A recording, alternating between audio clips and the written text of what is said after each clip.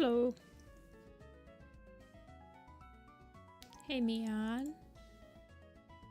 Won't be able to stay today? No problem. Hey, Nugget. Hey, Young. Hey, Agnolia. Hey, Seeking. Welcome, welcome. We have...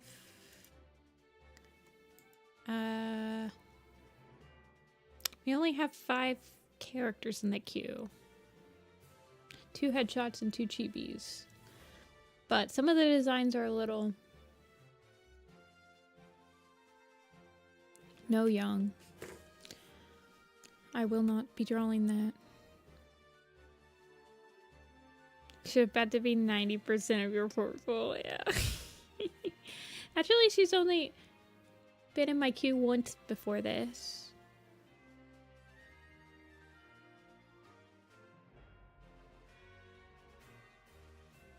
Yeah, we're starting with Pokemon music today. Let me turn it up a little bit. But yes, she has been getting a lot of slots. She just started getting slots last week, and she had 3 characters last week, and she has 2 characters this week. But one of those, well, in both of those, she has commissioned me to draw the character that I designed. So that's interesting. I saw that Weird Cat Animated stream yesterday. I was not privy to that because I was working on random stuff and I forgot to check if there was going to be a stream. And I had no idea what was happening until after it had gone. I'm glad to see streams happening on the Weird Cat Animated YouTube again. I might have to apply to be on there on the streams. I don't know if we've had have we seen Rappy in here in a while?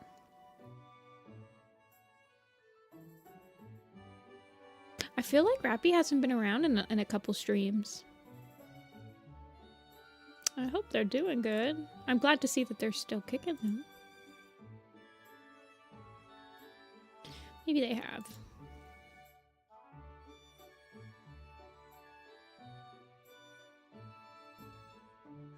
At least 2 streams ago? Yeah, probably.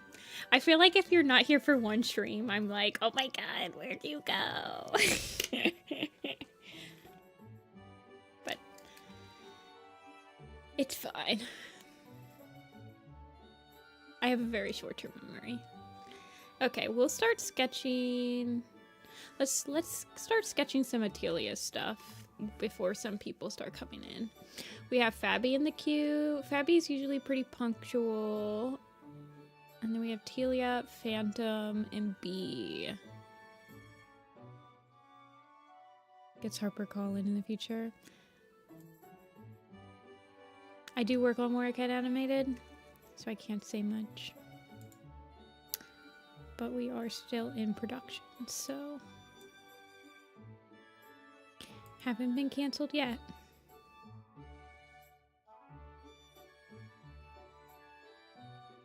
Okay, well, with Telia, I actually don't know if Telia is planning on having these 2 characters interact. I feel like she probably is.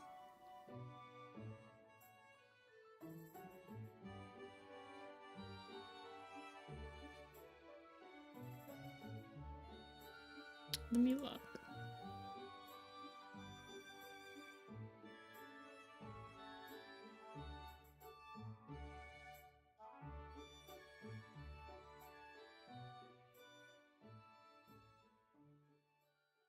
No, because that's curiosity. Is there any with temerity?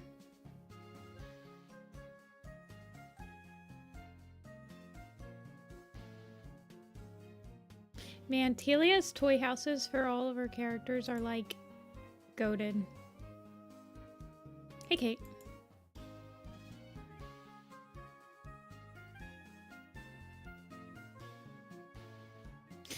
Dawn Pill yesterday. I feel you.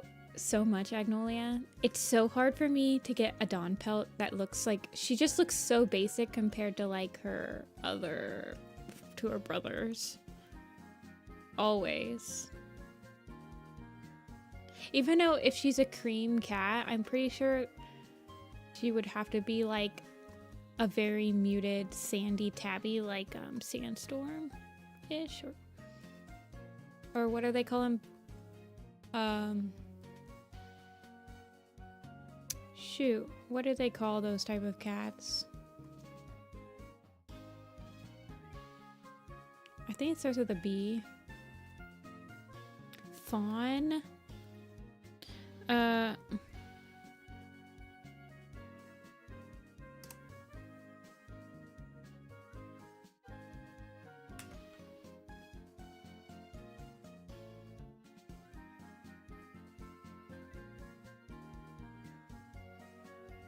Yeah, I guess fawn. I was thinking like this. Like she'd probably have to be like a very light tabby, ginger tabby. Like she'd have to look like this. Because I think that's the only way that a cat could be like a pale cream.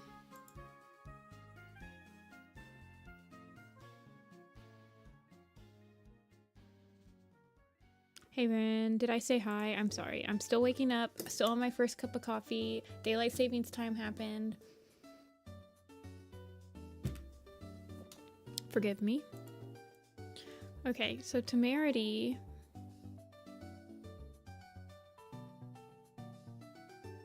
Oh, I see.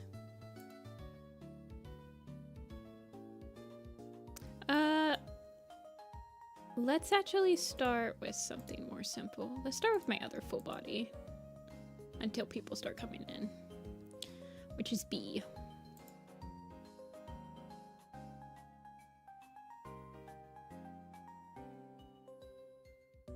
B was first in the queue after all. Pale egg yolk color. That would make sense. Dawn does lead to having like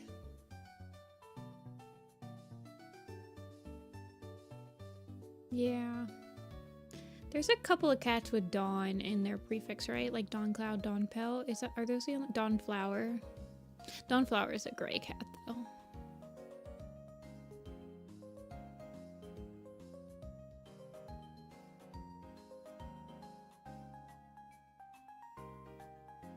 Alrighty, Pinky is any pose.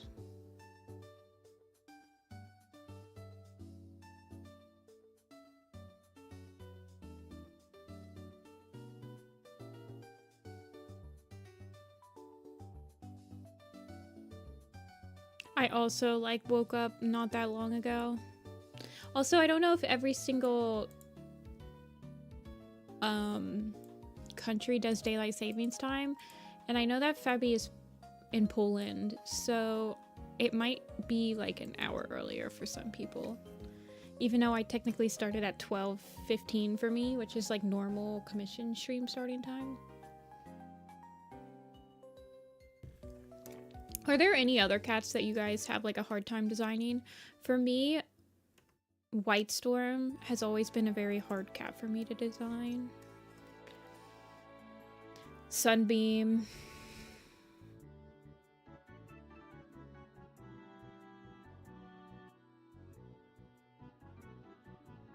Oh yeah, well Poland's like later in the day anyway, so it shouldn't really matter. Any brown tabby?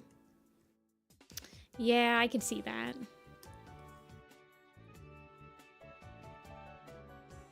I have trouble with black and white cats. I feel like a black and white cat has kind of like a pretty restrictive palette. So you have to really focus on making the shapes very distinct from another. Bayshine, Puddleshine. Puddleshine was hard for me to design. I did have to do like an entire like breakdown, very itemized, like exactly think about it very hard breakdown of what I wanted him to look like.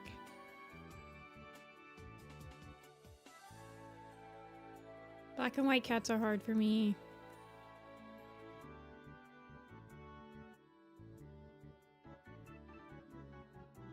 Dawn Pelt has always been hard for me.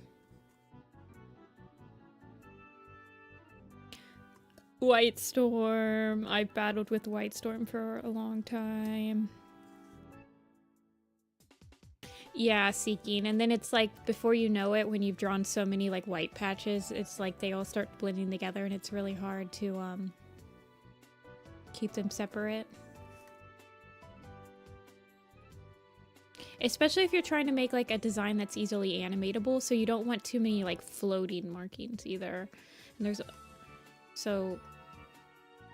I don't know.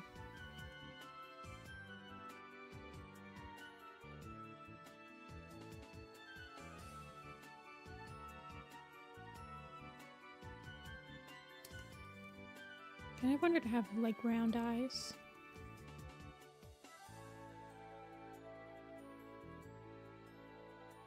Fully one-colored characters. Yeah, Briar, I know a lot. I do that as well. Like a fully black cat, at least give them like maybe slightly lighter gray colors. There are a couple characters that I'll be like, okay, you're fully black. Like Sun Shadow and Tall Shadow.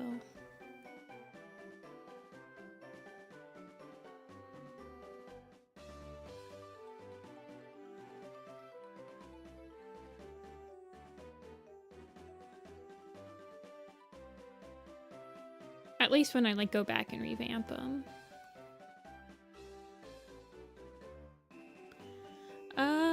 I don't know, Alyssa. I guess I could. He is shown at all stages. I'm just doodling right now. Or I'm just trying to warm up.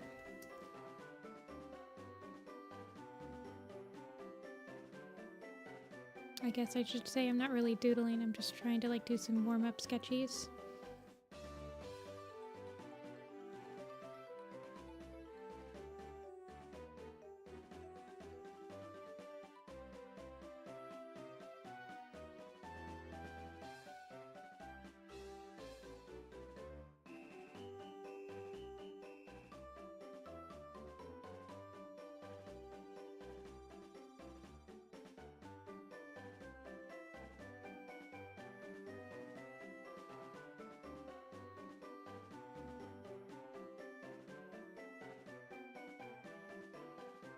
Sun Shadow has some extra gray.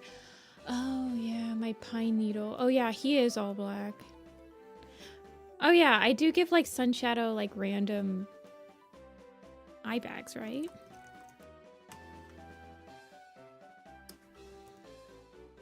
Oh yeah, he does have a little bit of gray. You're right.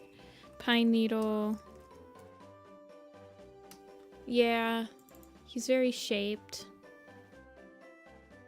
I revamped like my Raven Pelt, Fern Leaf. I don't think I revamped my Pine Needle though.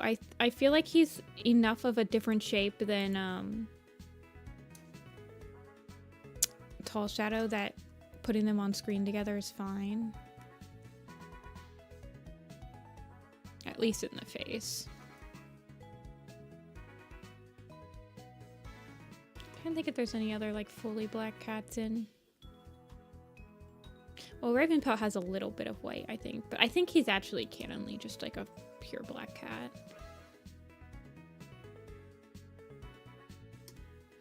That's actually like a really cool idea, Seeking. I kind of give Sun Shadow a little bit of like rusting.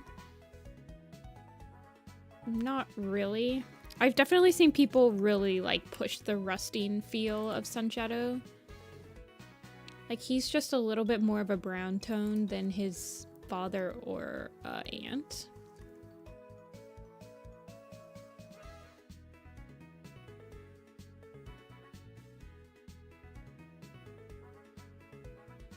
Oh, I was talking about Ravenpelt, Aleadum.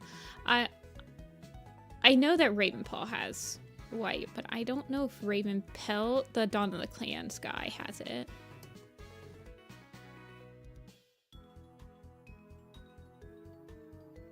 I wanted to be making biscuits.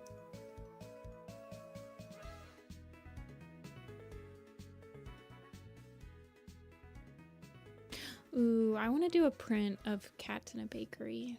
I'm sure people have done that before, but I want to do it. That sounds really cute.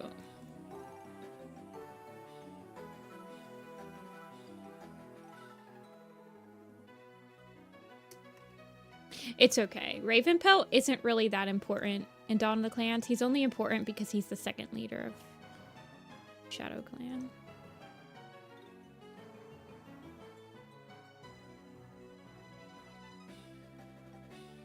Sunshadow comes up with some really cool designs. I kind of wish Sunshadow was the second leader of Shadow Clan. But whatever.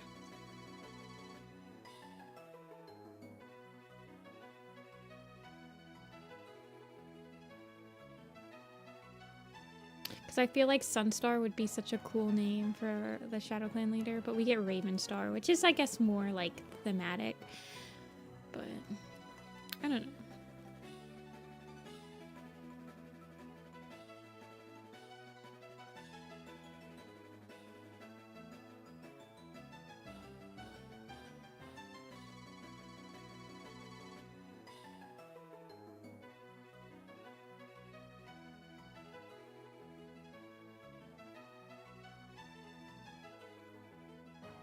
I'm just happy that we know all of the second leaders of the clans now. It makes me happy to know.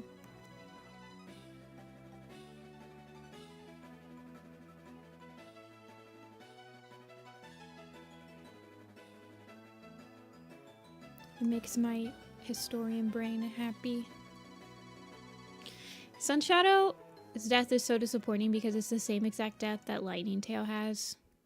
Like, they die being chased by dogs and stuff. I'm just like, ugh. Boring.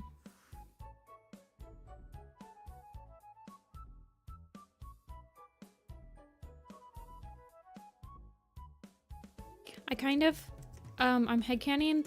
So there's like an unspecified amount of time between Shadowstar's life and Thunderstar's Echo. And I kind of headcanon that in that unspecified amount of time, Sunshadow did have kits with somebody just to like continue the Tall Shadow lineage to a degree. I know that she's not directly, like she is his aunt, but that's the best I'm gonna get. If I want to have my headcanon that all the cats that went on the Great Journey were related to Shadow Clan, to the founders, I have to make some exceptions / hard headcanons. That's true. I didn't actually point out that their deaths are exactly the same in the newest, like, parallel PMV type thing I'm doing.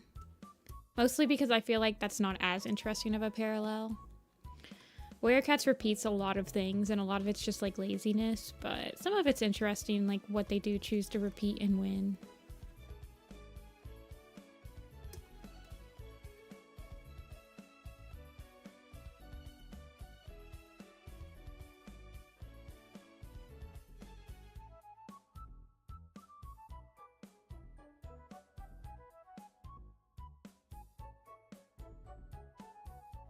Oh, Agnolia, I should send you my PMV. Here, I'll send it to you. I was working on it yesterday. Since you were mentioning it. I send.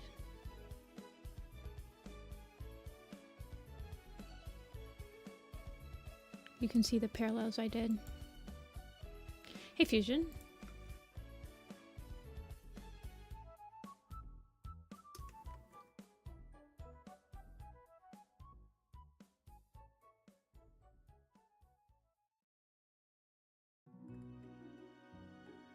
The world is healing.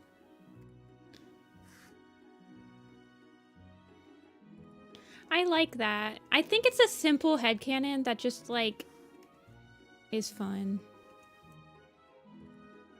It's just a fun little headcanon. Don't think too hard about it type thing. It feels like something that they would genuinely, like, make related. I mean, it all started because they said Crowfeather is canonly related to Windrunner, and then like Cloudstar being directly related to Tigerstar. So Brambleclaw and like Cloudstar is pretty, I don't think he's ever like mentioned to be directly related to Clear Sky, but he looks exactly like him basically.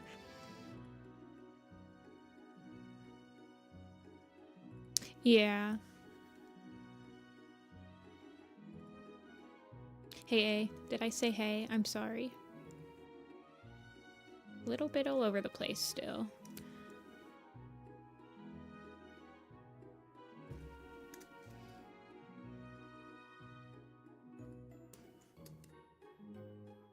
But yes, I'm working on my PMP. I'm hoping it'll be finished this year.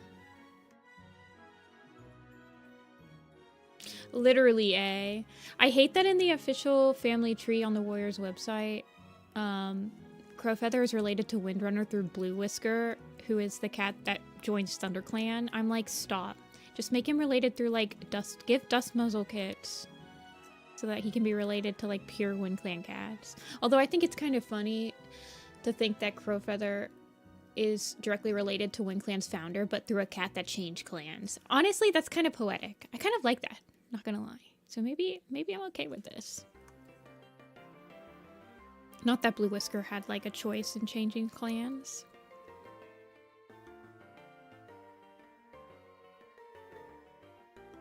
Tawny Pelt and Tall Shadow, yeah.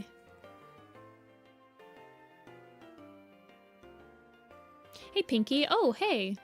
Yep, we are doodling you. You're making, Pinky is making biscuits.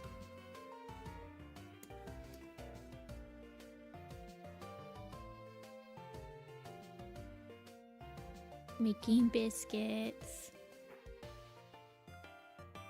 Oh, let me change it to, let me change B to, Pinky Purr.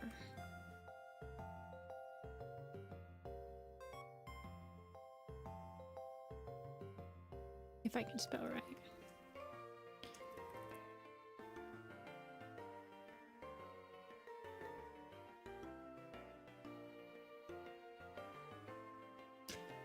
Blue Whisker left for ThunderClan, where his first kids are born and raised. That is true, Seeking. I mean, Blue Whisker didn't have a choice to join ThunderClan. Her mom gave her up. Smile.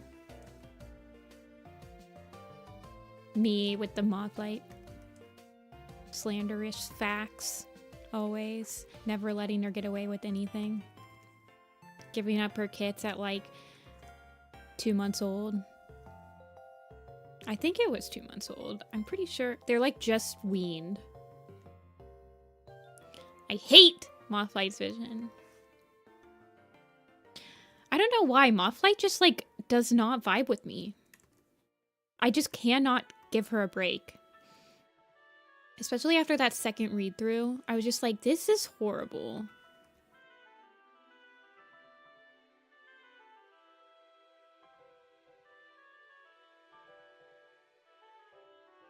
After knowing just like what happens, ugh. Giving Spider Paw to RiverClan after he almost drowns in the river. Acting like StarClan's the one that told her she needs to give away her kits. We shouldn't try to drown him or something, I guess.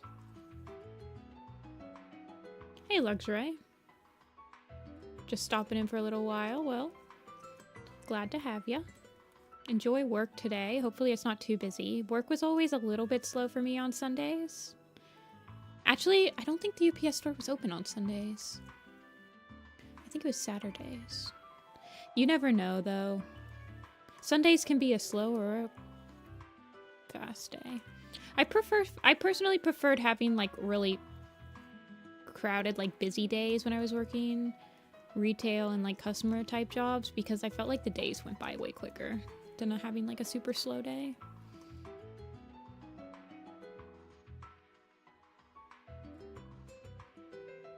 Thanks, Agnolia. It needs some tweaking.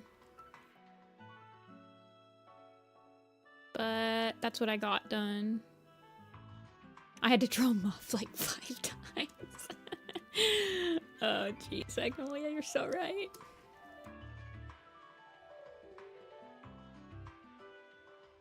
I like it being constant. Yeah, definitely. There is like, so when I worked at the UPS store, which was my most recent customer service job, I liked when it was busy, like a regular type of busy, but man, when it was like holiday season, that was a lot. We'd have the most amount of people working during holiday season though. Right now, yeah, so like doing the commissions and freelance stuff is my main source of income, and then doing the online shop, and doing conventions. But I am looking to build a portfolio for some industry type jobs for like doing layout work, some like contractual layout work, I think. So hopefully I'll be expanding it. I've always had like multiple sources of income. So I do make a little bit of money on YouTube too, so.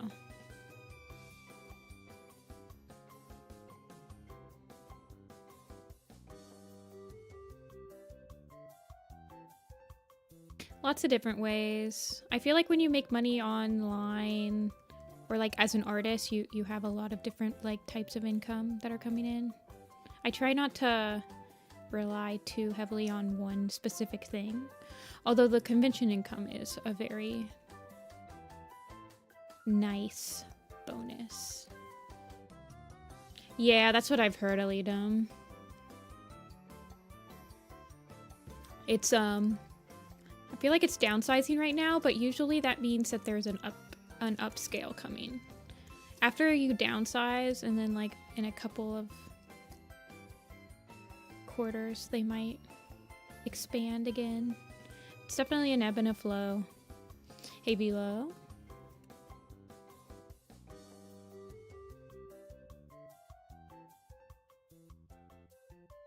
Fluffy. I love fluffy cats. I think they might be my favorite type of cat to draw. I feel like her nose needs to be a little bit more button shaped.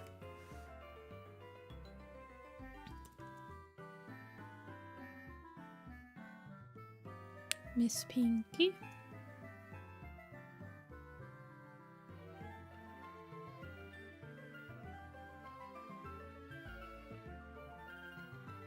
A lot of complaints and despair. Yeah, I think last year was pretty slow, which means that this year is hopefully like people are going to be looking to upsize again. It's like that with every industry, I feel like.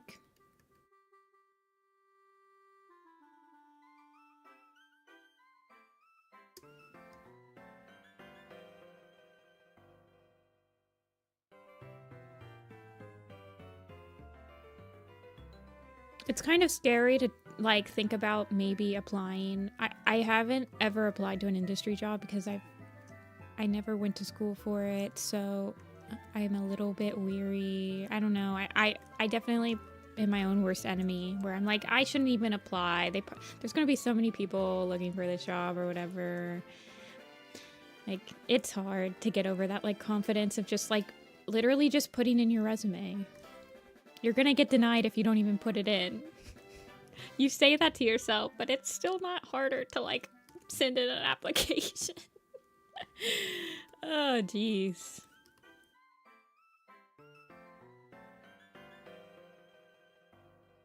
Always understaffed on holidays. Yeah.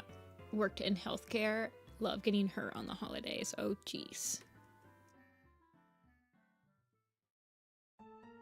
Yeah, my sister is a doctor, and she hasn't had Christmas off in a couple years, sadly for her. LinkedIn. Yeah, I need to... I'm on LinkedIn. I haven't updated it in a while. I definitely should update my LinkedIn.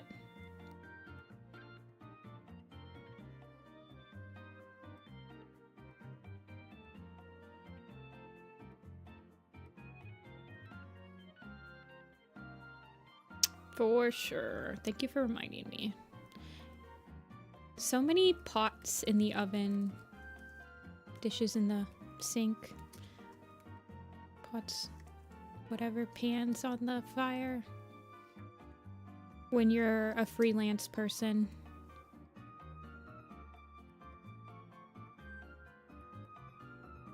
Working at the library. I have a couple friends that do library jobs. They seem to like them. All of my friends that have library jobs have stayed there for quite a while, so...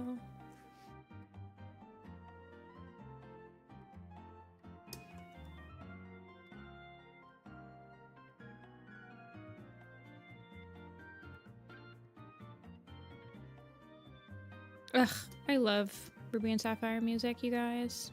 It makes me so happy.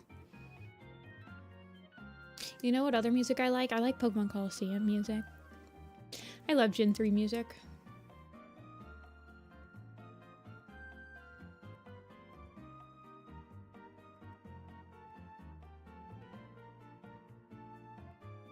It just puts me in a happy place.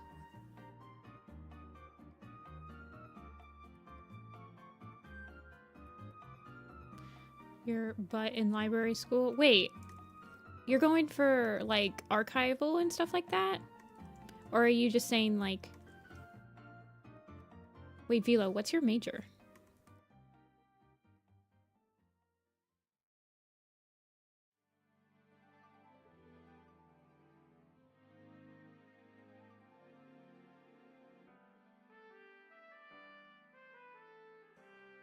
I need to keep up with all my friend chats.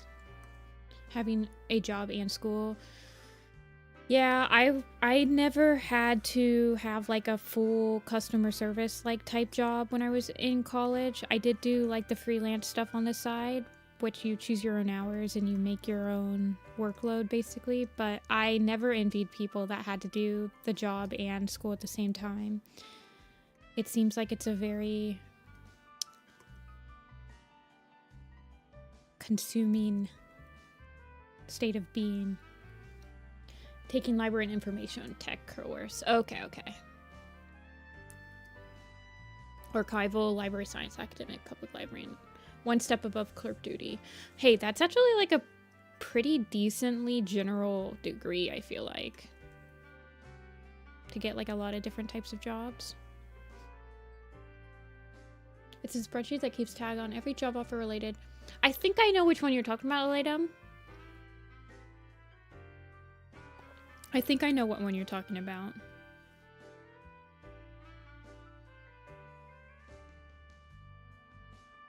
I feel like going for a more general degree is probably a more smarter option most of the time. Oh, let you choose the time you can go into work. Okay, well that's at least a little bit better than having like hours assigned to you.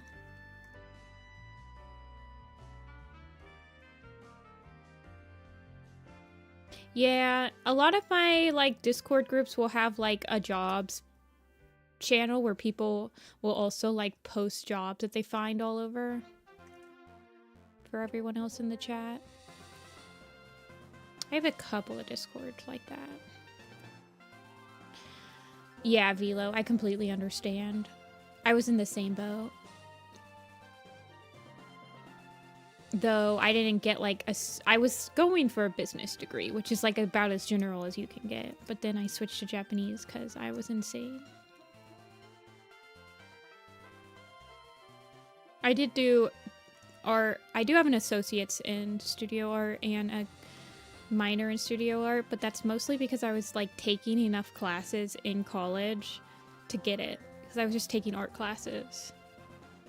Because I couldn't stop taking them.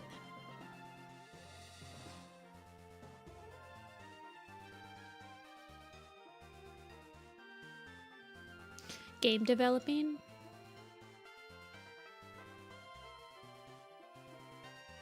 Would that just be like a programming degree? Would you go for like a CSE or something like that?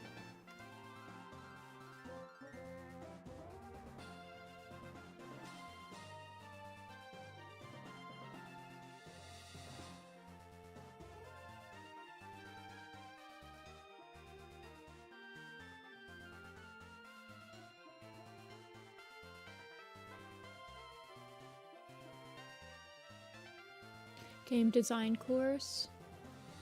Some development stuff in engine. Interesting.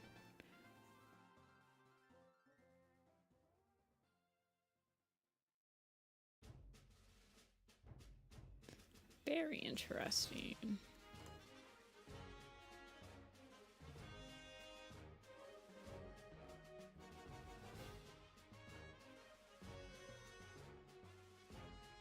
Do you go, so are the game designer, like game design courses, is that still like an art school thing, or are you like, you don't have to dox like what art school you're going to or like what school you're going to, but I don't remember if they had one of those types of courses in my university.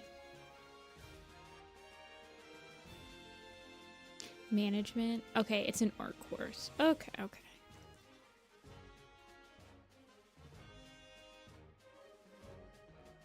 Very interesting.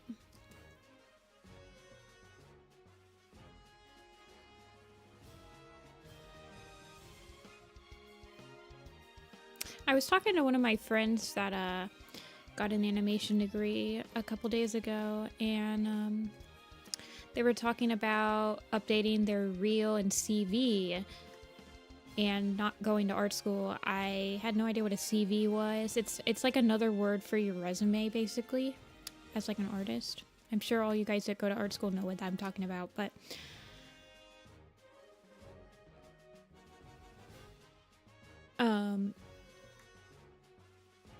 I was thinking about it because I feel like when you're applying for art stuff, do people, I don't know. No, I never went to art school. I went to OSU, which is Ohio State University, and I was in the arts and sciences college there, and I got a major in Japanese and a minor in studio art, but you didn't have to get a minor in studio art, all you did was have to take like the classes for it. So when she was talking about uploading her CV, I'm like, oh shoot, I have to learn what a CV is, and I have to like make one for myself, but like then I'm gonna out myself as, I don't know. I always thought like a portfolio and your reel were like the most important things when you were applying to art jobs. I'm like, oh gosh, the imposter syndrome is syndroming. You'll learn something new and you realize. It's what we used to say resume in French. Curriculum vitae. Okay, so they are like a direct one-to-one. A resume is a CV. Okay. Yeah, well, apparently some producers do look at your CV, but I think that, like, when I was, so I'm a assistant background director on Warrior Animated, and when applications opened a couple months ago, I helped the background director, like, pick out background applicants, and I have to say, when we were looking at their, like, portfolio resume, CVs or whatever, I literally only looked at their work. I didn't look at the resume portion of their website at all. Oh, jeez.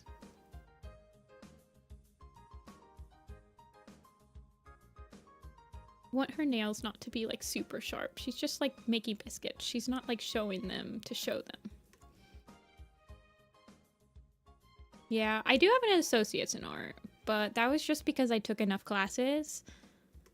And it was like, oh yeah, you can do this. You can apply to get this. And I was like, okay.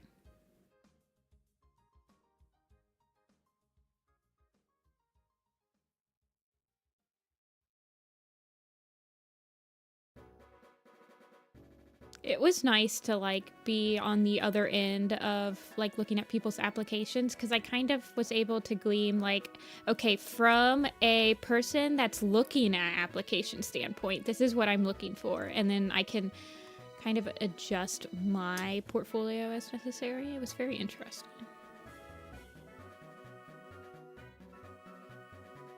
So many good artists out there.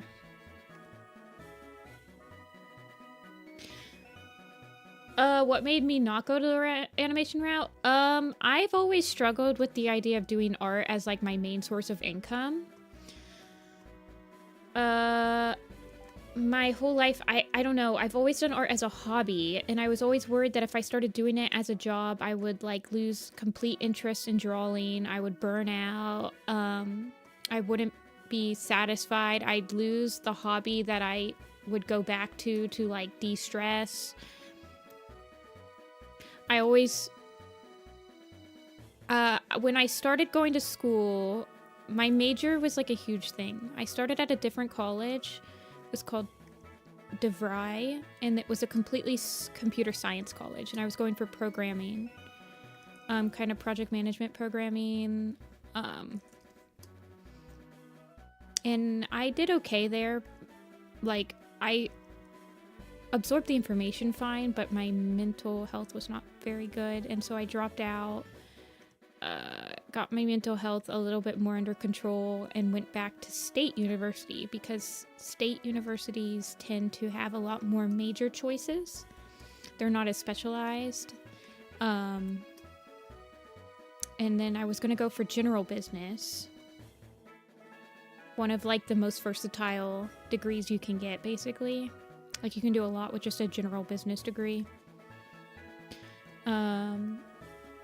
But then I started taking art classes at that state university, and they were the only classes that I was having fun actually doing. Like, they were the only ones that I was actually looking forward to, or that I don't know how to explain it, but eventually I did switch to the closest you could have gotten to an animation degree at OSU. It was like 3D graphics, or it was like digital art and animation or something like that.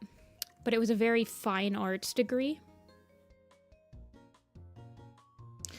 But then my fine arts professors did a number on my confidence and how I imagined myself in like 5 years, because I always imagined myself like doing cartoons, doing industry stuff, and they were like, we hate the industry here. If you want to like work on Star Wars or other films or whatever, I don't want to hear about it. We're making real art here, you know, like fine arts professor stuff. And I wasn't like strong enough to hear that and like still feel confident in my choices. It's been a whole my whole journey in my 20s was it has been a struggle. So I flip-flopped my majors. So I majored in Japanese and I switched my minor to studio art. Did end up graduating.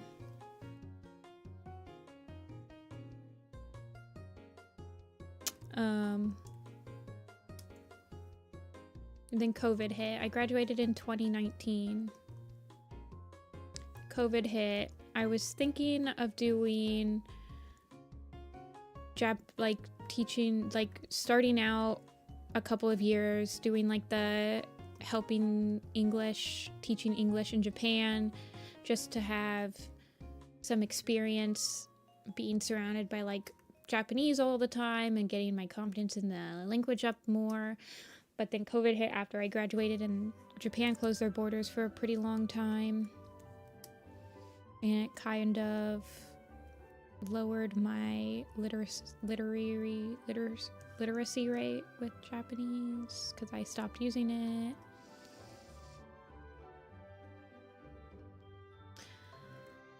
I don't know. I've always also had anxiety with making money online fully, because I know how easy it is to accidentally say one wrong thing and get ostracized because of it. And it's not really that easy to make amends, I feel like sometimes. I don't know. It's a huge thing. my whole journey. But yes, I didn't go to animation school mostly because even though I've always wanted to like do directing or like do stuff in the industry, I've always saw myself as like, I really like project management, so I always saw myself as maybe not necessarily like drawing the cartoons, but like helping create them in some sort of way. I always kind of thought it was unfeasible, or that I wouldn't actually be happy doing that, or I don't know. I'm trying to work through it. And I've gotten a lot better at it the last couple years. Managing the anxiety.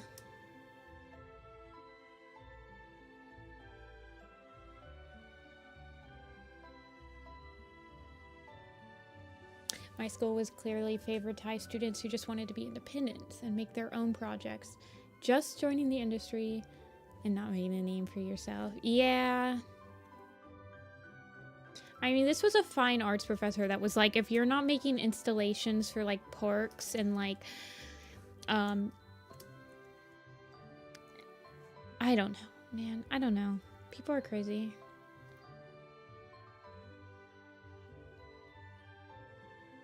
Yeah, I laid him. I've been thinking about maybe doing that.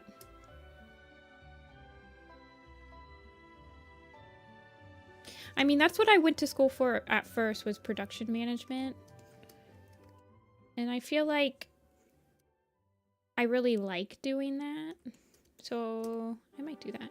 Ring is not optional. Okay, ring is on this one. Life is a journey. And I'm not, and you never really quite get to the finish line. But the important thing is that you just keep on moving. And you have fun doing it.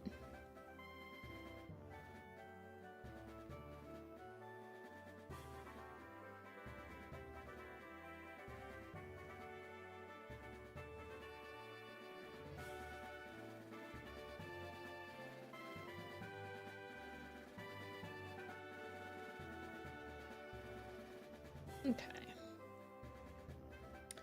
Flower crown. Ooh, flower crown though.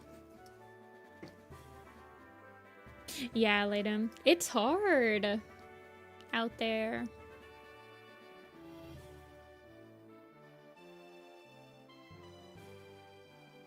Artists are definitely their own worst enemy. I kind of like the idea of the flower crown though.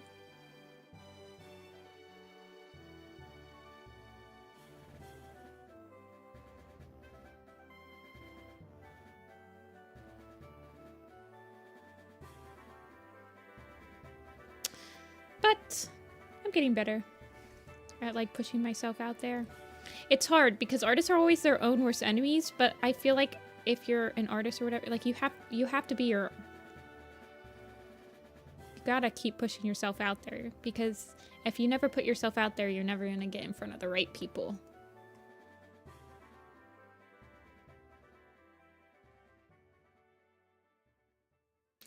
It's a dance.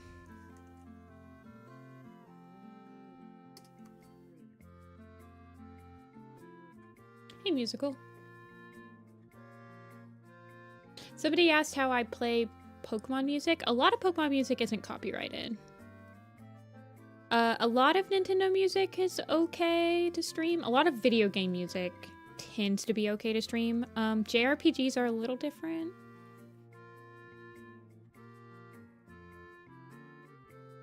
But most Nintendo music is safe to stream. So that's why I play mostly Nintendo music.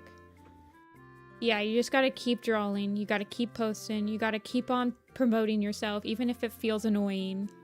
Because eventually you'll get to the right person that is gonna see your stuff and be like, I have the perfect job for you. Gotta keep pushing.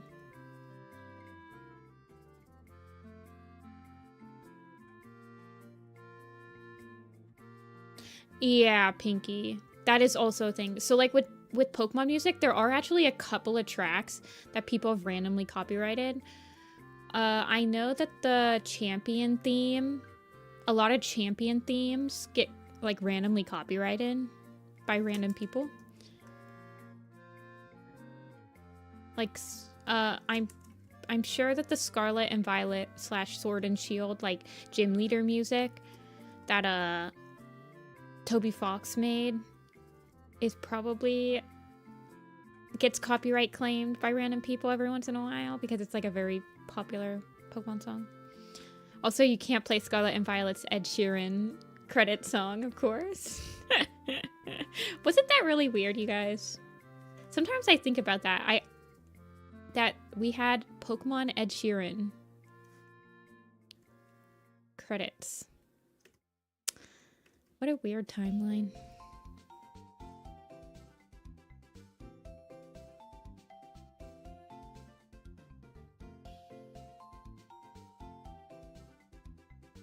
No, you're fine, Elliot. It was nice talking to you too.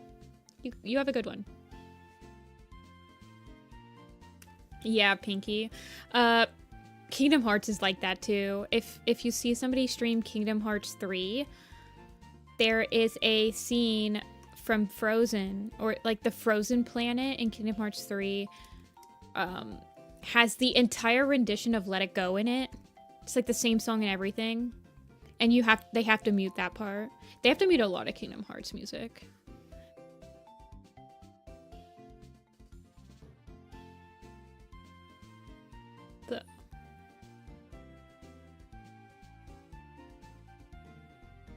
Kingdom Hearts is also a ride. A good one.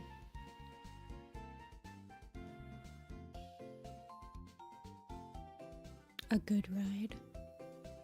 I haven't played it in a couple years. Hey, Soul.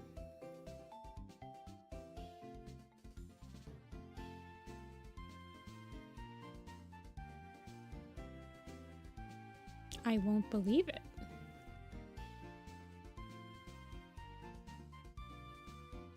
What's up?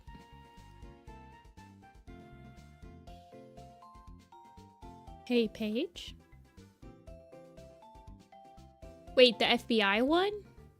Or another one? I know you applied to a different one when you didn't get into the FBI one. Ooh. The FBI one.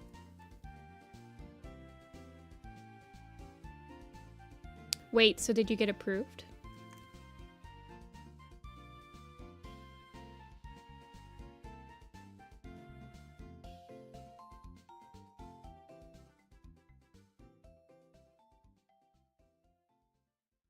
Oh, so there's multiple. Okay. I never went to summer camp as a kid. I guess I did go to Girl Scout camp a couple of times, but that was always like a couple of days. How long are summer camps usually, you guys?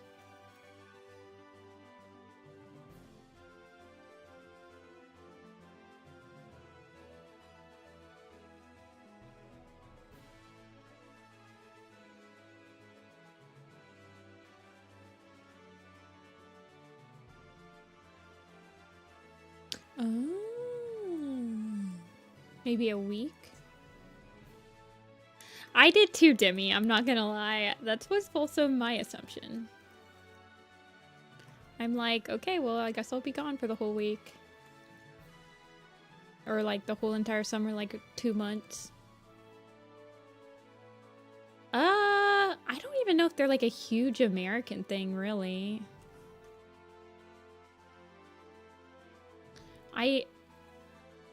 I honestly don't know a lot of friends that went to summer camp. I know that people would go to like band camp. Band camp's a pretty big thing if you're in band.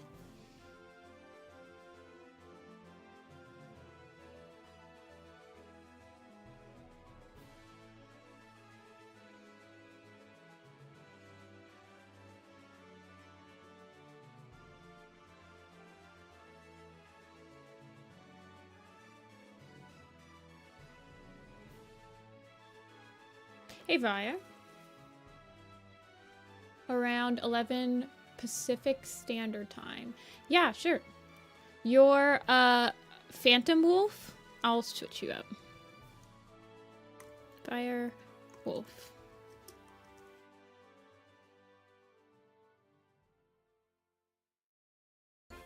Parents would put their kids in to take a break from them and then make them go outside. Okay, yeah, no problem.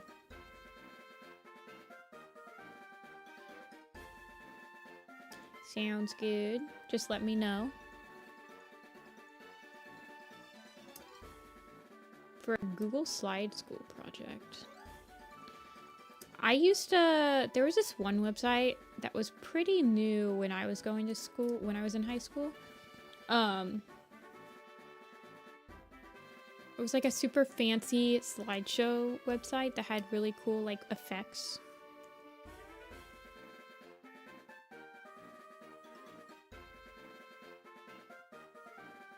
I used to really like, actually I think when I was in school I didn't like doing presentations.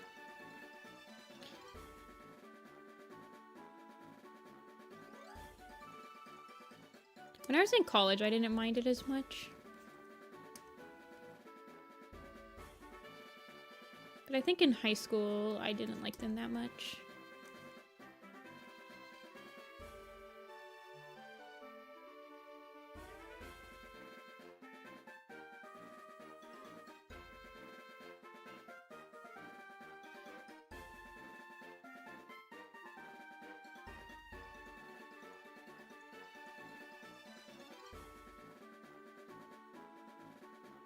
Some chaos? Sure.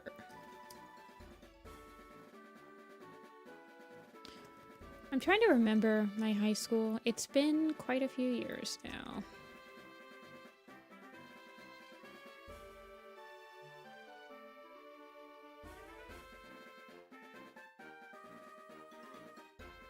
Okay. Sulfuric acid and bleach. And made chlorine gas. Wait, how were they able to do that unsupervised? How did they get their hands on that? Well, I guess bleach. How did they get their hands on sulfuric acid?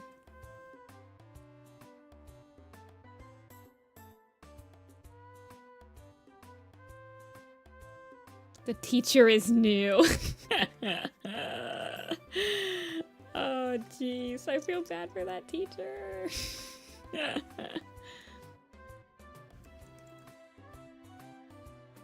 Hey, Sipurum. Quick water.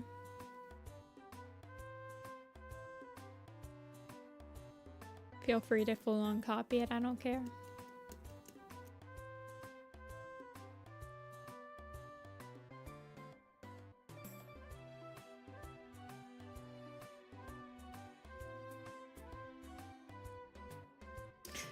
And they were just sitting there for 15 minutes, and they were probably like, we should probably get you guys out.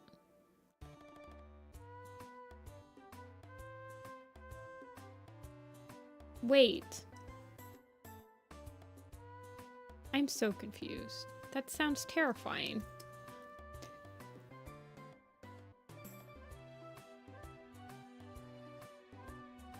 We're doing pretty good, I think. Not to speak for everyone here. I think we're all still kind of waking up. Again, speaking for everyone here.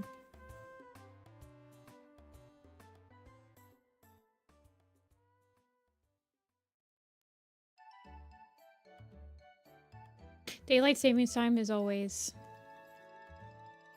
hard for me to adjust to, in the springtime at least. It's like better in the autumn when you like gain an hour, but in spring it's like way harder.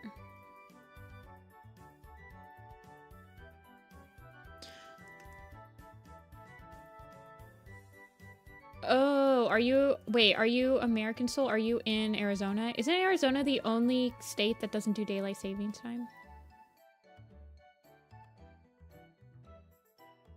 Yeah.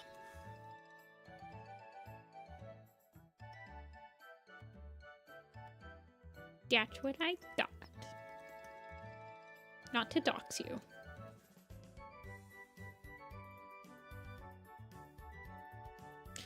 We are doing a commission stream today, Inka, so welcome in. Commission streams are usually pretty chill.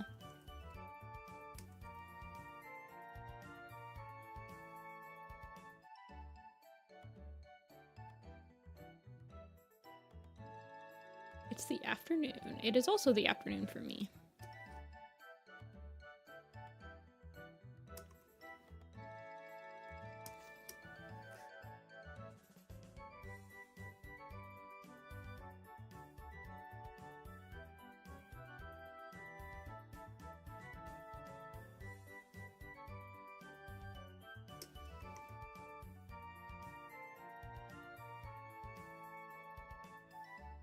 Okay, let's do the freckles. I love freckles.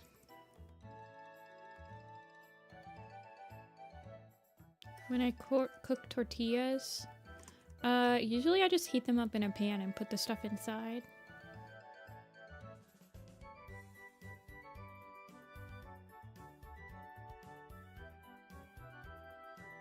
You always forget the freckles? How could you?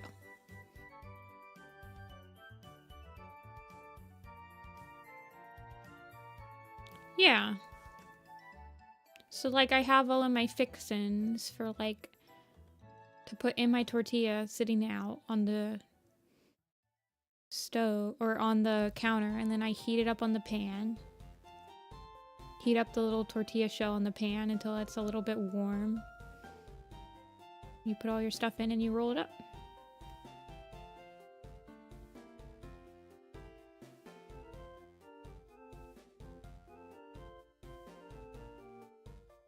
I mean, I'm not like making my own tortillas. I've already got like pre-made tortillas. Shells.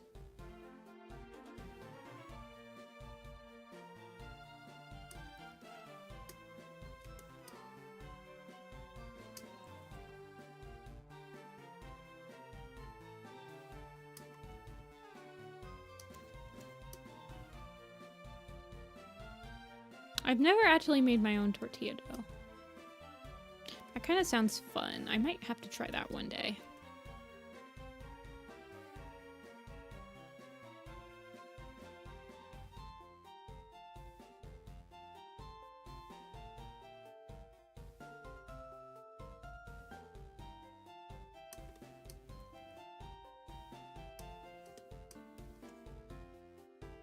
Hey, Essa. How's it hanging?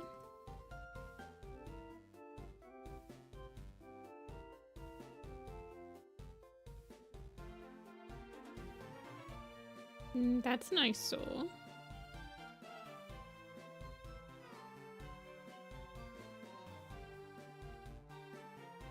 Very fun. Sounds like you're a pretty good student. That's okay.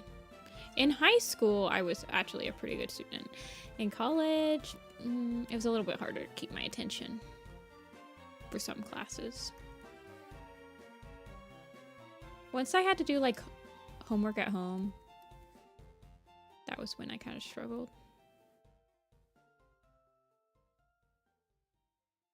Trying to get something printed for class. Oh yes, that UPS store classic.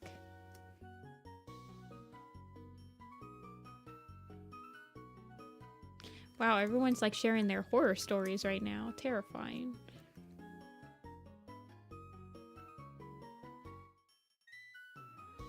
I used to print all my buttons at the UPS store when I worked there. I miss having a really fast printer.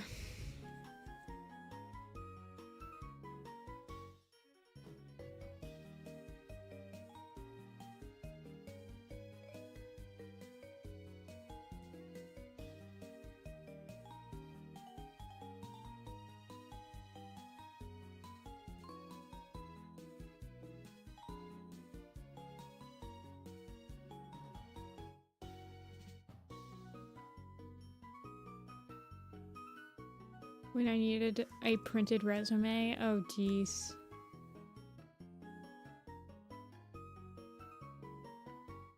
The classic printer death. When you need it the most, it vanished. Printers are really like the last avatar.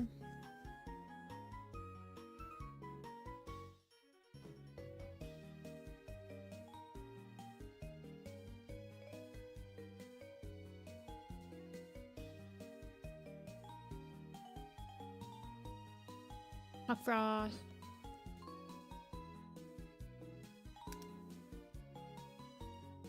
Tajin is that cilantro. No, that's the. Is that the lime? Chili lime sauce, the Tajin? Or it's like a seasoning, right? I have it. I put it on my avocado toast. It was pretty good.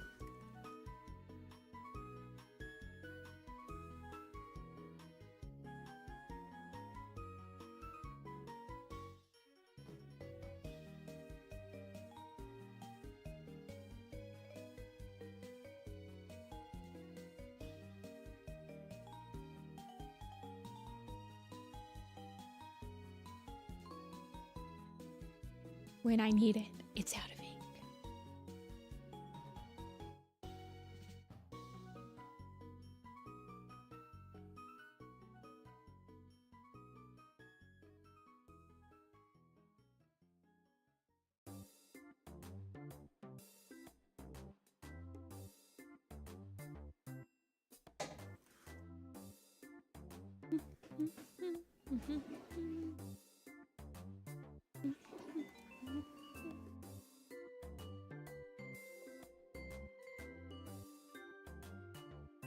Oh, thanks for the $10, Kichi.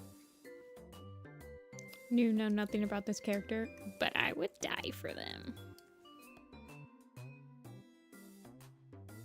They're making hard eyes at us as they make our biscuits.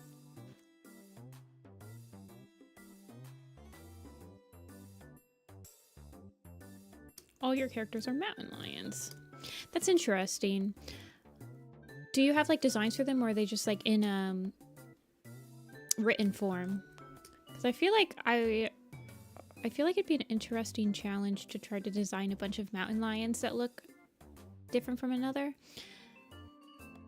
I think about that in The Lion King a lot. How it's kind of it's a huge challenge to make a bunch of lion characters look different. I ran into that challenge when I was doing the Wildcats.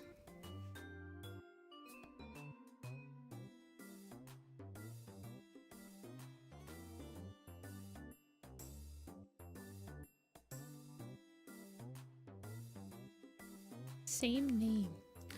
Oh, yeah, that's how Apple is actually for me, Pinky. Although, because my main mascot Apple is based off of my real cat, but she's obviously quite a lot different now.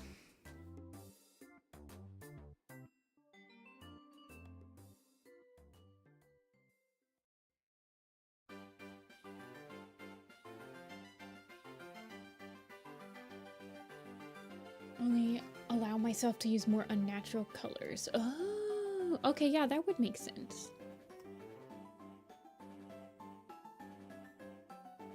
Aww. IRL Pinky passed last year. I'm sorry about that.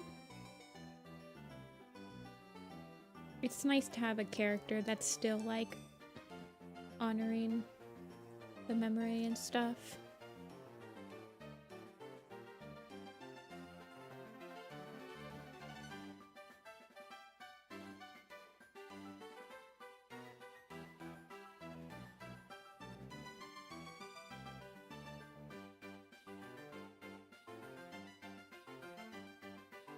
It's always hard to lose a pet, especially one that you've like really used to express yourself with. Hey, Seer.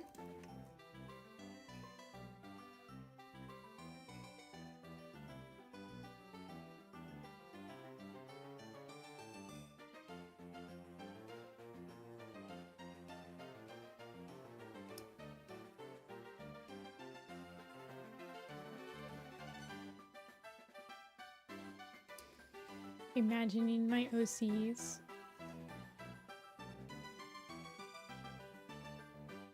I've always drawn OCs, but I've never been able to properly, like, give them story and, like, I don't know. I definitely like designing characters more than, like, designing an entire story.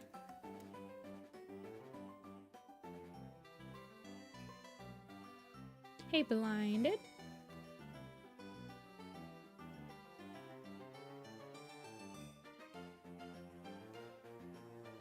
Essa, you're starting to maybe overshare a little bit. I would start thinking a little bit about, just make sure you're not sharing anything that it's a little bit too personal.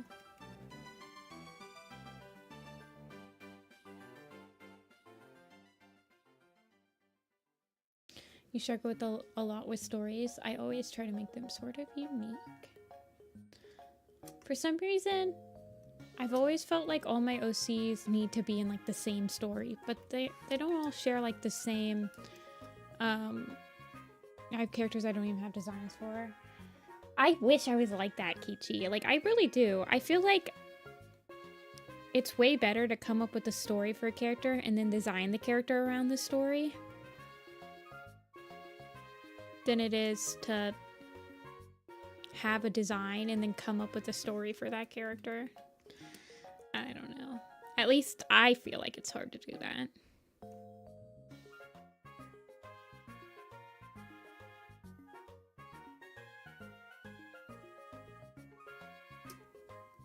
Coming up with stories is so hard.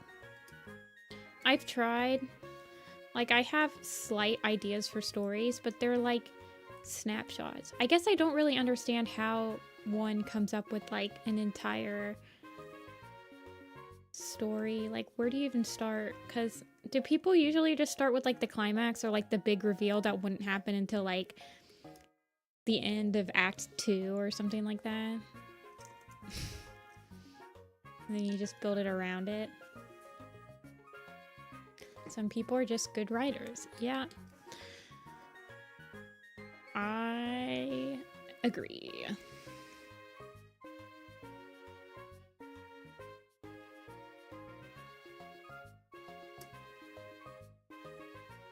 Create a character concept and then build a story arc around it. I mean, some stories, I guess that makes sense. Like, especially with JRPGs, it really matters what your cast looks like. So I guess you might want to build the cast first and then have them have a story to experience the cast. Or sometimes you can have a really good story, but if the cast doesn't work with each other, or it doesn't have like good chemistry, you don't want to follow it. Plot-wise, work backwards. Okay. I wonder if that's common, because I feel like that was also kind of my slight foray into story writing. I would always kind of work backwards. Like, you get the climax, and then you're like, okay, well, how do I get to the climax? I guess.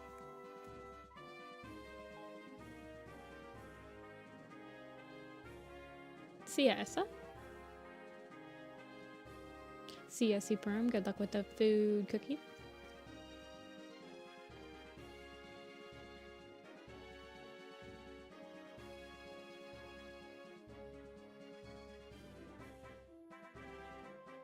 Bunch of characters, put them in a world, and then make them do whatever I want.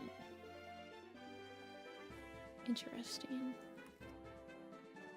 I've never taken any, like, creative writing courses. I'm sure that this is, like, creative writing course 101. Like, coming up with the outline of your story.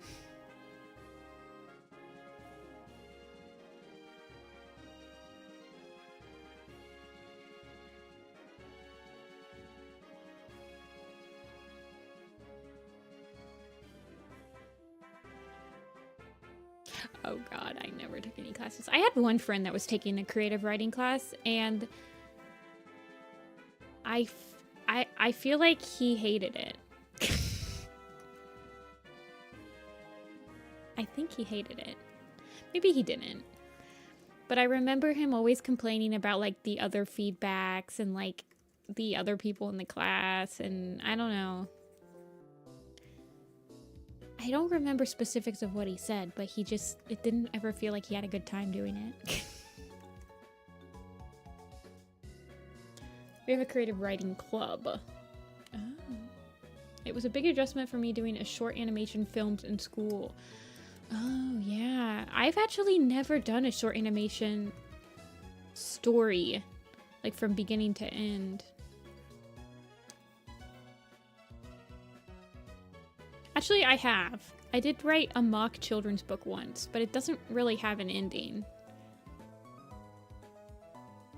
Because at the time it was more autobiographical and my story hadn't ended yet.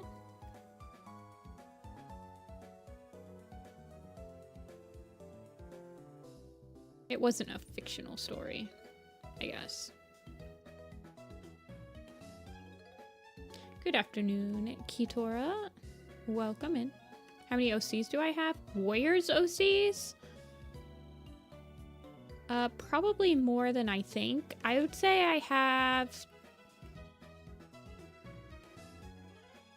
2 pretty developed OCs for warriors.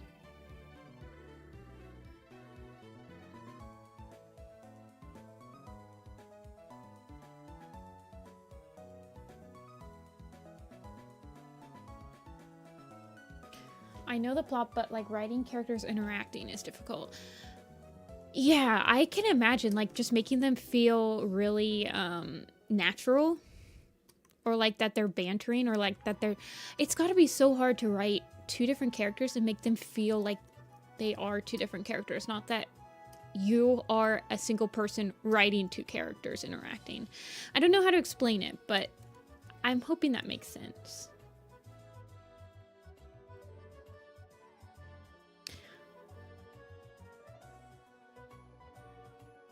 I'm trying to look to see if I missed any markings before I shade this.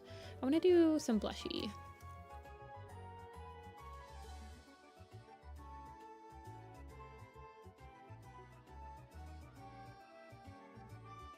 Or like forced dialogue. I don't know. It's got to be so hard to write by yourself. I don't know.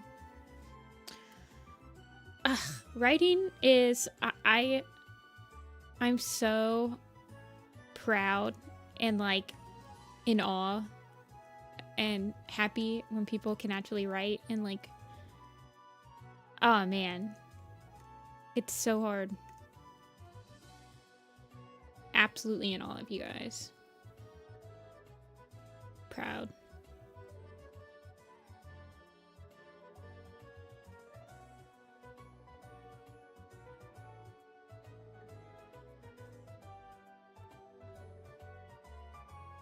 Blushy.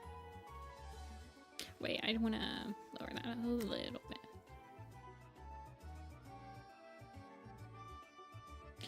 As art comes, you need an artist. Yeah, you're probably right, Demi.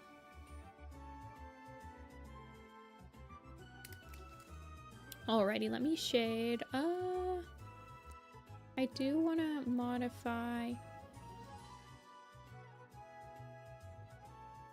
a little bit of the line art. I always like when people put like a lighter color line art. I always want to... I've never been able to get it to look proper in my own style, but man, do I love when people can do that.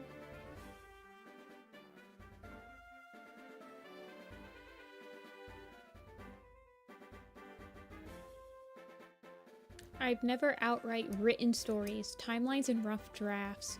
I feel like, I mean, timelines and drafts and like outlines and stuff, that's just like storyboarding, right? Like, I can't imagine doing like a video or anything without having like a script in mind or boards in mind, like just like outright being like, okay, I'm gonna make an entire video.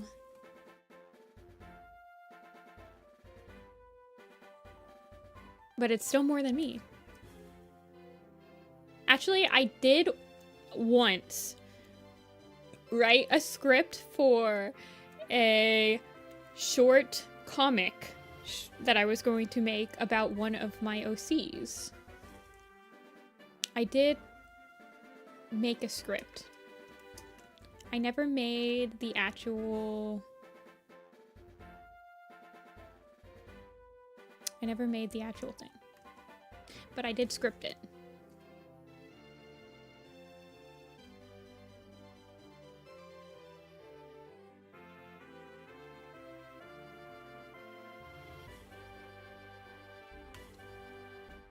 It was a very short story. It was like an origin story for one of my RP characters before they entered the RP.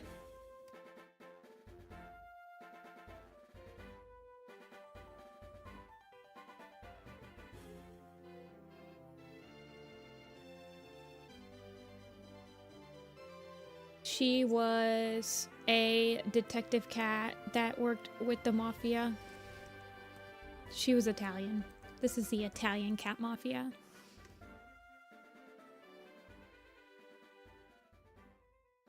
And she had motives. And I believe she was trying to find someone that was special to her. It might have been her father. I don't remember. She had reasons to work with them. She didn't trust them, as they did not trust her. But then she falls in love. Well, I don't know if she oh no, she doesn't fall in love. No, that's my other character. But she does fall in love with the RP group and ends up staying there. But she has baggage.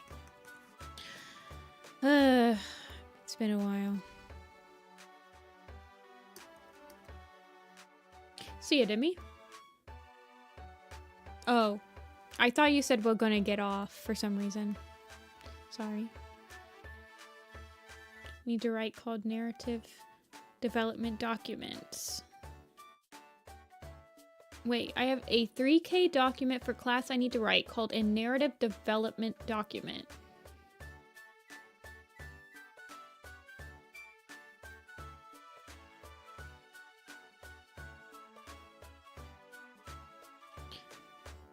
A narrative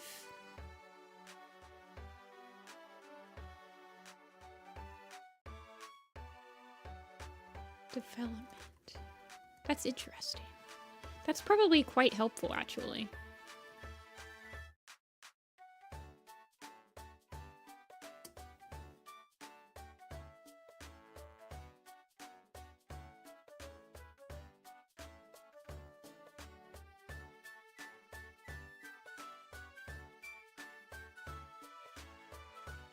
What do I think of snow? Oh yeah, you live in Arizona. Have you ever witnessed snow? How many of you guys have never witnessed snow in your actual lives? There's snow on the ground right now here. It can be cold and wet. It can be beautiful and serene.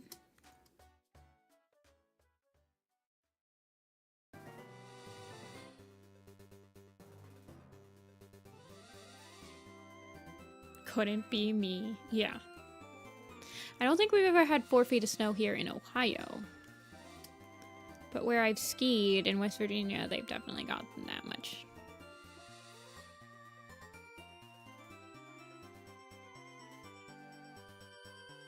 Hey, Ella. Or Ellie.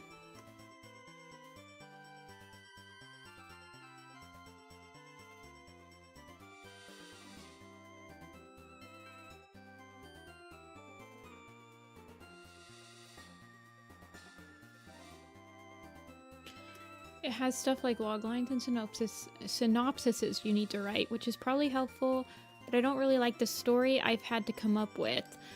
Have you, like, is it a culmination of everything you've done, like, in the semester, and you can't really, like, change the story now because you've already done other stuff with it?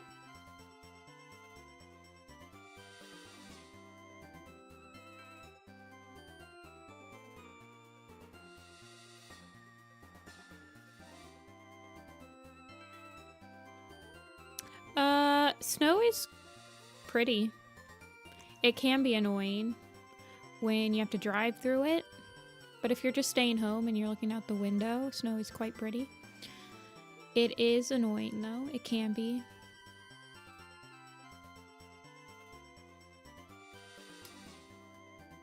I would miss it if I lived somewhere that did not have snow ever though.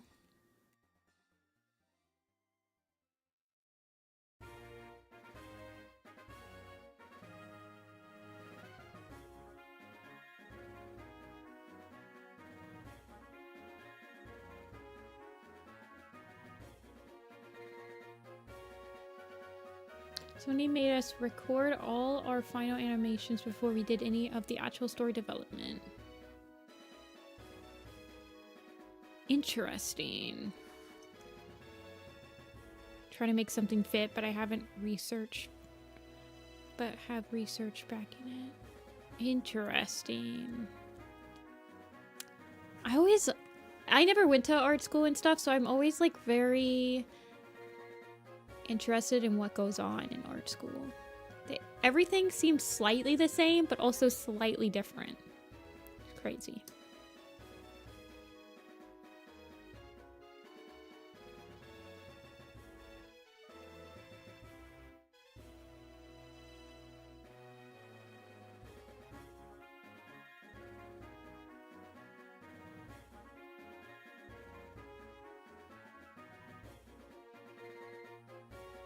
I couldn't imagine living somewhere where you don't like experience seasons. I think I would miss them tremendously.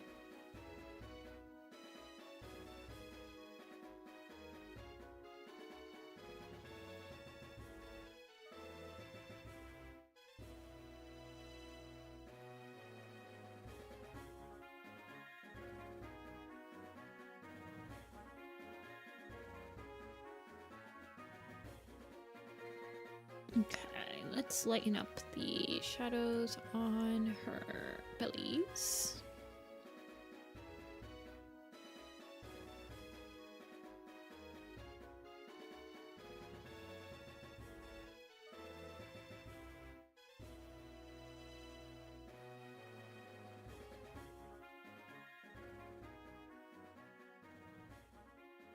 And on her paws.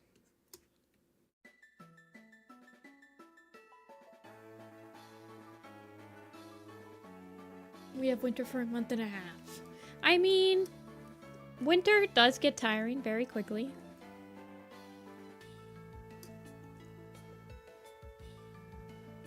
I will agree.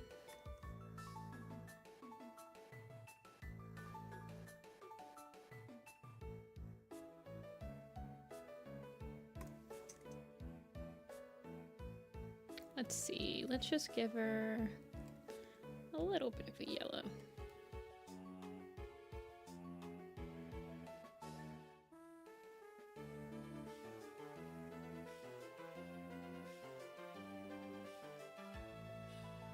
Be only like 5.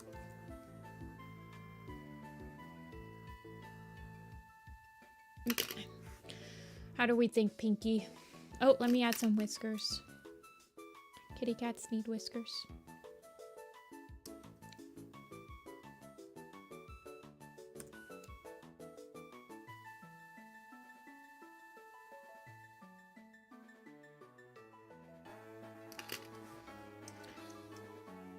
All the dust and sand get swept up. Yeah, Arizona's pretty dusty. I have been to Arizona once. Alrighty, let me send you the 2 versions. Let me send you an unshaded and a shaded version.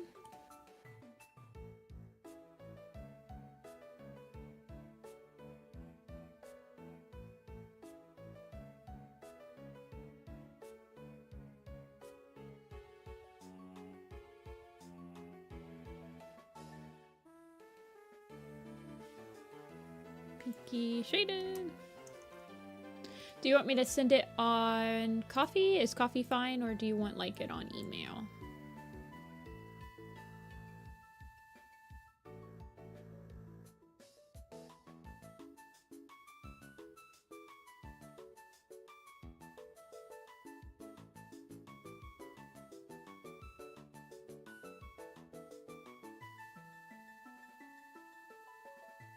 Coffee's fine. You got it. And then let me know if you want anything changed once you see like the HD version. Okay. Let's see.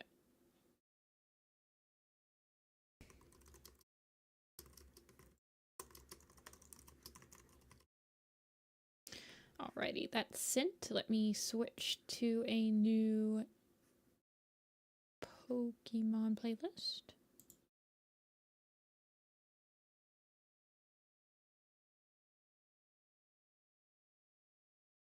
Oh wow, I've actually like... Okay. Let's shuffle this. No, shuffle it. Stop it. Shuffle. Thank you.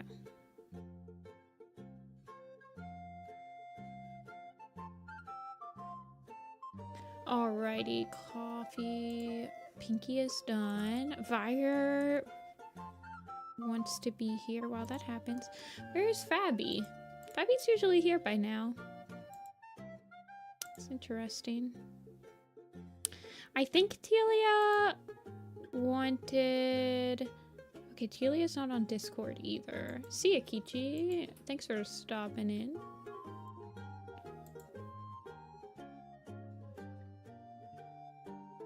Alrighty, so I guess we'll sketch Telia's. Fabby's usually here. That's interesting. Let me type them on Discord really quick.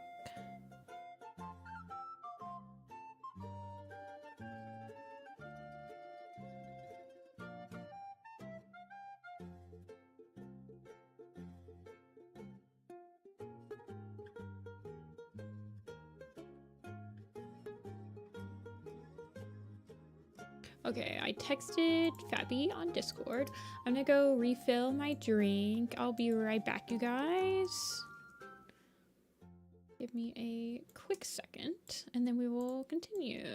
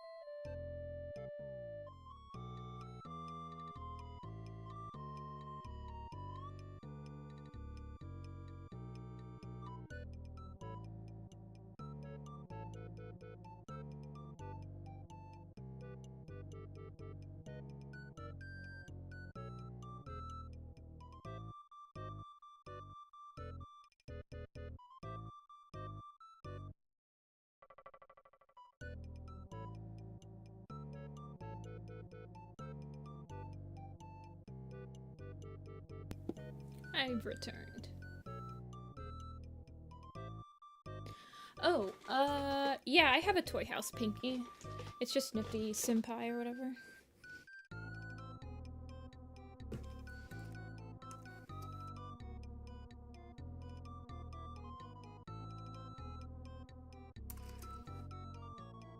Okay.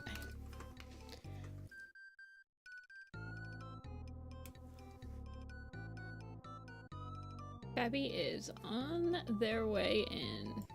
Yeah, I think I'm just Nifty-Senpai on Toy House. Let me double check.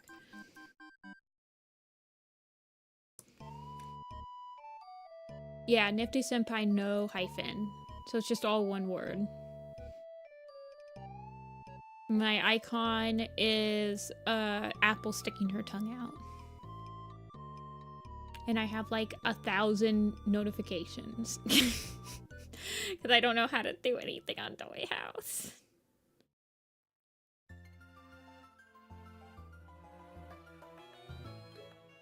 Okay, let me grab.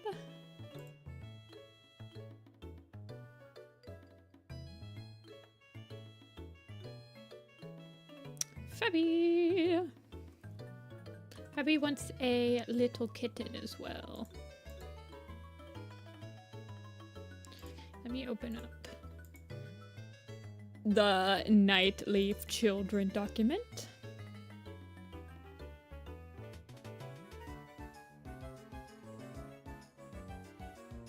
Hey, Fabby.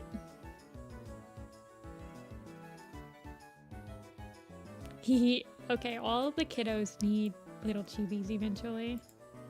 Or little tiny doodles.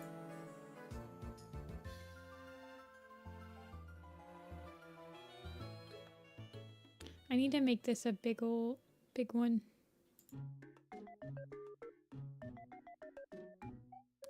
Okay, Fading Song is the sibling of Weeping Willow.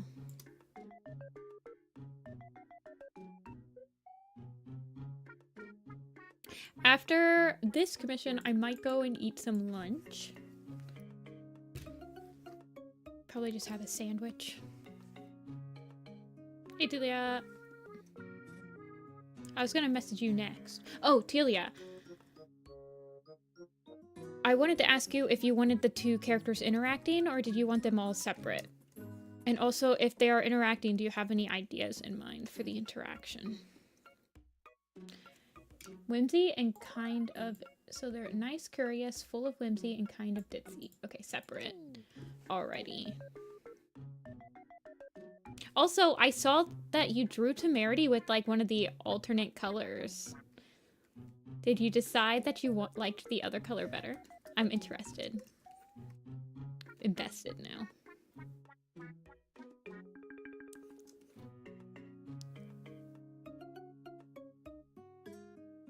Jet black shadow magic around him. I was reading oh goodness, what was it? Phantascope. Thank you.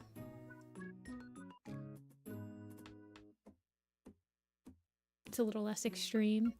It is a little bit more muted.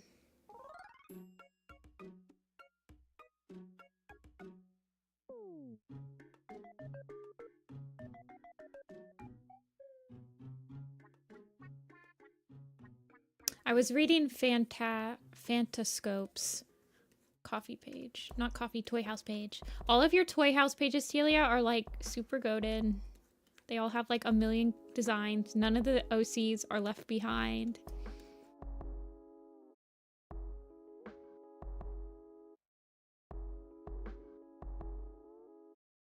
Very jealous. Ooh, Telia, I'm gonna send you the PNB too. That I was working on yesterday. Since I've worked on it on stream. I guess I could show you guys on stream. You guys want to see what I was working on in After Effects yesterday? Yeah, I can show you guys on After Effects. It needs a little bit of beefing up, but I can show you what I've been working on. Worked on it on Friday and Saturday. Here, you guys want to see it? 1 second.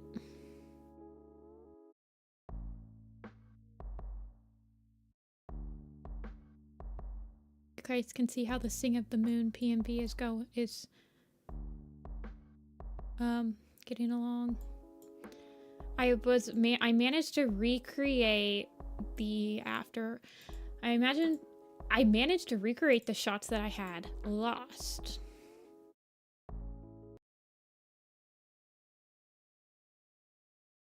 I know.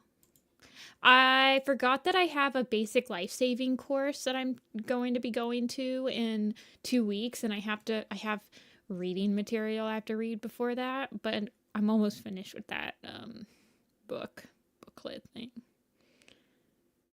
Okay.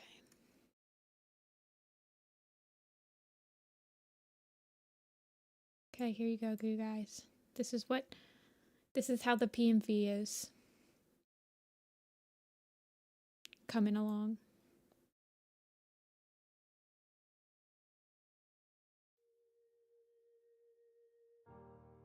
I've always been told we hold black holes inside.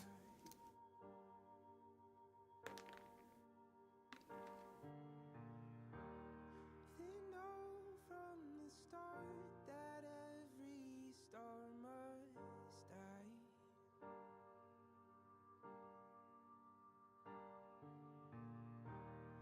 It seems too convenient to lose track of time.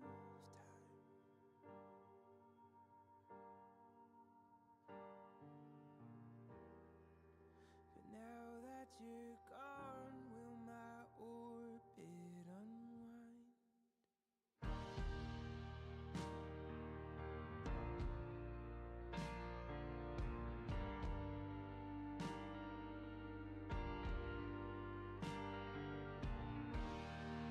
And that's it. That's all I got.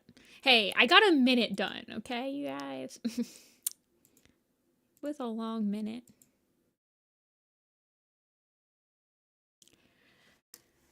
Okay. I did get past the intro. I did end up being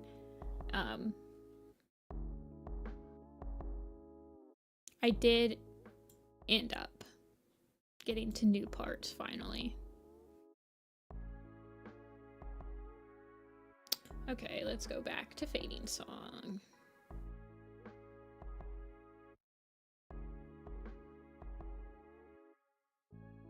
It's not a Dawn of the Clans PMV. The intro scenes are Dawn of the Clans, but it's gonna have stuff from the whole series. It was originally boarded to be like a 25th anniversary or a 20th anniversary PMV that had like shots from the entire series, but Dawn of the Clans is like the first couple shots. It jumps around a lot more in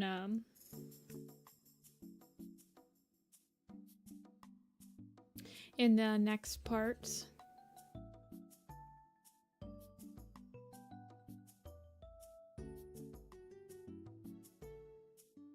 I need to edit the I'm still not sure about my typography placement.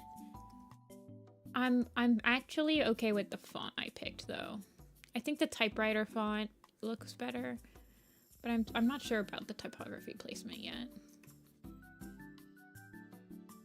And some of the text needs to be like generally adjusted and stuff like that, but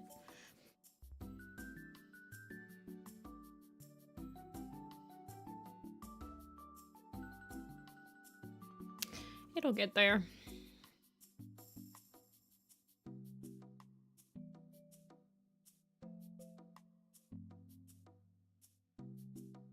Twice a week this year.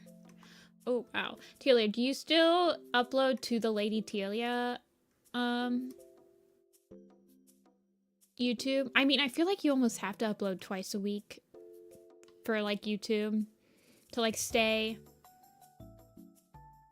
relevant.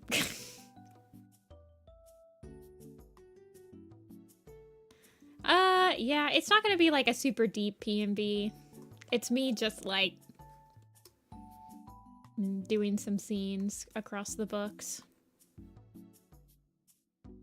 Dude, I haven't actually uploaded on this channel. I guess I uploaded Pretender like, what, 2 years ago?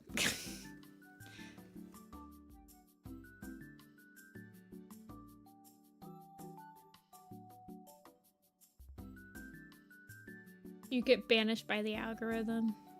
I don't think the algorithm cares about anybody other than like the top 5% of YouTubers. Let's be real.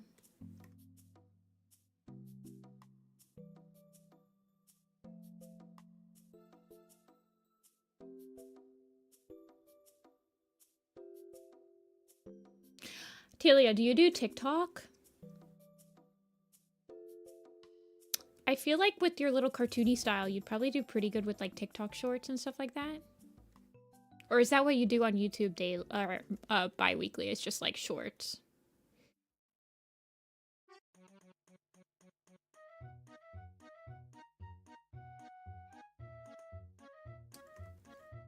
Yeah, I feel like TikTok's probably a pretty good audience because of the demographic of it and the demographic of your like what your books are bringing in, because your demographics like what, high schoolish type stuff, like it's like primary education, right? Apparently YouTube shorts are pretty profitable actually.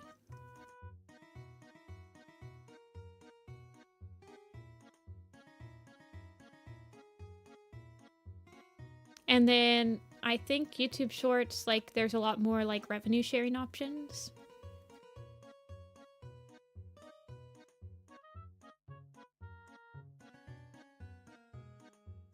I mean, I don't do shorts, but YouTube keeps trying to make me do shorts, so. YouTube's like, have you tried doing shorts yet? And I'm like, shut up, YouTube. No one likes you. I'm just kidding, YouTube.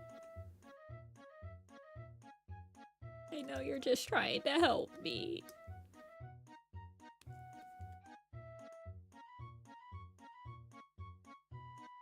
Good format for animation memes? I think so, definitely. I've seen people do TikTok animation memes and they make like a good amount of money doing it. If you were ever looking to do more revenue options, I've never used TikTok and I don't really want to download it to like just learn about it. But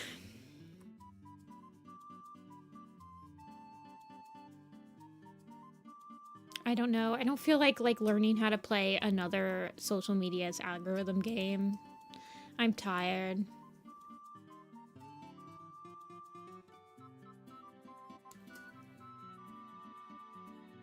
But I could see you feasibly doing the 2 upload limit with like shorts.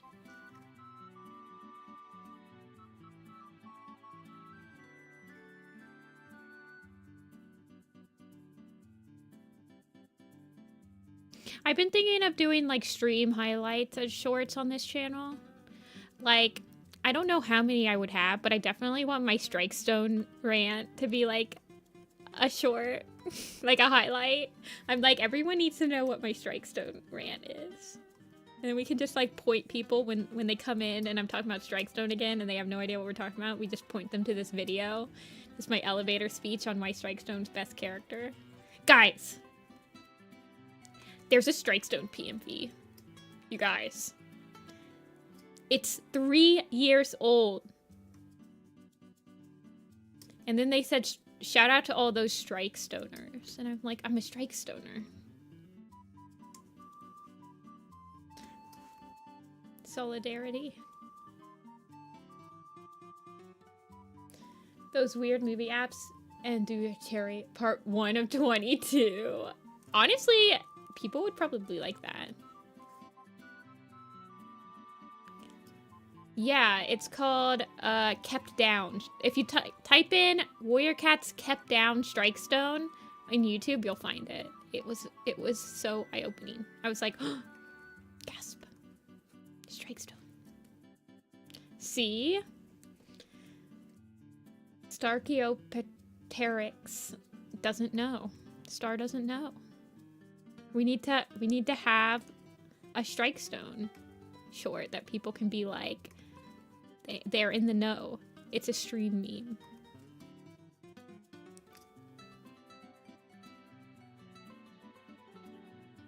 Starchiopteryx. Starchiopteryx. Starchiopteryx. It's the P and the T that's getting me. Opteryx. Opteryx. Starchiopteryx. Pteryx. Pteryx. Yeah, the 3 parts per episode. That was how you watched anime back in like 2009. In the 2000s, it was parts 1, part 2, part 3.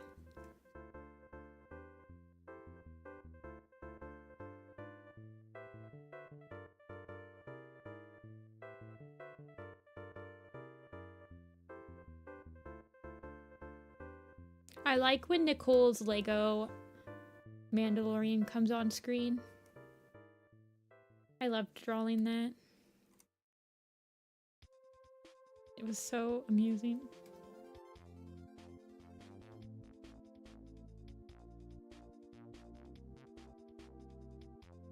"10 seconds of my OC lore." I mean, that would probably like get people going. Did people get that recommended? I'm apologize. I don't mean. I'm not in the loop, so I'm not sure if this was from a popular like Werecat artist or not. But did anyone else get in their recommended? Somebody did a like a short teaser trailer for their OC like clans. And it was really cute and amazing. I can't remember who did it. It wasn't a name that I like immediately recognized.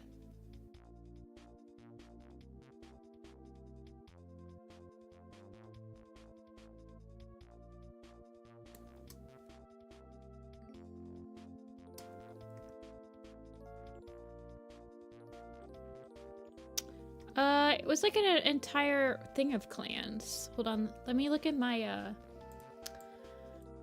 oh goodness, let me look at my history.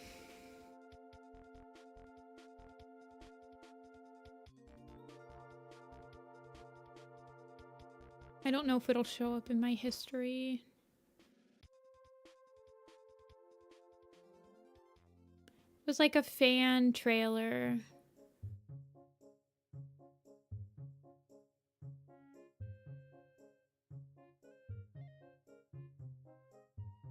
Oh goodness. Hey Amber. Warrior Cats fan clan trailer. Let's look it up. Wild Winds from Riley Claw. It was a Warriors OC animation. Riley Claw. They have 33K subscribers, so I assume that they're quite popular. Ooh, at a con. I don't know, they don't do a lot of Warrior Cat stuff anymore. Here, I'll show you guys. This is what I was talking about. This was like so well made.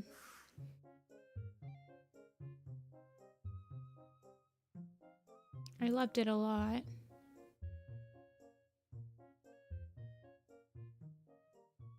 Okay, Delia, I just wanted to ask if you wanted them separate or not. Sounds good.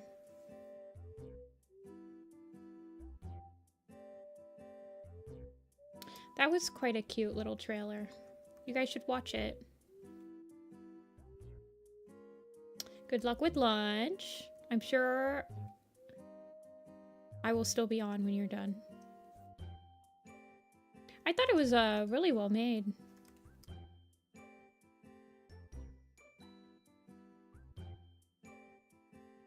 I don't want to be a magical girl pilot. No, I haven't seen that.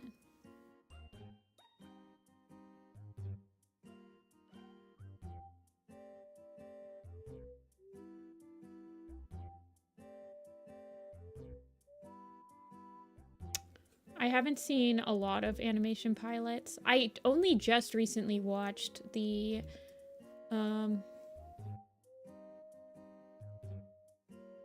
Little Dragon Studios Into the Wild pilot fan animation. I'm very behind. I need to have like an animation watch day. where I sit down and watch a bunch of shows. I don't trust the algorithm to give me anything anymore. I need people to like send me. I trust my friends more. Yeah, the wild winds. It was really cute. I liked a lot of the shots, were just so pretty and well composed.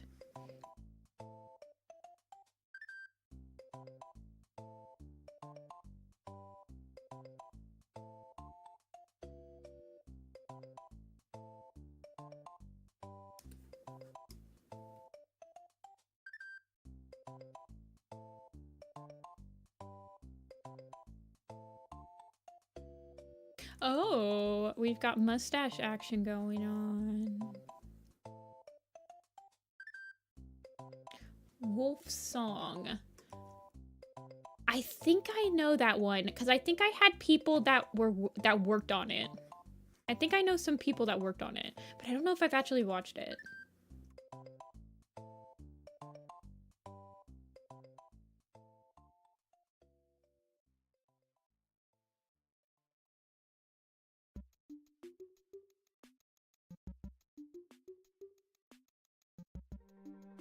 I know. I was missing the stash. Kind of want it to go up because then I can make it look like they're still smiling.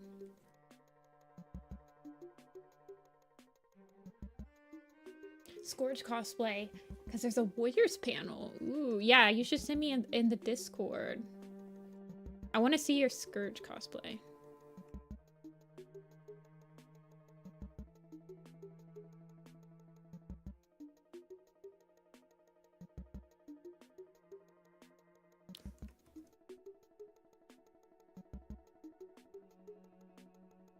Tangents.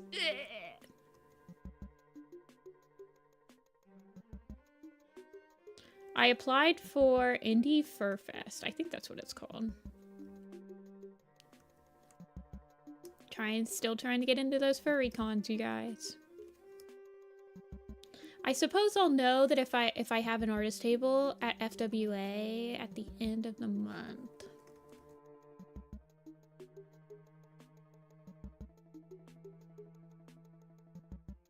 But FWA kind of has restrictions on their artist alley table that I didn't realize that they had, and I'm a little nervous.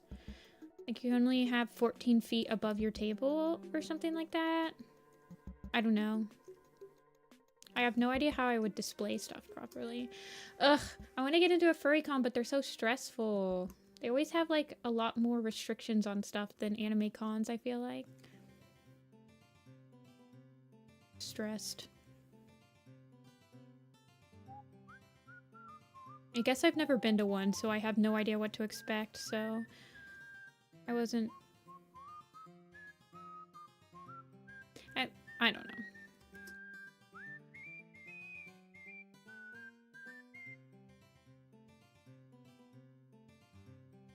Ooh, I want to see...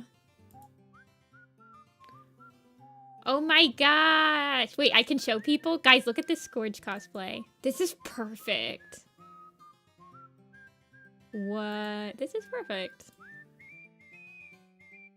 Look at this.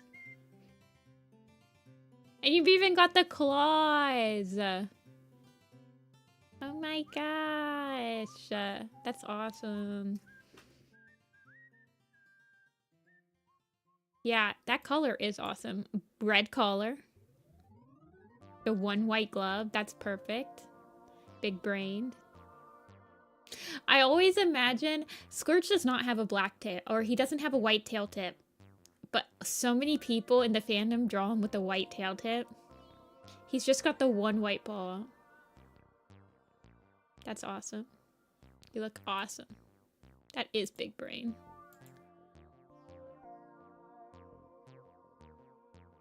Oh, more colors. Oh, so you could swap them out? That's ingenious.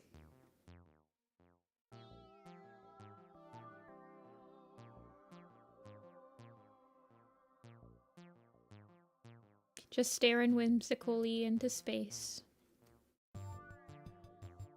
Daydreaming about the next piece of prey.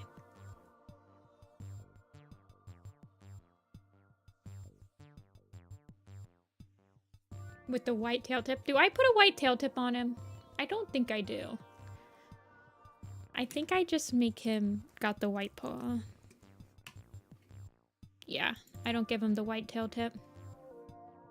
He looks too much like Ravenpaw when you give him the white tail tip, I feel like.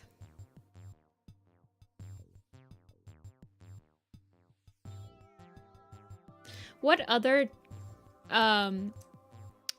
werecat designs do you think would be easy to cosplay? I saw a Brightheart mask at PopCats last weekend. Like, it was pretty cool. They were like, this is actually supposed to be Brightheart. I'm like, oh, I see it.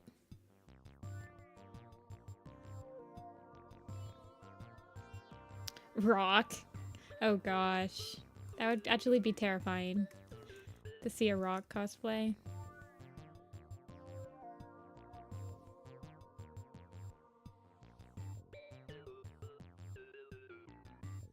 Forehead star, Firestar. Oh, true, true. Or like Alley Cat Nia's forehead star, Firestar with the brown hair, and you could like, if you had brown hair, you could just keep your hair.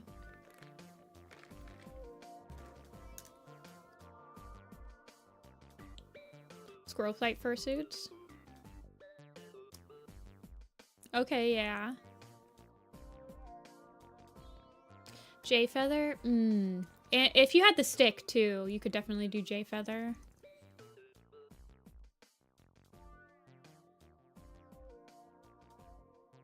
I feel like if you had like a stuffed animal that looked similar to like one of the characters, like if you had Dovewing but you had like a tabby cat stuffed animal, you might be able to pull it off.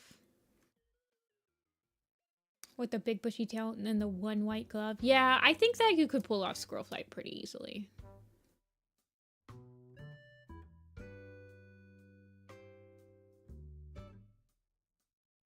I wonder who else you could pull off really easily. I mean, probably Moonpaw. I mean, people might just think you're a Chimera Cat, though.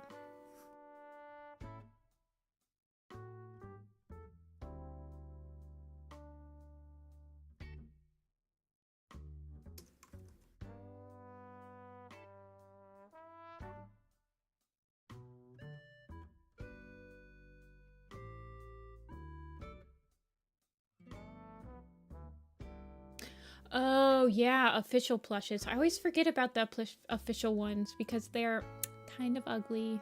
I'm sorry. But they are kind of ugly.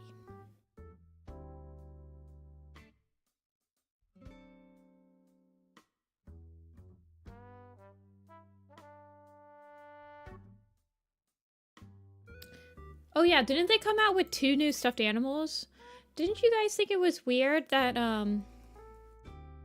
they came out with 2 new stuffed animals, and they usually come out with 3 at a time. What did they come out with? Tiger Star and Lion Blaze. Is it like the first Tiger Star? Yeah. Oh, he's got like claws and everything. And Lion Blaze looks exactly like Fire. Why does he look exactly like Firestar? Wait, I never saw this before. Look at this. Okay, I'm getting off topic, you guys. I'm sorry, but I need you guys to look at this. This is the Lion Blaze, right? First of all, why isn't he golden? But that doesn't matter. Look at what Firestar looks like. I mean, I guess they have a different color eye. Look at this. I mean, I guess they have a different swirl, but they're the same exact color. Hold on. See ya Tuesday, Amber. Good luck at the con. Enjoy yourself. Hold on, you guys. I need to see what the... Okay, no, the leaf pool one and the squirrel flight one looks okay. I mean, this doesn't make any sense. He's not even the same color as he is in the minis. Like, that's what's also, like, kind of sending me. Because even in the minis, he's like a golden color. Wait, hold on. Where's the minis? Okay, there he is. In the minis. Like, look. In the minis, he's like a golden color. How are these the same character? Hmm? Also, look at how big his nose is. They didn't gaff. Anyway, you guys. Anyway. Just another day complaining about the official Warrior Cats merch.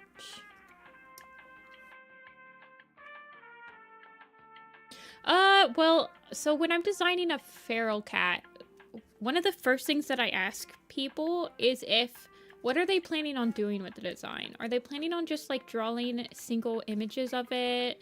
Do they just plan to RP with it? Like, it doesn't matter. I have to figure out how complicated they want the design to be first. So like if you're planning on like commissioning animations of it or like doing animations with it, I try to limit the amount of like complicatedness, or I try to tie down the markings with like the body structure more, or like if they want a more realistic one.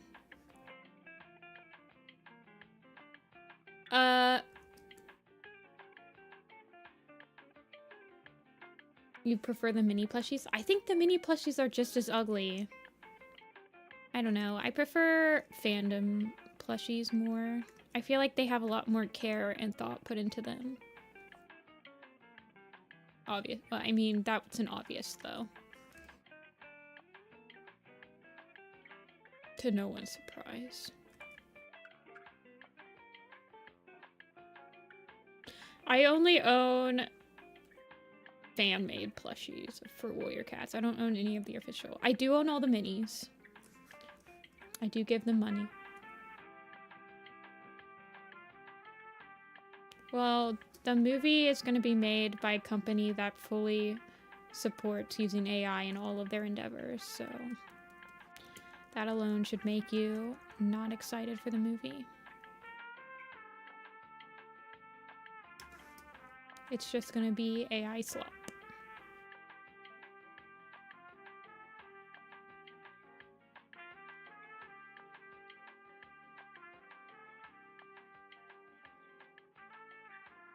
You saw someone replace the eyes and noses on the official plushies, and it was so much better. I don't know why they went with... I don't know why they went with, like, embroidered eyes. I mean, I guess I get it. But I feel like they could have used, like...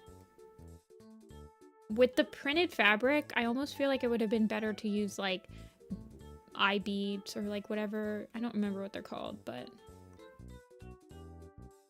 Drugs.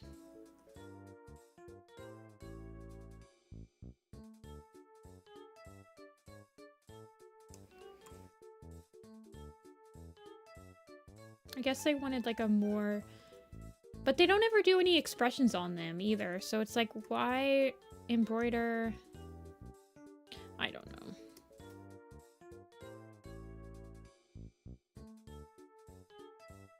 I'm not in the meeting to design the Warrior Cat merch, so I have no idea what their thoughts are behind their actions.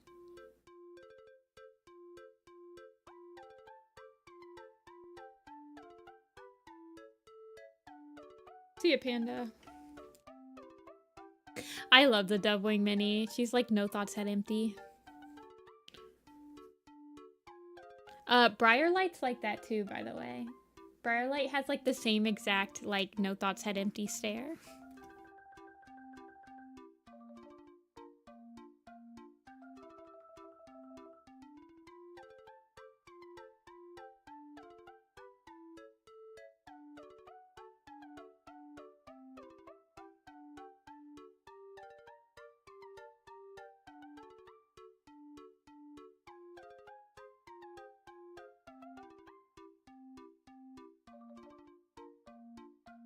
Yeah, the Briarlight Mini actually stays up, unlike the Splashtail Mini. The Splashtail Mini actually has some of my favorite coloring of any of them. I like, but he has the brown nose that I give all my tabby cats. That's probably why I like him. I like the colors on him. I like the Ravenpaw Mini with the little snake.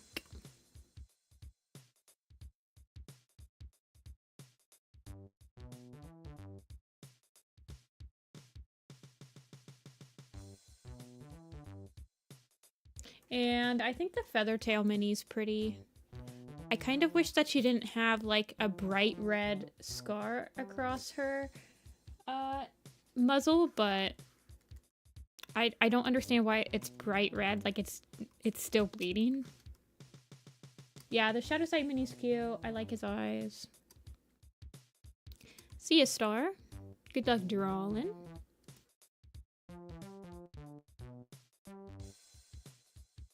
Sending good vibes. Oh, I never drew the rest of the ear.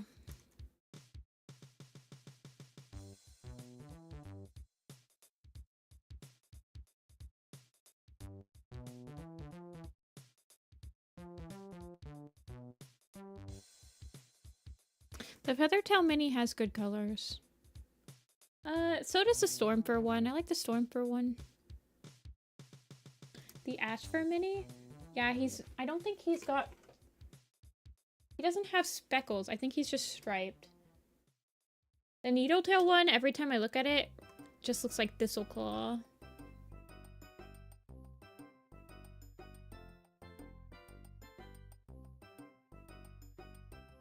I think that the Leopard Star Mini and the One Star Mini look too similar to another. The Cinderpelt Mini, I don't really understand why she's very brown. I understand that they're trying to make her like dark gray, but she's got too much of a brown hue to her. She's like the same brown as Briarlight. I don't know. It's weird.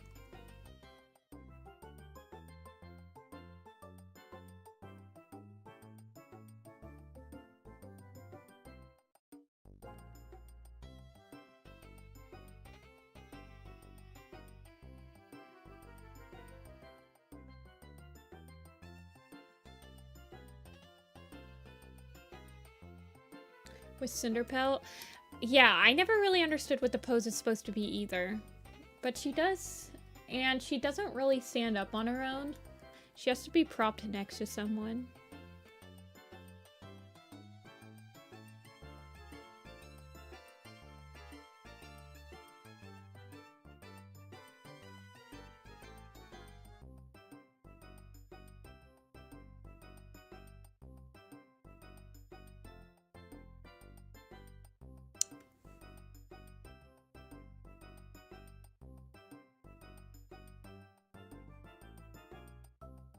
I think her and Splashtail have the same issues, where they don't really stand on their own together.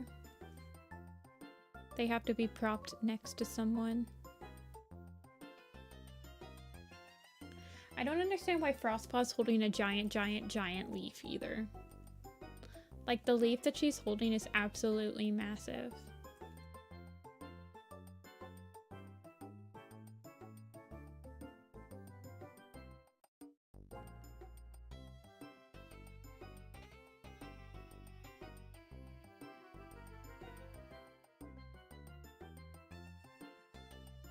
Yeah, she looks okay.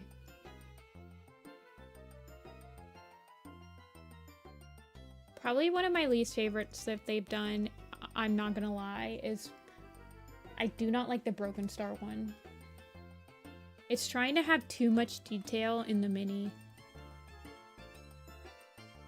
It's like really pushing the detail. Also, the Hawkfrost one, he doesn't have like a chin. It's hard to notice. I don't know how to explain it, but it looks like he has a beard in like real life. It's bad.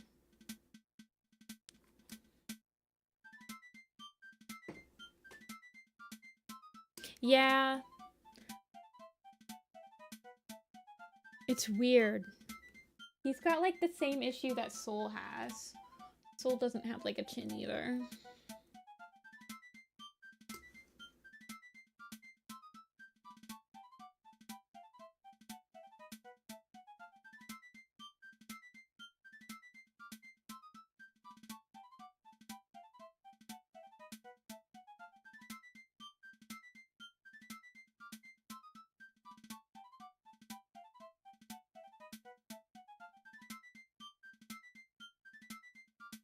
Some of them have Squidward nose.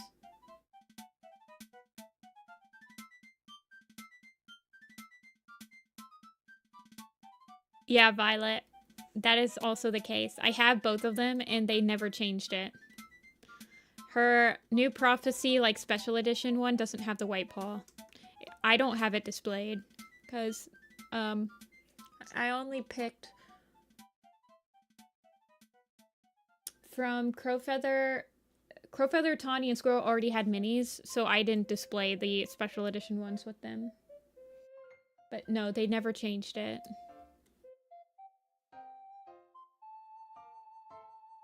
I know some people are like, oh, just make it Alderheart, but Alderheart has a white tail tip. I guess it could be Sporkpelt.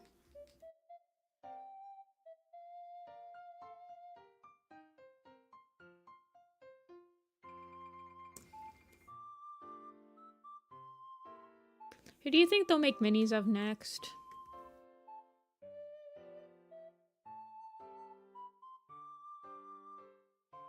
I don't know. I wouldn't have guessed any of the minis that they made in the last. Well, I thought that they would make a Needletail and Violet Shine eventually, but I would have never thought that they would make a Midnight mini. Who else was in the new pack? Broken Star. Was it Broken Star and Soul and then Rock and Midnight? Were those the newest ones? Yeah. I thought that they would make Soul eventually. And I thought that they'd make a Violet Shine and a Needletail, but I really didn't think that they would ever make a freaking Midnight mini. Who cares? Yeah, I want Tree. I want Tree. I want them to make Dawn of the Clans minis. Angry face. Absolute angry face. They're cowards.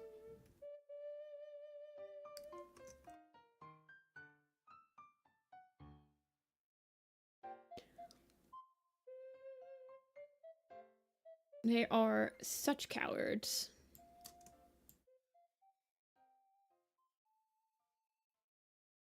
Okay, let's make the yellow kit baby.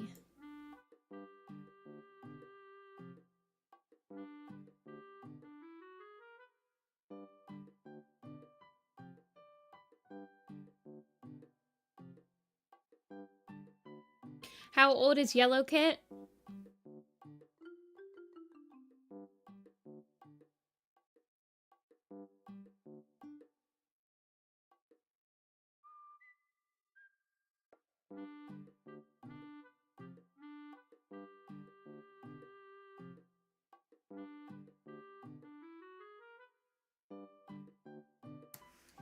Four moons old. Okay, so she's like relatively regular size.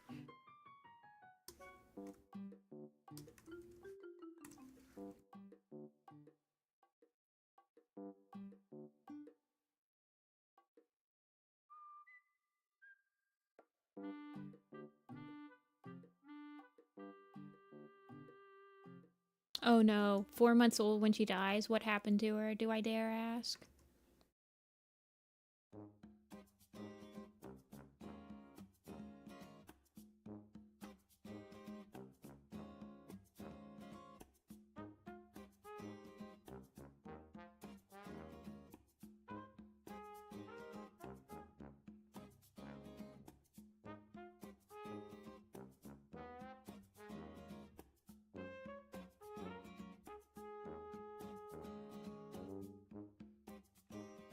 Oh, green coughed. Okay.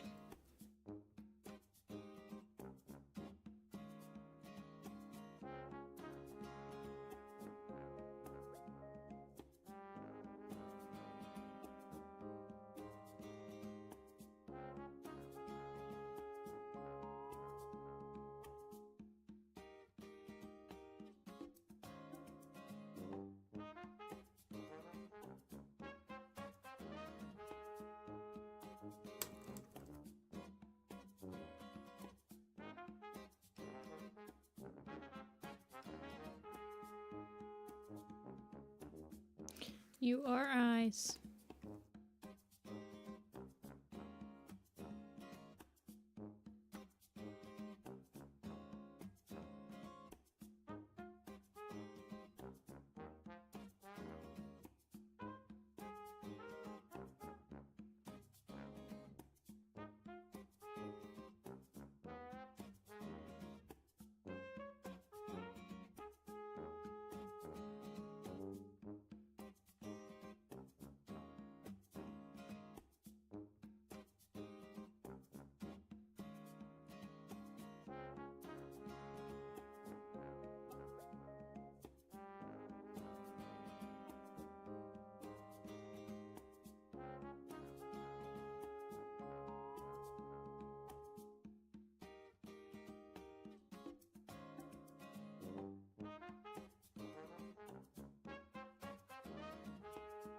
This is from Animal Crossing, right? Is this from New Horizons? Do you guys think we're gonna get another Animal Crossing now that they've announced the Switch game? The Switch 2 or whatever they're calling it?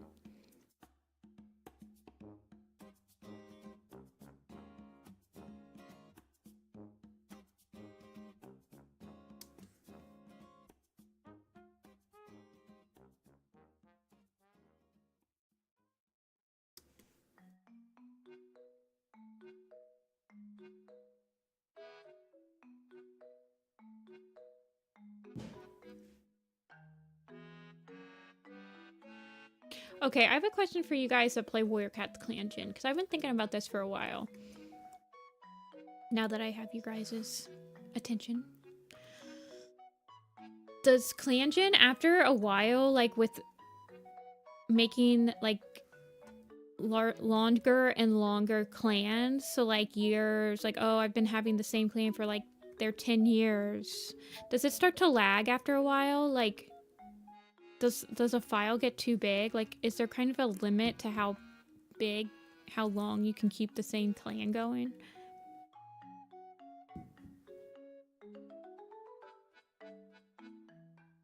It's vaguely important. She's named after her grandma. I know. And your clan's huge? Okay.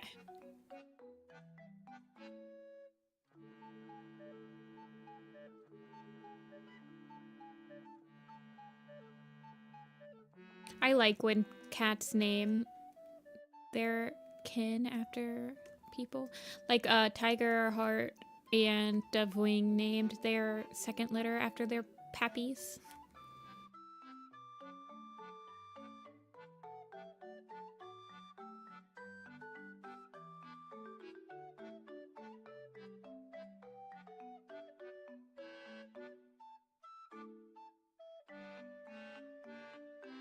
Oh, Lizard Kid's named after Lizard Stripe. Oh. That makes sense.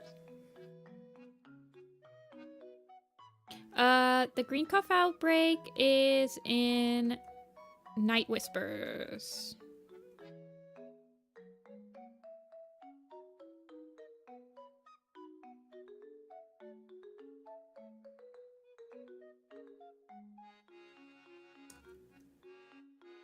Because you get Flametail's point of view when it's happening.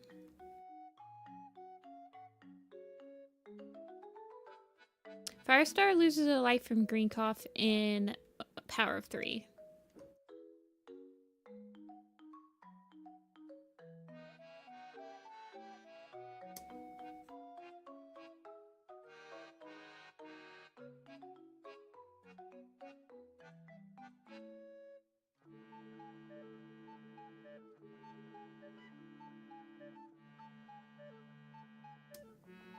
Honestly, I would probably name my kids after people I know. So, fair enough.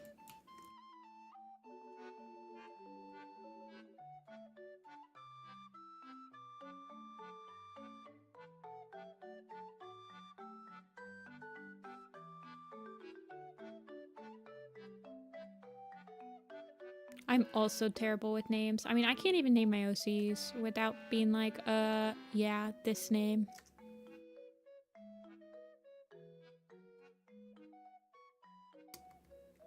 Also, most of the time my friends just help me name them and I'm like, okay.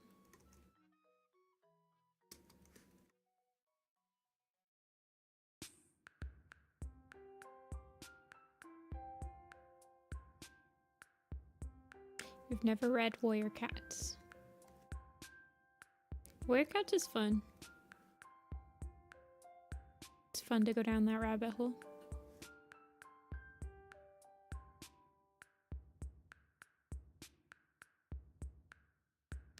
You started Starless Clan and Sunbeam's your fave. Oh. Sunbeam. I don't even know if Sunbeam ever really grew on me, personally.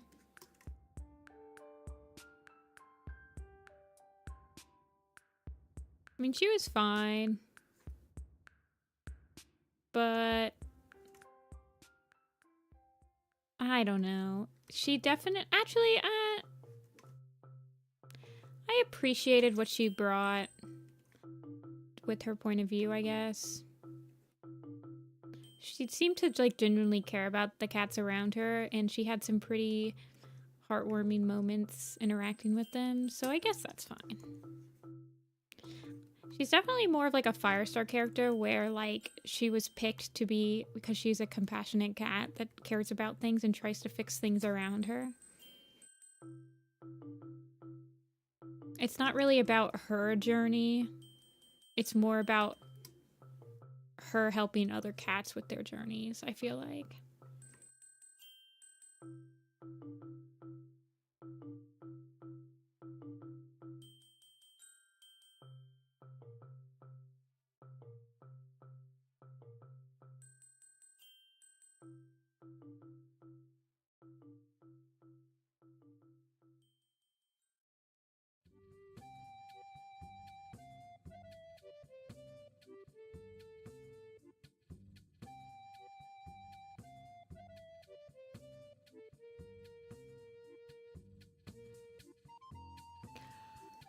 Oh, lizard, dark, cherry, yellow, and white.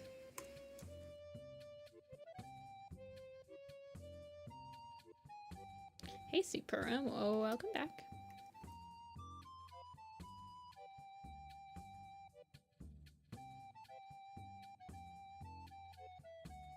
Oh, we need little eyelashes.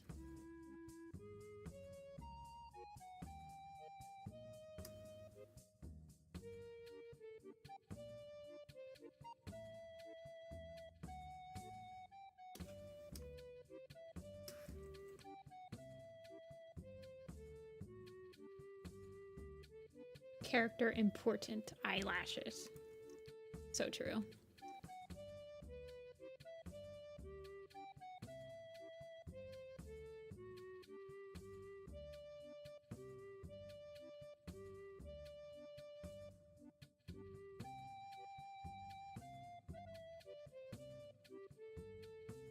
Please.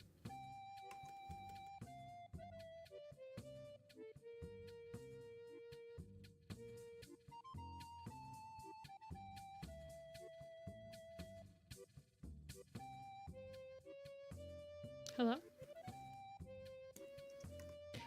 It was okay. I didn't do... So, for podcasts, I didn't do as well as I estimated I might do. My friend that I was also selling with that had sold at Popcats before said that her sales were also down. We think it has to do with, well, there was AI in the same room that all the artists were selling in. There was also, it wasn't really like a traditional con. It was you pay money to get in, but then you can also pay money to do other things at the con, like to do activities or to do the cat patio and stuff like that. We think it was a multitude of things. Currently, with the sales I did, I don't think it'll be worth it for me to fly down to Austin to sell at the Popcats in Austin, but I will be going to the one in Columbus because I already have my table. Also, the table was pretty expensive for how big of a event it was. It was only a 2-day con, yeah.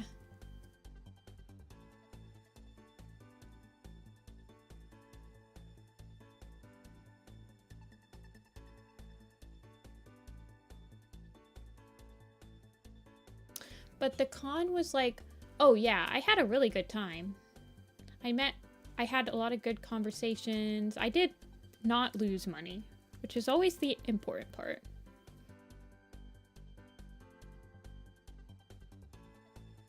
I met a lot of really nice people. I don't regret going. I had a really good time. Just like visiting Chicago and spending time with my buddies.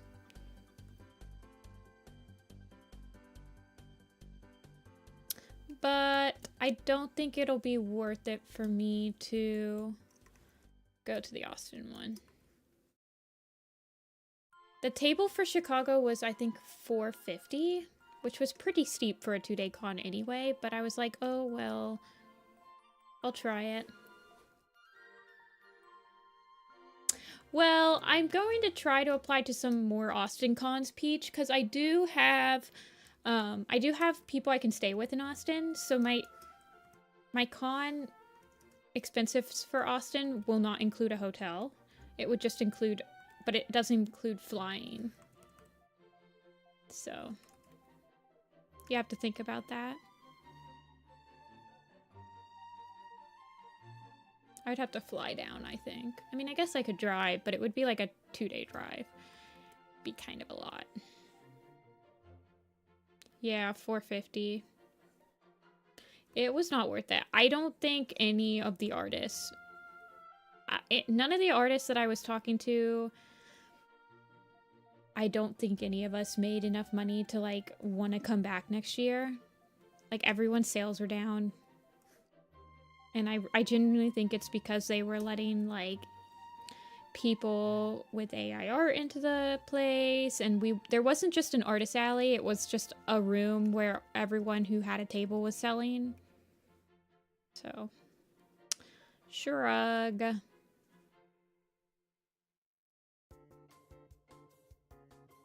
Yeah, I don't think that they can take a hard stance against using AI though, because I'm pretty sure that the graphic designer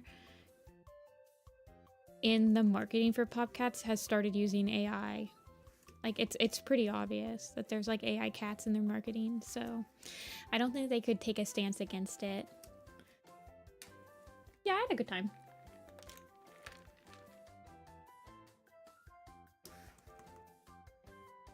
They're just gonna have to deal with the fact that if they're gonna let those type of people into their con, artists are not gonna come back. Because it's not gonna be worth it for us to come back.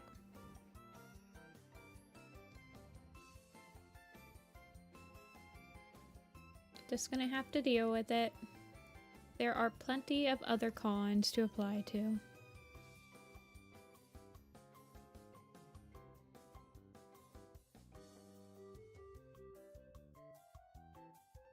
I do like the little spots.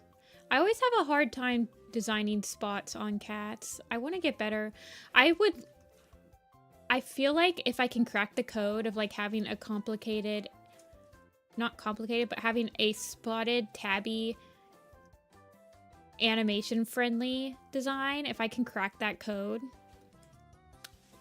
hey look, well, I've made it type feel.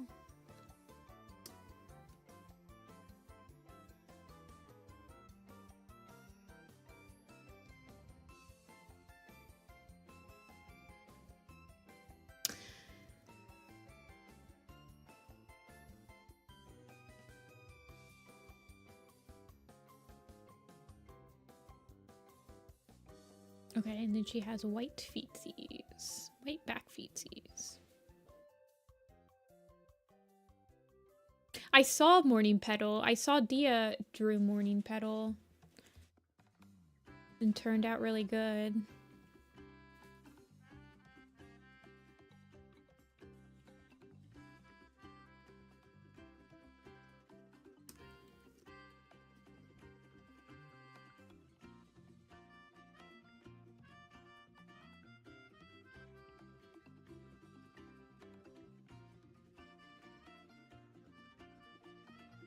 Yeah, it disappoints me, Lupin, but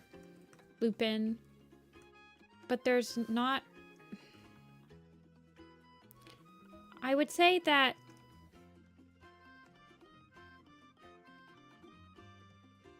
I mean, I'm sure people voice their thoughts to the convention. There's only so much you can do. I mean, as an artist, if I'm selling next to AI people and my sales are down, like, I'm not coming back. So you're, as a venue, you're just not going to have artists anymore. And you're going to have to accept that if you've decided.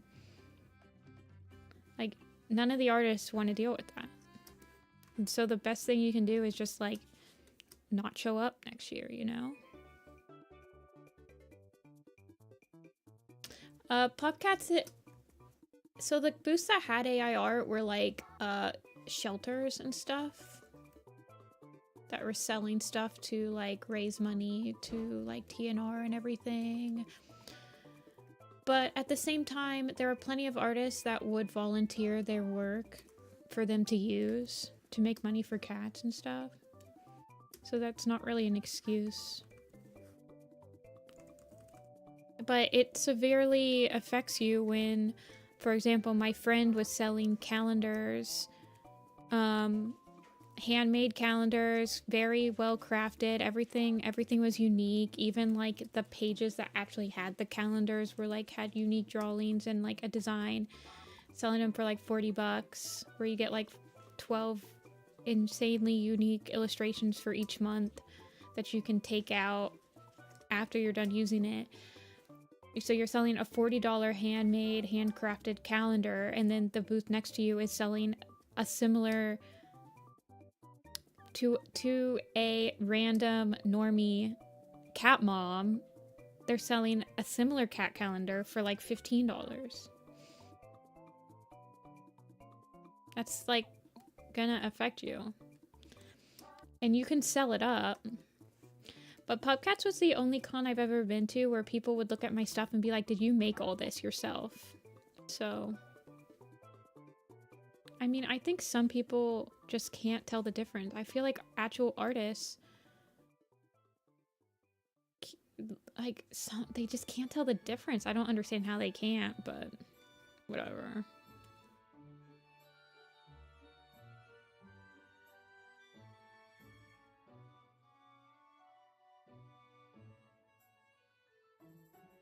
I mean, you just have to boycott.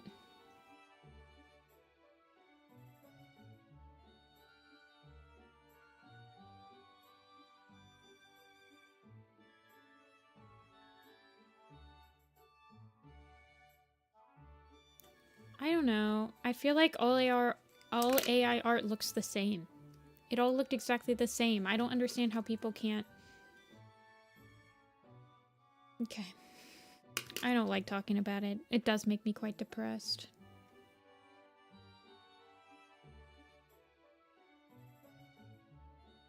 Alrighty, is that okay for Yellow Kit?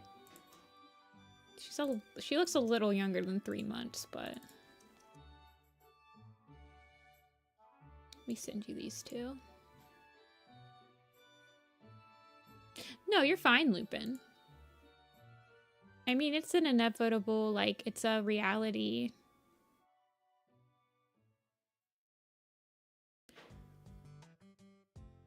But I don't have to like it.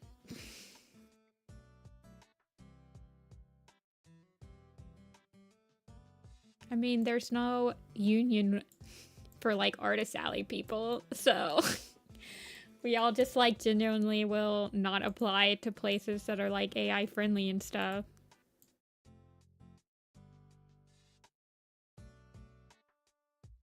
Look at the babies. Oh my god, I need to make more of those eventually.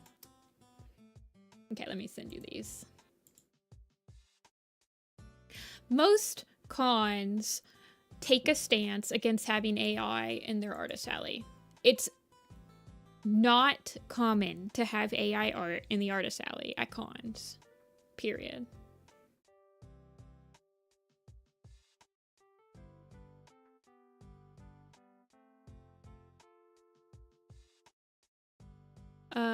Who was the other one? Fading Song. I was like, what did it start with?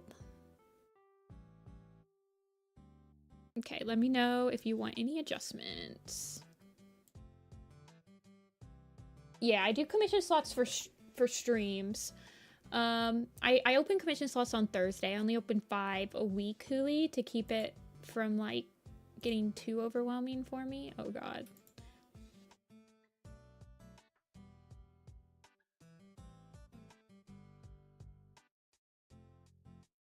Yeah.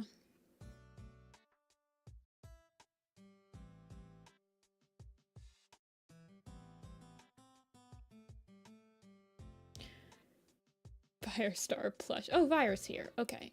Oh,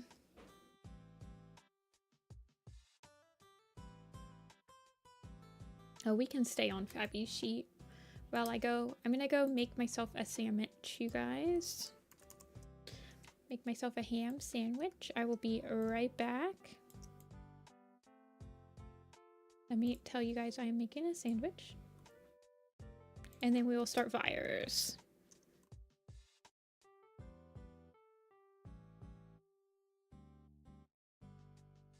Wait, how do you spell making? What the heck? Okay, making sandwich.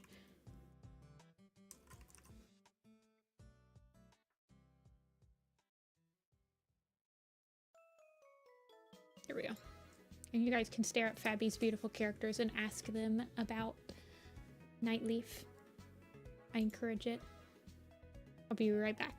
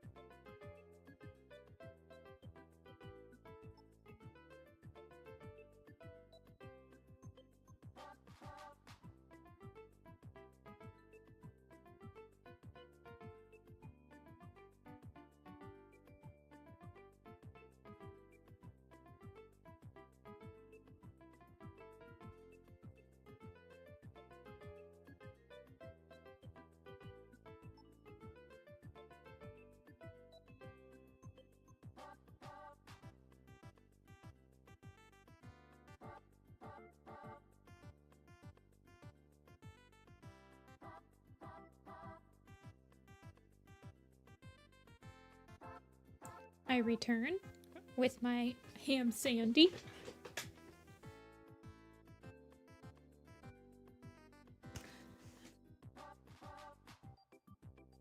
Welcome back. Thank you, thank you, thank you guys for all waiting. My ham Sammy.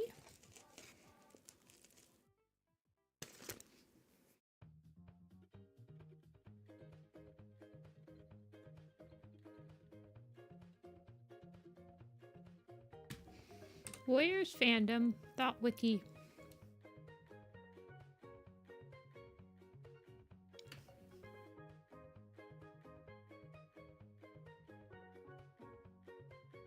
I want to know what this Into the Wild Deluxe Collector's Edition is going to have in it.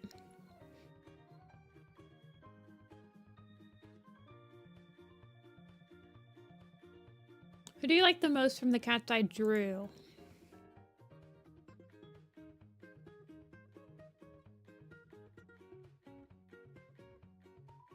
Probably this. Who is this? This is Whiteleaf. No. I like Whiteleaf and I like...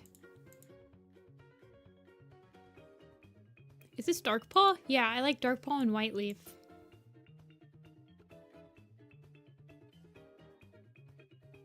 Although I do really like Cherry Thorn. I like them all. I like... Who's this one? Who's this one? Oh goodness. That's a Crashfoot. I like Crashfoot too.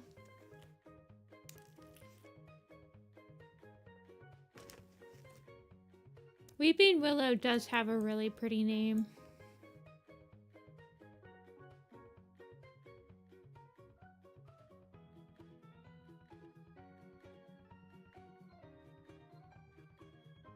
I like the mustache game. But I really like that Darkpaw has the leaf accessories. I don't remember what their full bodies are.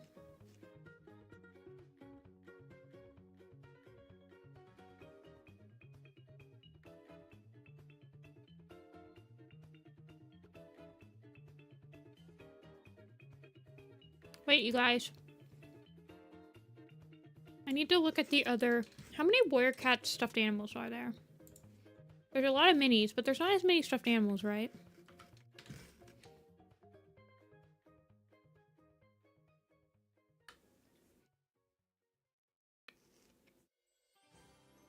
Hey, Bryn. Welcome back. I'm eating a sandwich right now.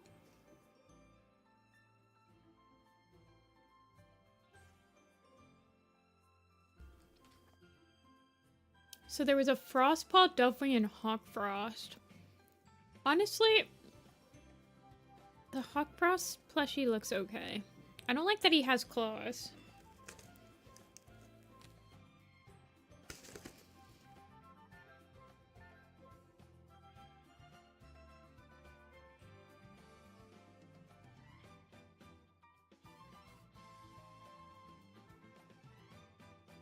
Oh, I'm looking at the actual... We were talking about how the Lion Blaze plushie just looks exactly like, it looks exactly like Firestar, and then I was looking at the stuffed animals.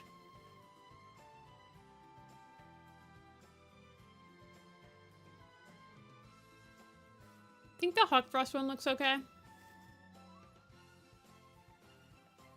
For what it is. I think that the Rusty with the little collar looks okay.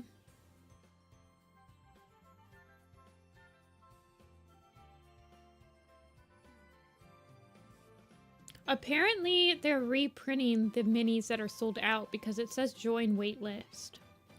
But all of the stuffed animals are back in stock, by the way.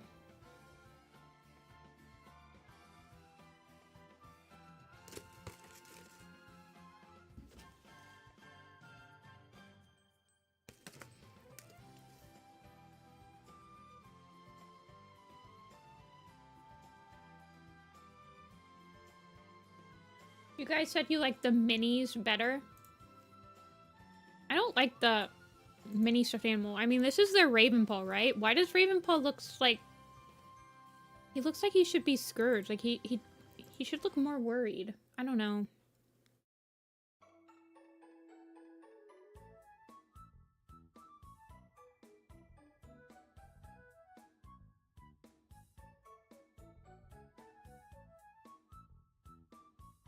I guess Firestar looks like he's angry at the world.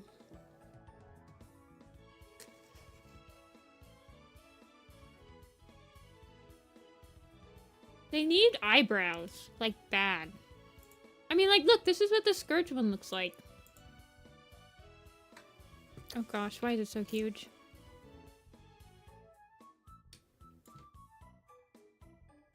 They look the same.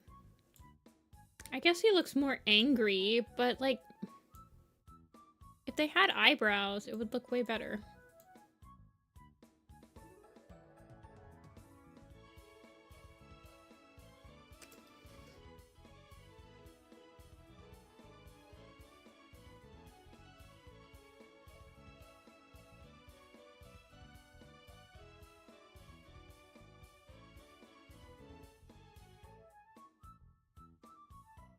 Also, it looks like they just, like, look. The collar is just, like, a polka dot collar. It's not actually, like, spikes. Do you guys see this? They can't hide anything from me. You can't hide that from me.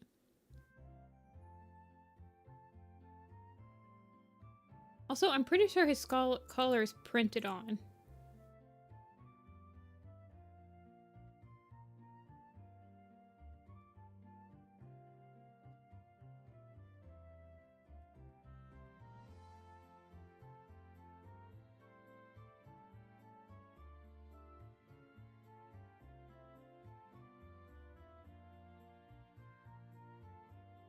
Anyway.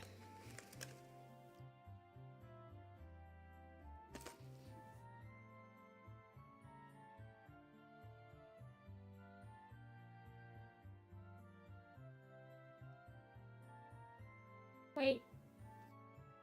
I mean, his color is purple in the minis. They just, like... They go back and forth between his collar. Oh, yeah. The collar is actually an interesting idea, interesting concept, because... Here, let me show you guys. Because I have both the minis, so I can confirm that this is the case.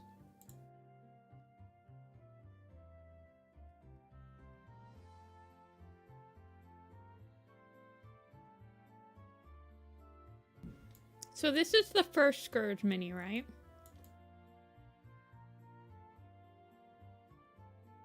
It's clearly red.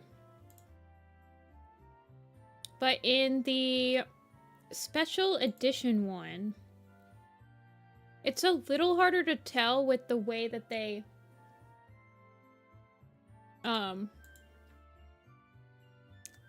like the lighting on this. But I have this one, like, next to my desk, so I can confirm. This one is purple.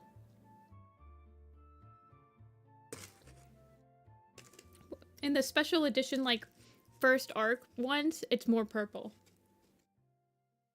So you can get both.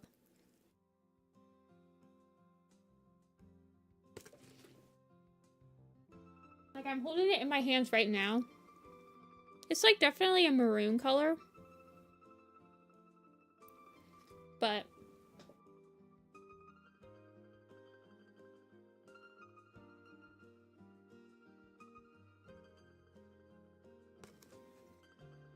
they, like, change Scourge's color around all the time.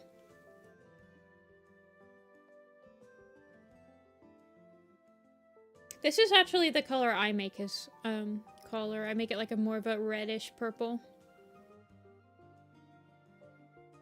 Okay. Vire, are you still here?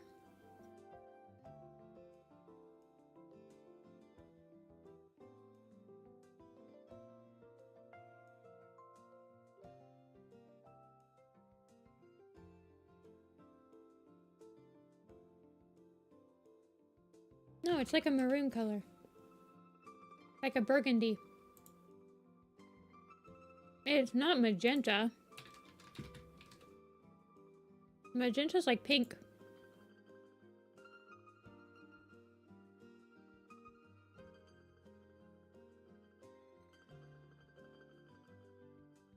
Okay, we're gonna start.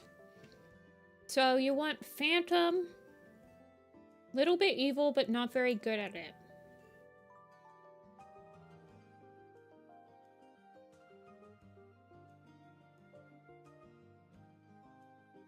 Let's see.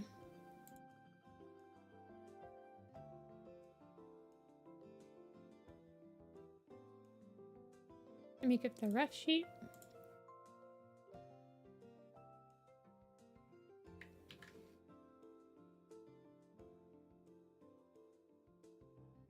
A disaster villain.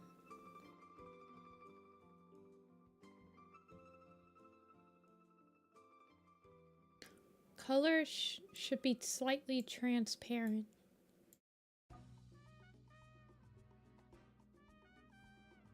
Okay.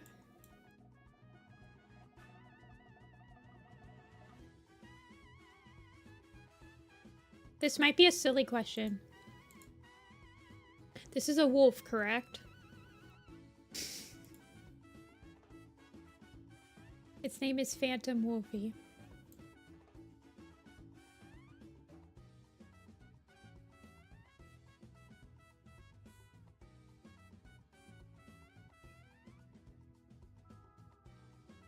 A Minecraft Phantom.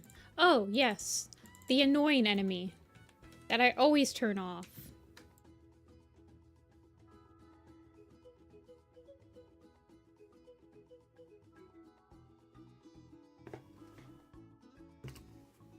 Those are my brothers. Yeah, you can turn off phantoms. At least I usually do.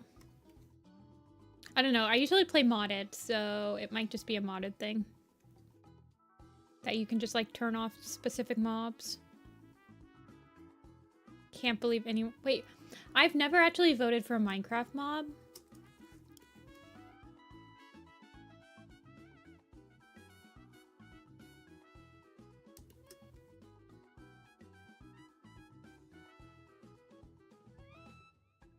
Okay, it's in vanilla.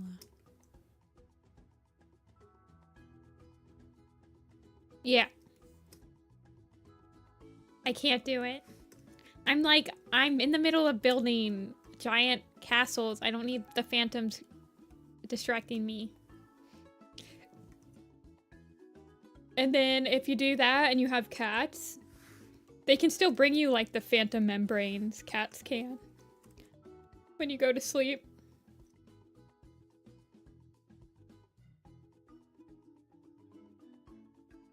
Yeah, I've never voted for Minecraft mobs. What was the mob that went with the phantoms?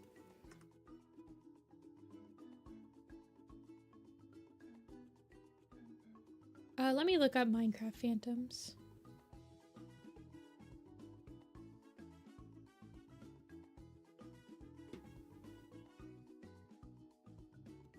I think so, because then there was like mushrooms. Minecraft phantoms.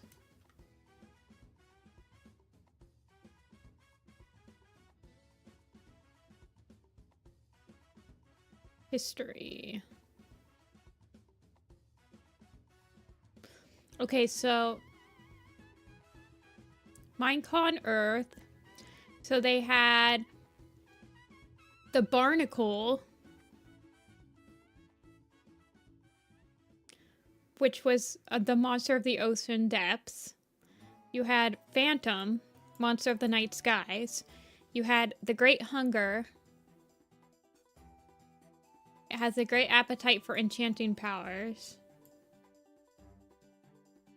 And the Wildfire, called the Hovering Inferno, which is like an insane blaze.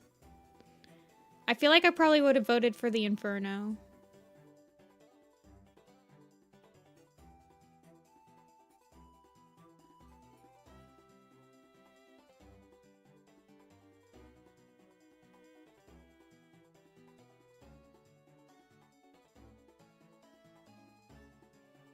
Mob D was eliminated after the second pool.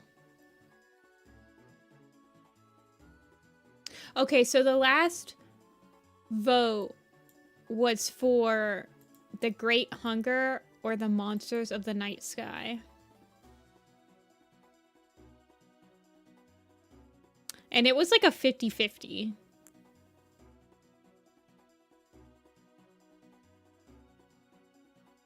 So interesting.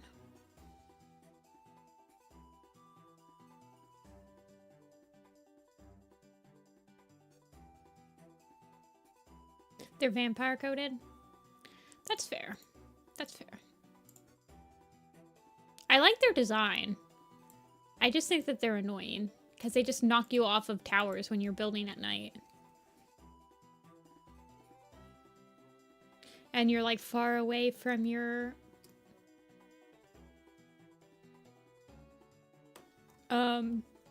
base.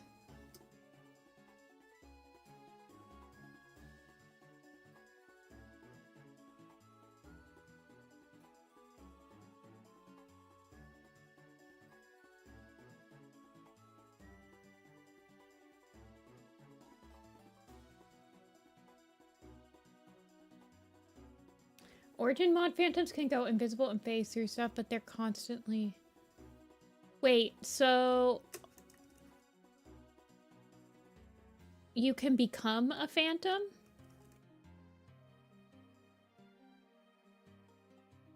Is that what you're saying? I know that there is an Origin mod where you can, like, become... One of my friends used to, like, become a bat all the time. Just to, like, easily travel places.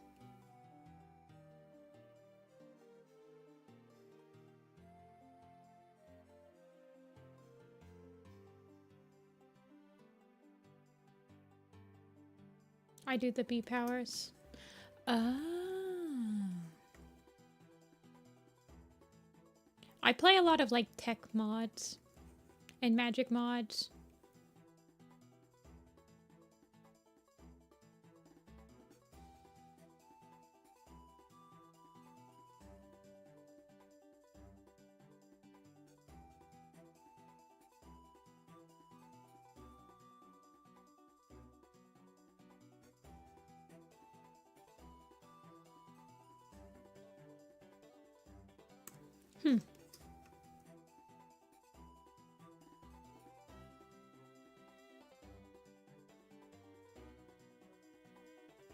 I guess I don't play a lot of like special mods like that.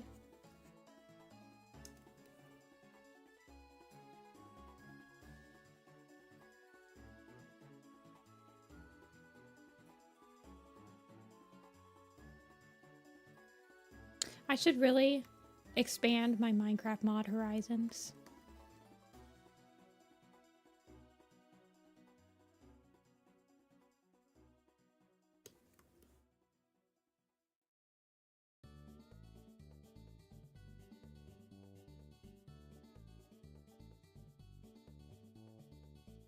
I play a lot of mods that are like advancement based. Like I like the tech mods and stuff because it gives you stuff to do at every step. Also, I like feeling overpowered sometimes. Like if I've been playing a game for like hours and hours, I like to just feel like super OP at the end.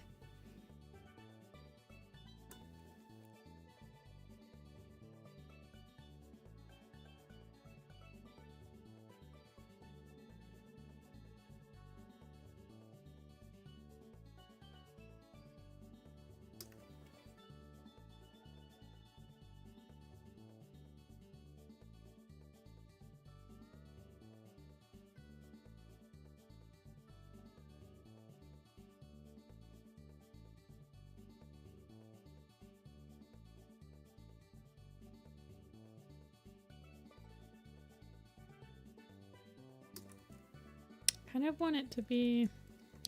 kind of want her to be like...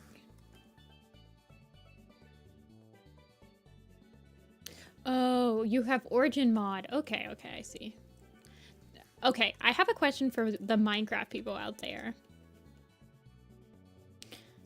Do you make your own Minecraft skin? Discuss.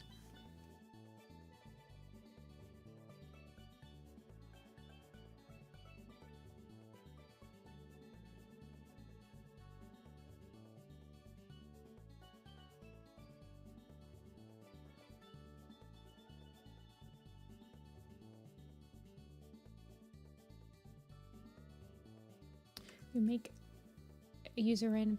Okay, yeah, I just use a random skins. I find ain't no one got time. And, well, I don't have time. People do have time to make their own skin.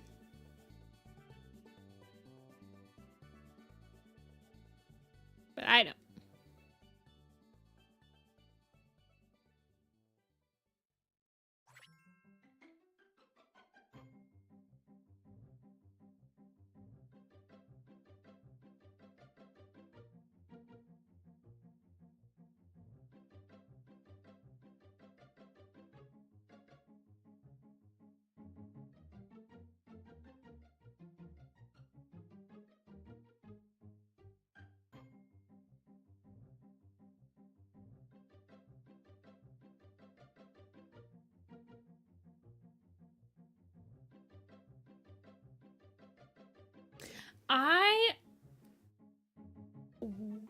Bedrock has a little character creator. Oh, I've never played Bedrock. I've only ever played Java.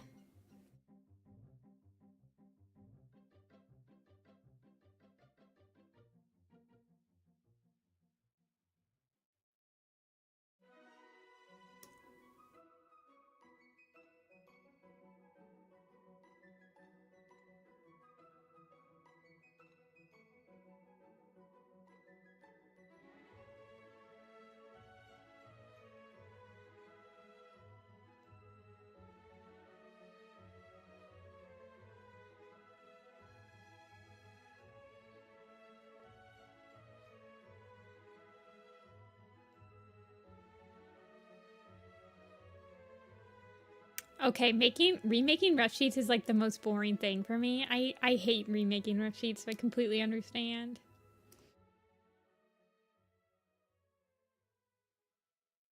How long? Okay, I have another question for you guys. When you guys play on Minecraft servers, how long does your server usually go? Or have you guys been playing on the same Minecraft servers for forever? I feel like my Minecraft servers usually only last a couple months. And then I'm like, I want a new one.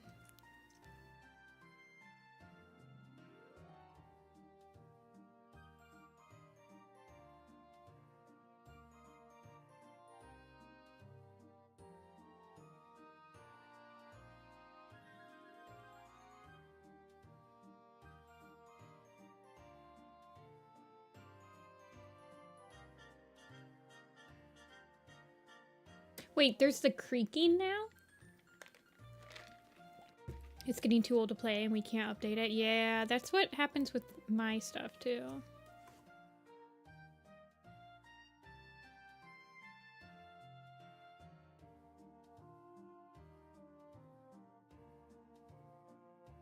I actually haven't played Minecraft for a couple of years because when I start playing, actually that's a lie. I probably played Minecraft last year.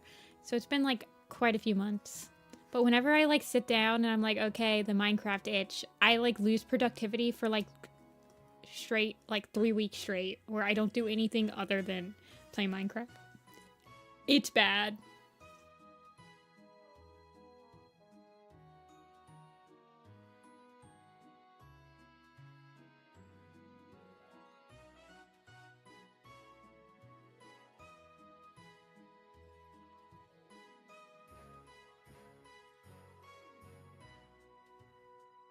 I have like no self-control when it comes to Minecraft. I'm just bad.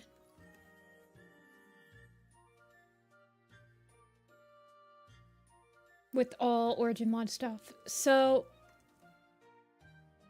but you don't play any other... Okay, I cannot play Minecraft without the gravestone mechanic anymore. I can't. I get so stressed. I can't play Minecraft without being able to set waypoints.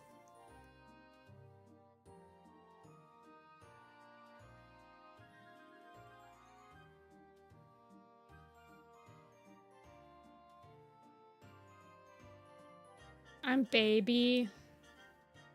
Yeah, keep inventory player. I'm baby. I can't do it anymore.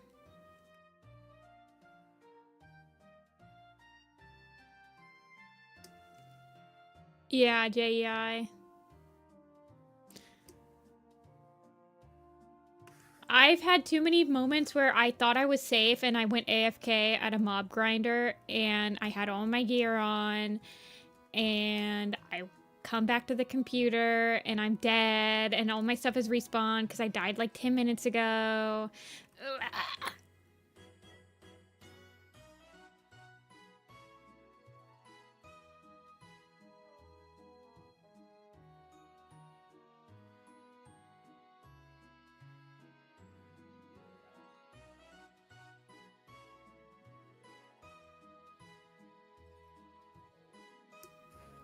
Oh yeah, mob grabber.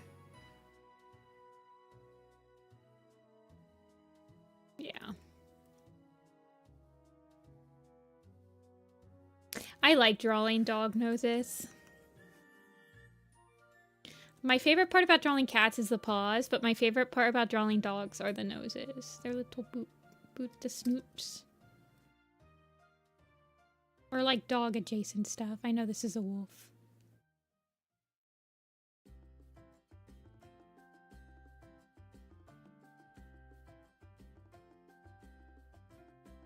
Wait, so does Vire... Is that stand for vampire? Vire. I feel like that's a vampire. Like, stands for vampire, right?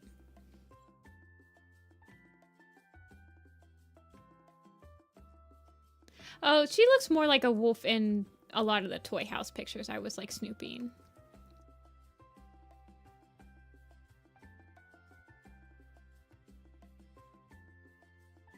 And it says Wolfie on it, so... I want her to look like she's smiling, though.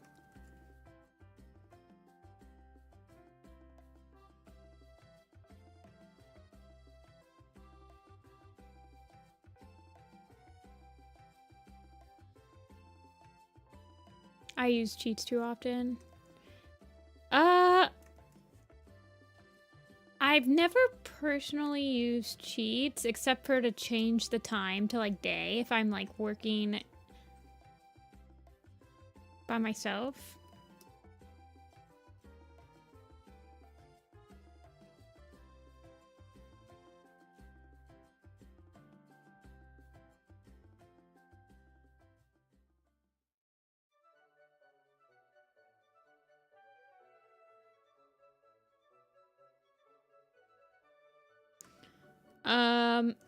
I do usually use a mod that inevitably lets you like quick travel, like whether it be flying or gliding, or I like traversing.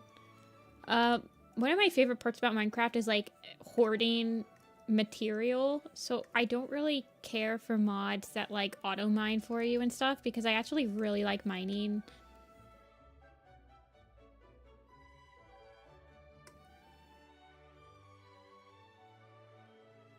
I like magic mods. One of my absolute favorite Minecraft mods ever is called Spectrum. It's like one of my favorite and personally I think one of the best magic Minecraft mods. The children yearn for the mines. Exactly. Spectrum feels like it belongs in vanilla. Its progression system is so good. It's one of the most well thought out mods I've ever come across, and I've been playing Minecraft since alpha.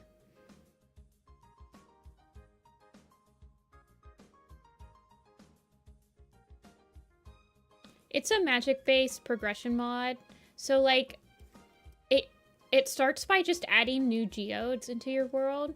So you get the amethyst geode and you have 2 other geodes that you like start to develop. And as you progress through the like discovering stuff, you can slowly uncover more secrets of the world.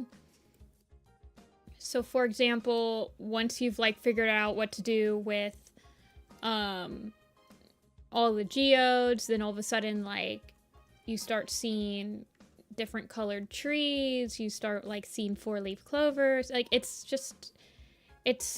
such an interesting mod and how it works. I definitely recommend people using it. It's definitely like an exploration-based magic mod, and it fits perfectly with like the progression of Minecraft. It's a really good mod. The only problem is that it's a mod, I believe that it uses, I don't know how many of you are like actually versed in modding Minecraft, but there's two on Nexus, not Nexus, what's the Minecraft? CurseForge. On CurseForge, there's like Forge mods, and there's Fabric mods. Something like that. And they can't interact together. And Spectrum is a Fabric mod, which Fabric has much less mods available to it, I think. No Forge. Oh, okay. Yeah, Panther. If you guys want to try a mod, I think that's the Spectrum mod for Minecraft is one of the most, I fell in love with it. I will not play modded Minecraft without the Spectrum mod now. It feels like it's genuine like New Game Plus content.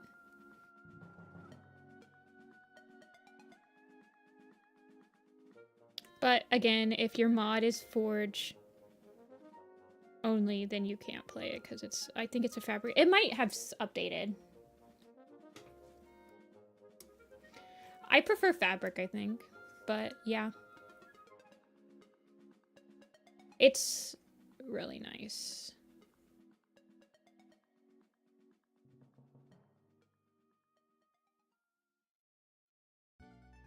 It's not meant to be rushed. It's meant to like play along with your already like vanilla progression. And it doesn't add too many just like outright game breaking things. But it does add some really nice things. It gives glow ink something to do. It gives you some cool blocks. It gives you a cool new passive mob, and like the way that you obtain it is really awesome. Highly recommend.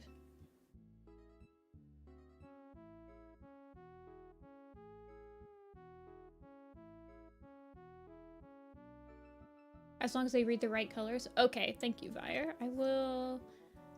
I might make it a little bit more of a purple hue overall. Let's see.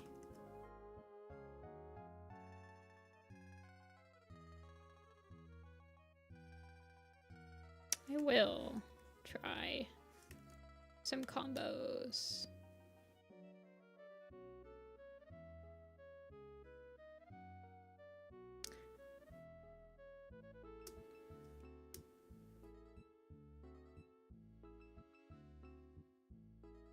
Thank you for letting me know.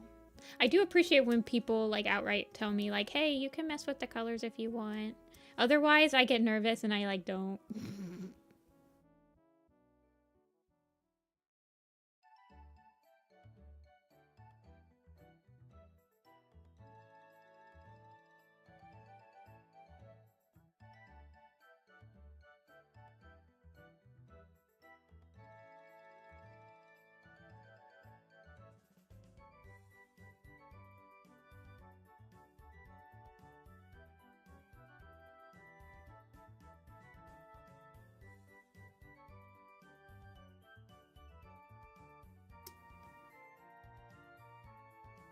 To overly influence the commission.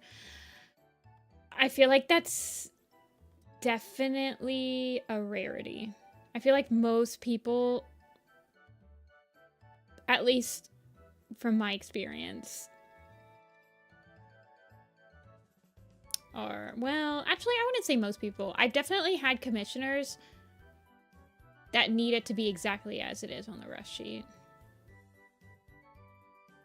It doesn't really bother me. I don't mind either way. But I do like being told if you can like be liberal on specific instances of the design. Yeah, you're fine, Pinky. I always default to just color picking. But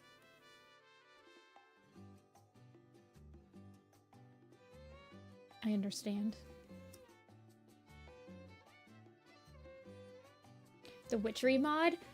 I've heard, I think I've played Bewitchment. I think. And I've played Botania. Botania, honestly, is not my cup of tea. It's okay. It's a little bit too, like, thinky, too hardy.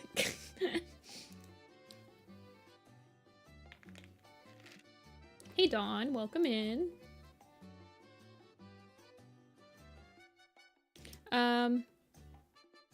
If you want to play with Spectrum, look at the All of Fabric packs on CurseForge.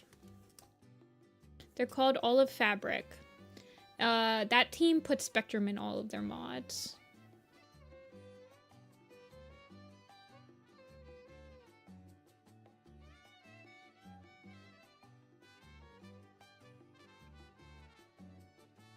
That's the packs I usually play. If I was going to have a Minecraft server, we would be playing on All of Fabric. Because I think that they're very well done packs. I know, I have Spectrum as my internet provider as well. I also think of Spectrum and then I'm like, wait, no, it's the good Spectrum. Not to harp on Spectrum, but it's not like I really have that much of a choice. Who my internet provider is here. It's either AT&T or Spectrum.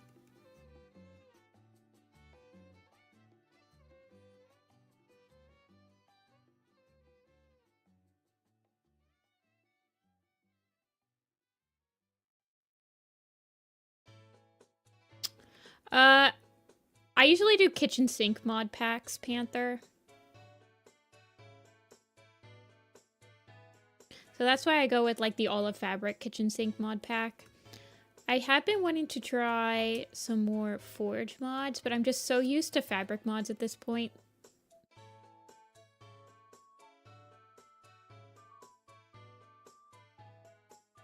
Spectrum trucks, you never have a choice. I know. You either have to get Spectrum or AT&T here. Or like some sort of I don't know.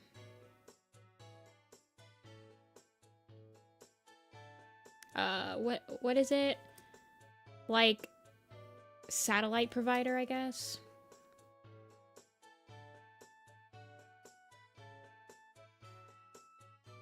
Full body, no background. Yeah, they're 45 for stream. I think they're 40. Are they 45 or are they 40? But not the half I'm in. Wait, what? Just lie and tell him you're in a different apartment. 40. Thank you, Ren. I am thinking about raising my prices $5 soon. Just FYI. I might raise my prices $5 at the end of the month.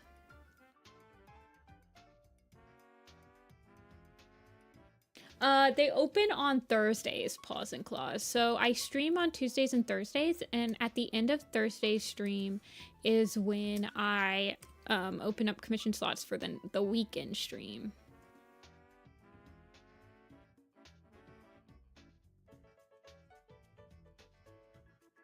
Yeah. California is weird. Half the apartment complex is on that side of the city. Oh, that's really weird. You should just ask to move to the other side. Like when another apartment opens up, you should be like, can I move? That's what I did at one of my apartment So when I was living in Columbus, one of my apartment complexes, we were on the ground floor, and everyone above, so we had garbage disposals, and if you don't know how to use a garbage disposal, you can mess it up really bad. You can't put a lot of stuff down a garbage disposal that people don't realize that you can't, and one of those is oil. You shouldn't be putting oil, pasta, anything that could get stuck in a pipe, you shouldn't be putting down a garbage disposal. Anyway, story time. Our upstairs neighbors, I think they did a lot of fried food and stuff, and they kept putting their stupid oil down the garbage disposals. And since we were on the bottom floor, it was our garbage, our pipes that would get backed up. So one time I come back from classes and our entire kitchen was flooded, basically, because it backed up so much that it went into our sink and it went all over the floor, and it was horrible. It was so bad. It smelled so bad. And the next chance I got, I said I want to move, and I want to move to the top floor in the apartment complex. I'm like, whenever you have a floor opening on top, I'm moving in there. So then me and Maple Spider moved to the 3rd floor, so we didn't have to deal with it. That's your story time. It sucked. The end. Moral of the story is, if you're looking to live in an apartment complex that has a garbage disposal, don't live on the bottom floor. You might be right next to the laundry, but it's your apartment that's gonna get the backed up oil, gross grease, water when people don't know how to use it properly.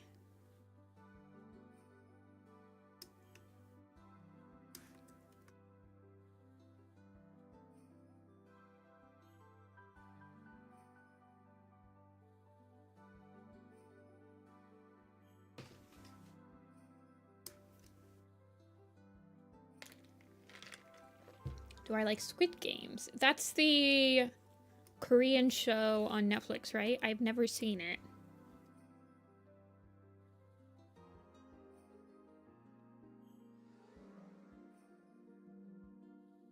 I have no idea what it's about, actually.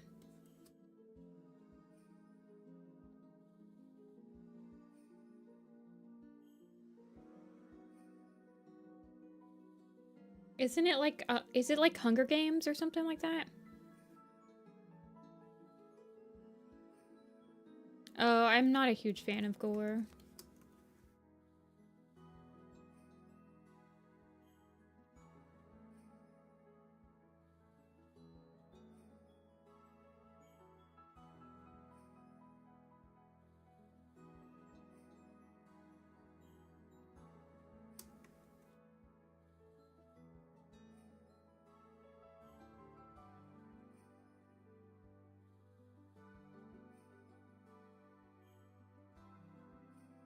Not a huge fan of gore.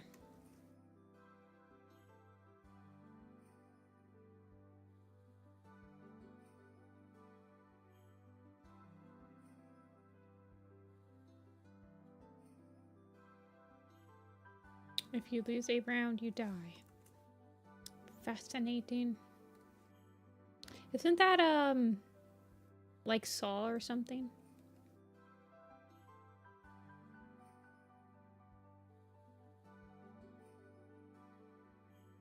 Is it like... Well, I mean, people die. It's obviously scripted.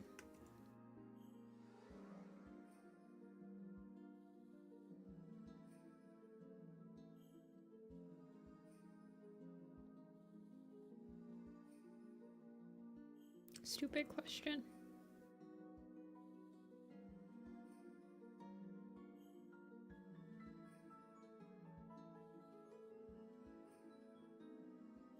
I don't know. It doesn't really sound like my cup of tea.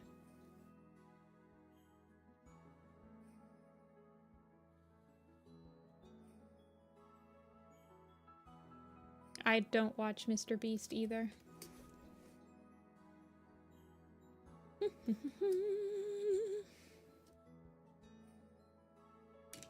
Let's see.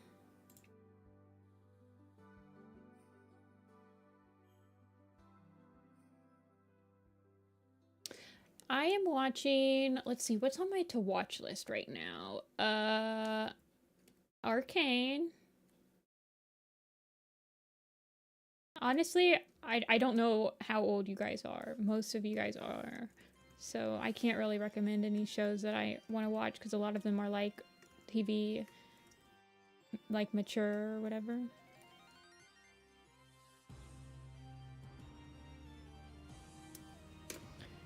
Yeah, I'm watching Arcane. I need to watch Arcane. I need to watch Smiling Friends Season 2.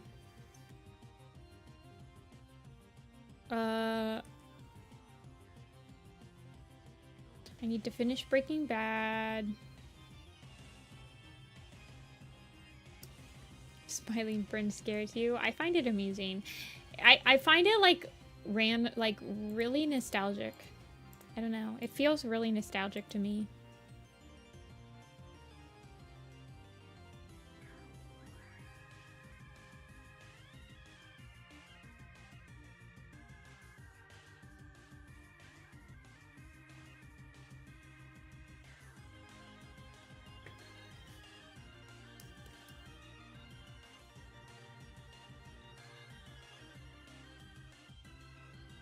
Alrighty. What are we thinking here, Vire? I think I'm done. Actually, I want to do one more thing.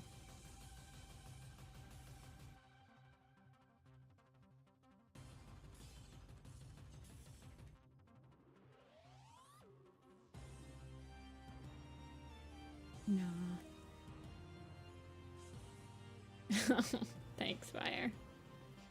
Let me send it to you. I kind of want her eyebrow to be...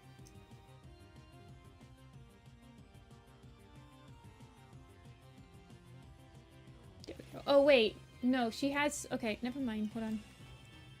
I'm looking at the rough sheet. And I forgot these little spots, which I feel like add a lot.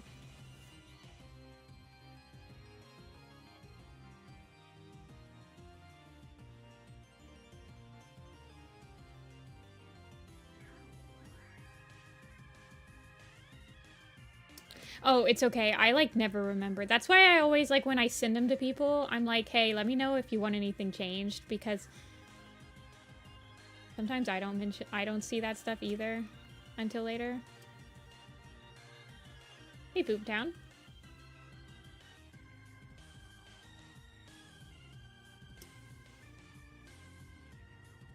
I can send you a version with the like opacity that you wanted. I'll send you 2 versions.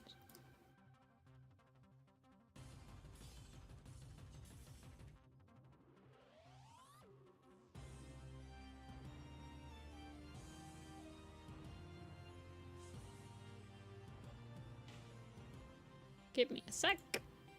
Phantom. And then you said one with like 80% opacity.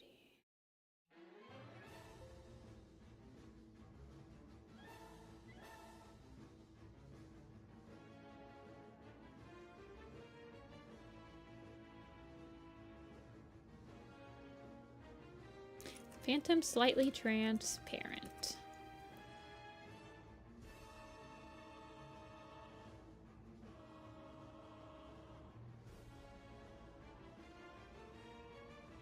Makes your skin slightly transparent. Ooh, that is fun.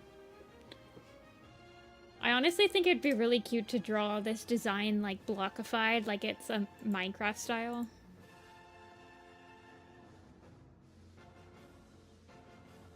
Would probably take some thinking.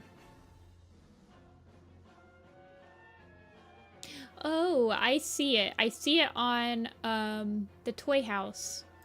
What it looks like. Is this it?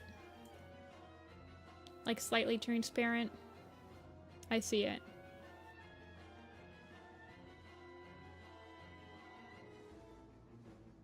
Phantoms are in the end, right? In vanilla? Or is that just in the mods that I play?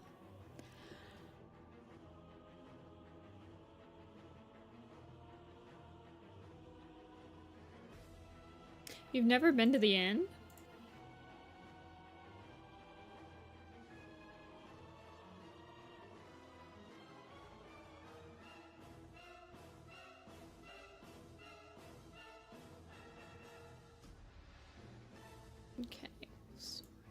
Do you want me to send this to you on coffee, or do you want me to email it to you?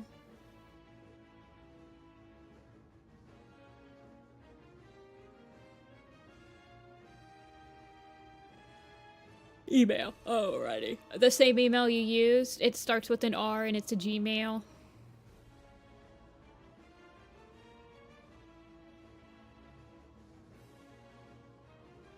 Okay. You got it.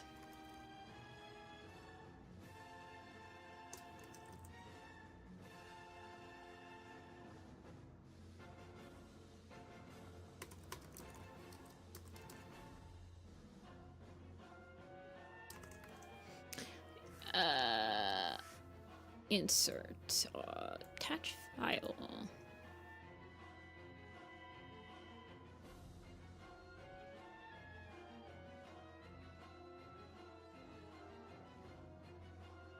Thanks, Pause. Can you also send your Toy House username? Yeah.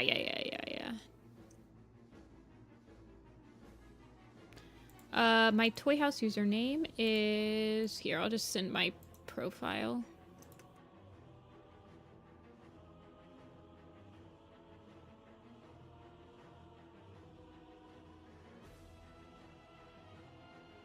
You always play on peaceful. I usually always play on easy because I'm baby.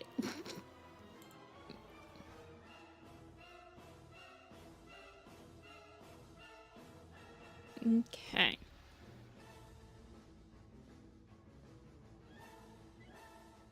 Telia is last. 2 Telia characters. Yeah, I like playing with mods, but I don't want them to be... No problem, Fire. No, it was nice drawing the character. I like drawing wolves.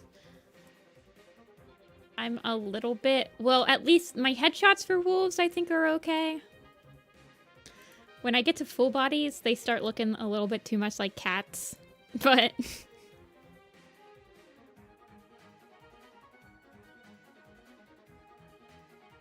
Alrighty. So Telia has a monkey and a cat. So we'll do the monkey first.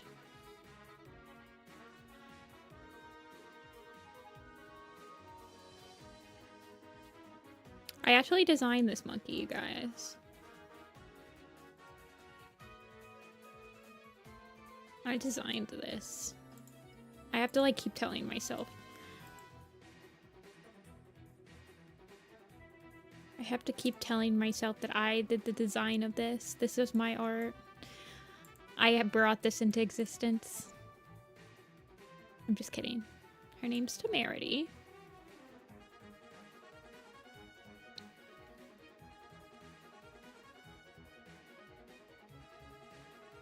Okay, let's draw Temerity. Let's see how my monkey skills have, I can't imagine that they've gotten any better over the years, I'm gonna be real with you.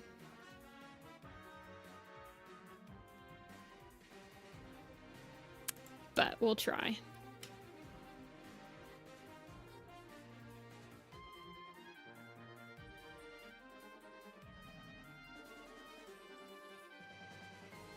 Hold on, I'm looking for the type of monkey she is. Yeah, Telia's been in here. Rin, I think she went to go have dinner with her, or lunch with her mom, but she said I can start without her, so we're going to. Okay, what should... I kind of want her to be... Shoot, I forget what kind of monkey this is. Oh, goodness gracious. Red-shanked doppelganger, okay.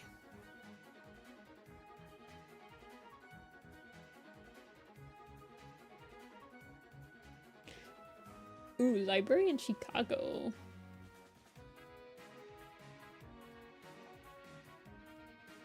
Not on stream, Huli.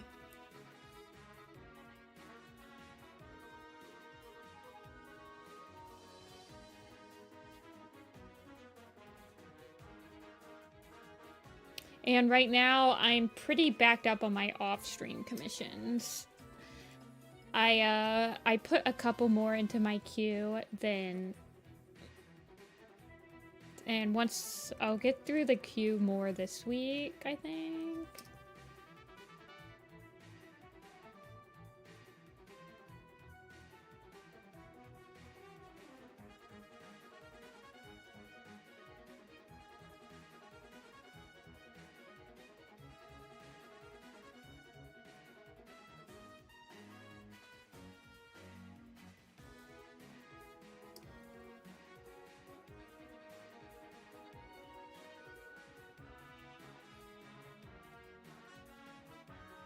You're gonna fur tomorrow.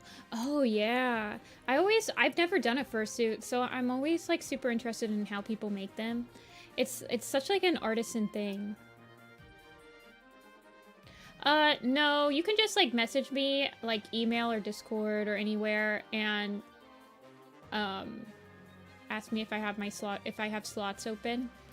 They're not like I don't publicize when I take more.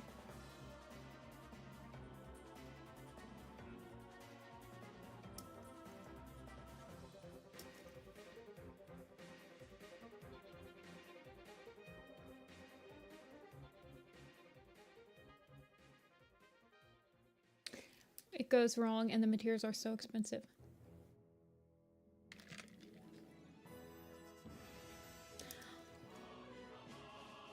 So you like put the fursuit together with foam and then you put fur on it, right? And when you're putting fur on it, that you can't mess up at that point.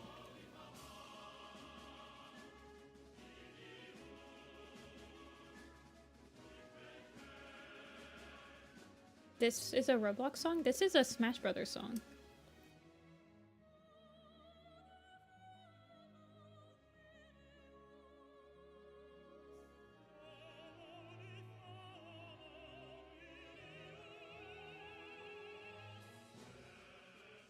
I'm pretty sure.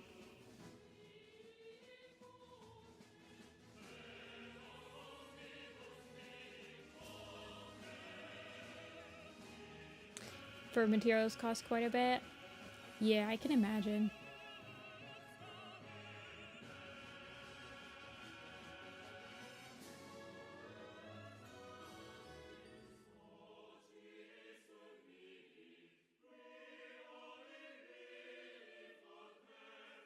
What's your guys's, do any of you guys play Smash Brothers? If so, well, actually, I don't know, this might be a loaded question.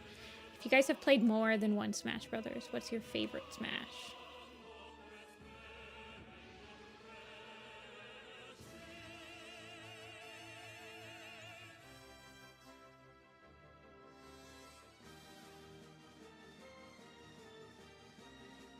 I have you on quietly. Yeah, Melee is classic. Brawl. I'm trying to figure out how to draw her.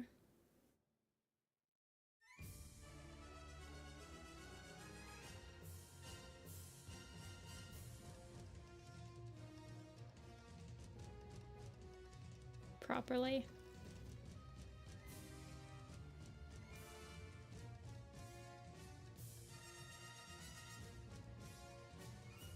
Monkeys have such long arms, you guys.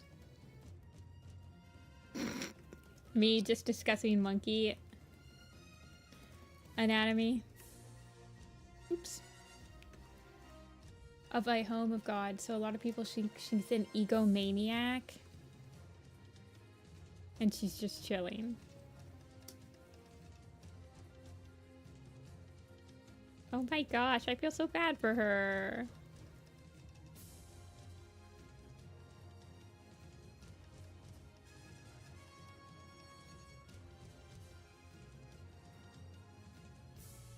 Yeah, I probably should have texted you, shouldn't I? Whoopsies.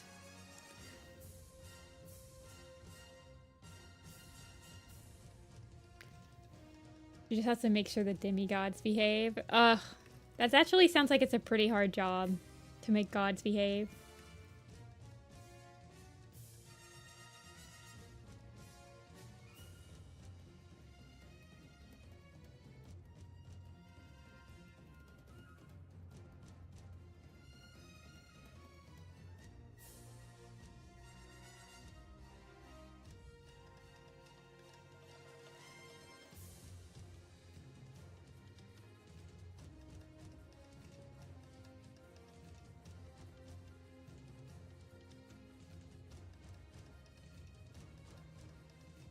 How can you see?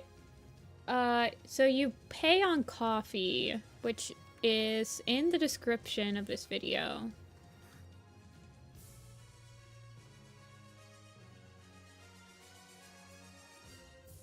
Oh, yeah. I know the story of why Telia has a lot of monkey OCs, actually. Telia told me.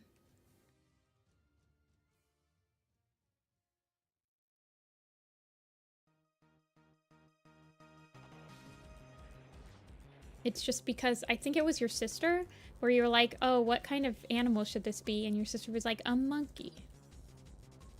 And then the rest is history.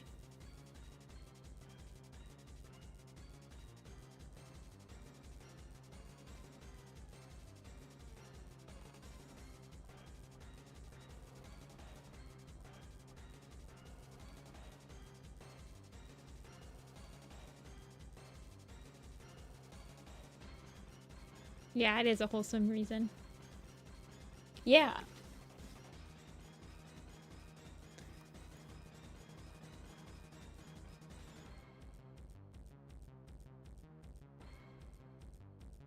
I've drawn curiosity.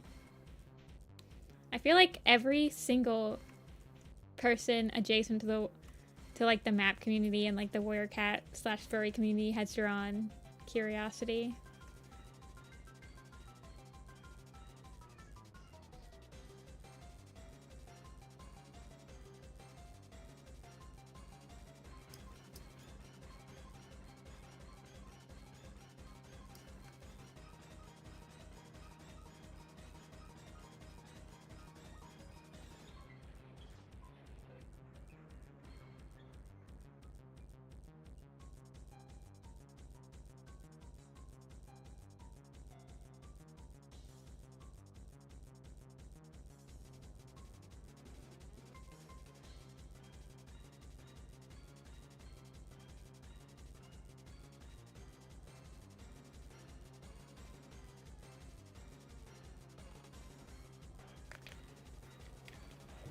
I made an animation meme with the mandatory gang and everyone accused you of stealing Telia's OC.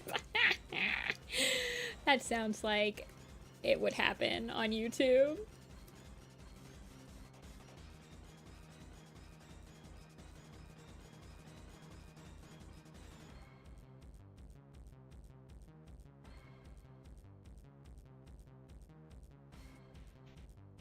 That does sound like a very YouTube thing.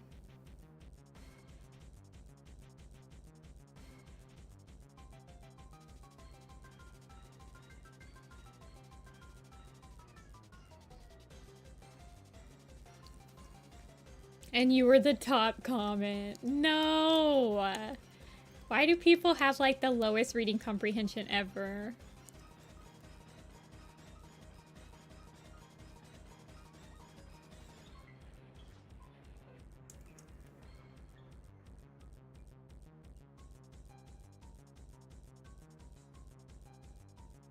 Wait, so they're monkey tails. Oh wow, they have such interesting tails. The red shank lingers, like such an interesting monkey. Honestly, I'm not a huge fan of monkeys either. I mean, they're fine.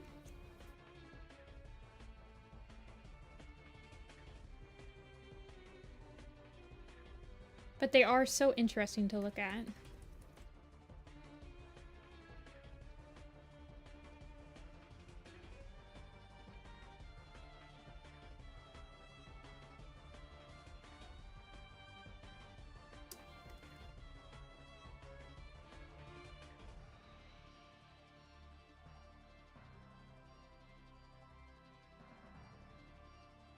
I have really grown to respect them since I've started playing Planet Zoo, though.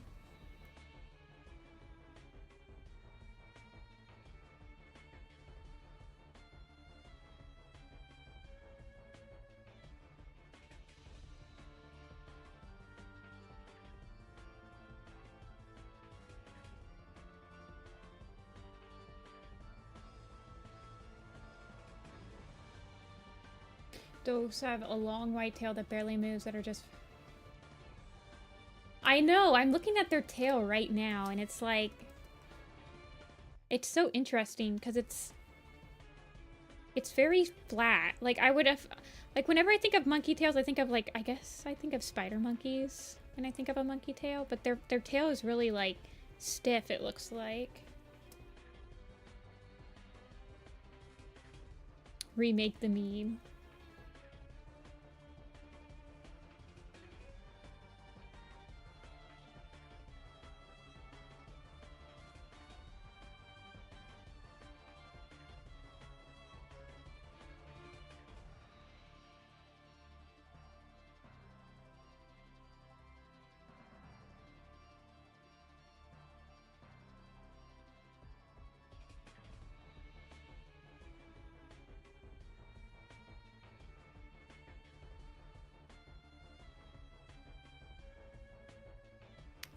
And monkeys are so interesting. It would be really easy to, like, design an entire cast as monkeys. It's kind of like birds. There was this one person on Tumblr that was designing warrior cats, but they were all different species of birds, and it was, like, such a smart idea.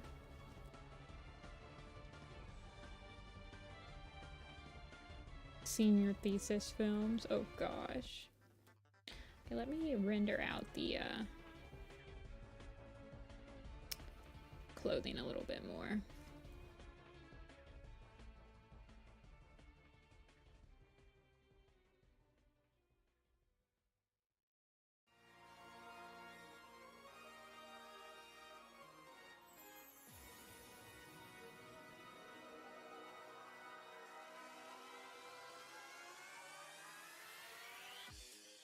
How long? Okay, for another question for those in art school.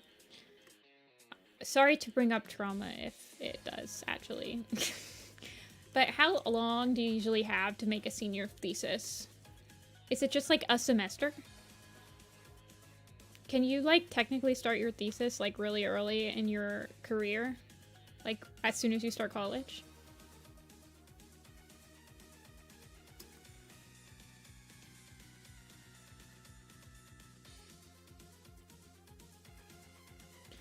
I use OBS to stream. Streamlabs. You get 3 semesters. 1 of pre-pro, 1 of rough, and then 1 for clean color and composition. Okay, so you basically get like a year and a half. No? Or does that include like a summer semester? Actually...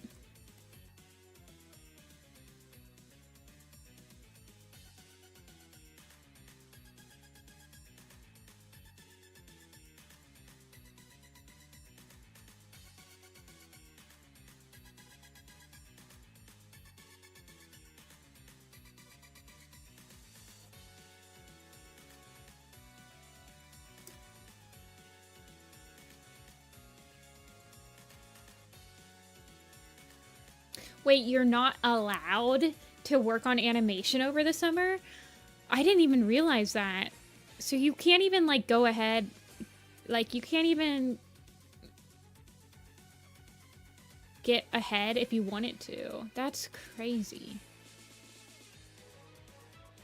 I guess it makes sense from, like, a standardized point of view, but... that's kind of crazy.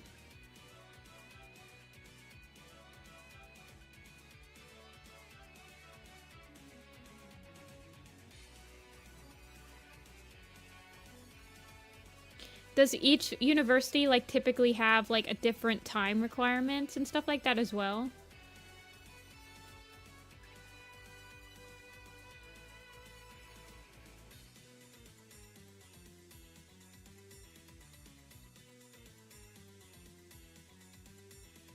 Oh, very interesting.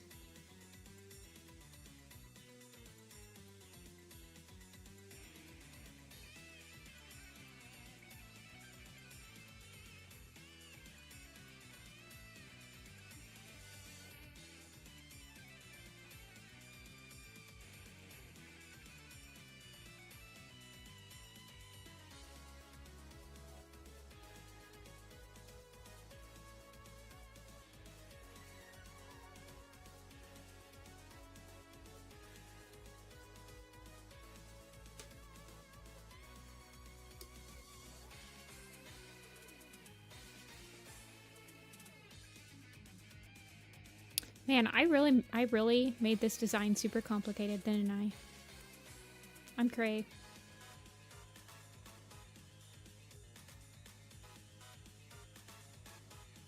When I applied, they liked some animation in the portfolio and also traditional. Any tips for applying? I have no tips for applying, so definitely gonna have to get other people in chat to help you with that one.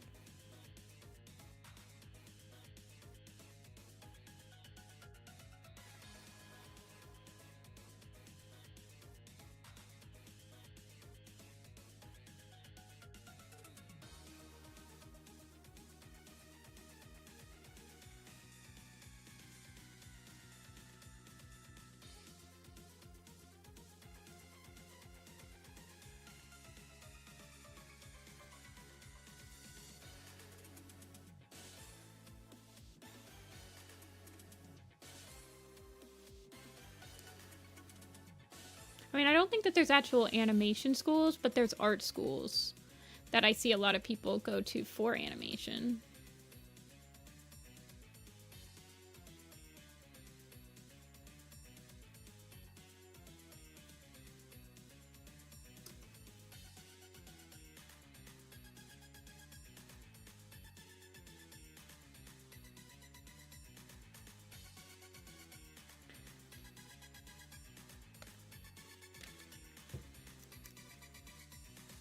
Two minutes and 10 seconds. Oh.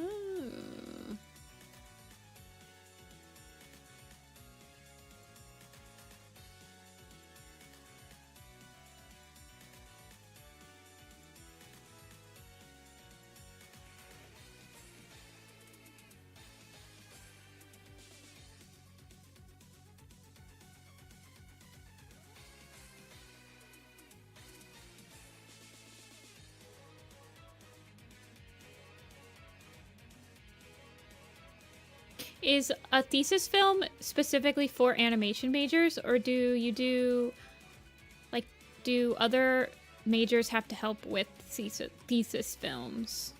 Like, for example, if you're like a viz dev major, would you like, or does every single student have their own thesis film?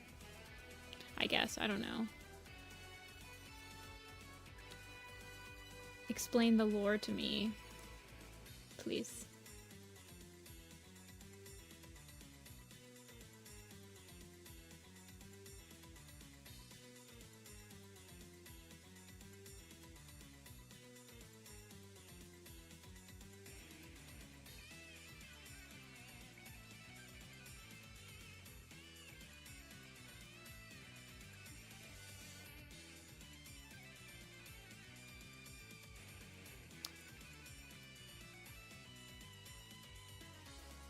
My friends uni, they like get music students to help with the soundtrack, but they've been ghosted. So producers and screenwriters, but they don't get credit for working on our film. They only get credit for the live action they work on. What? That doesn't make any sense. I don't like that.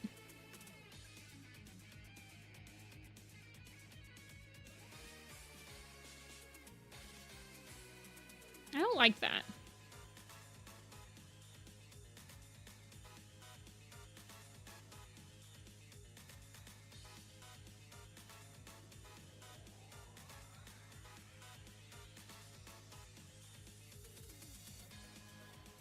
I'm a solo, but I have tons of volunteers helping.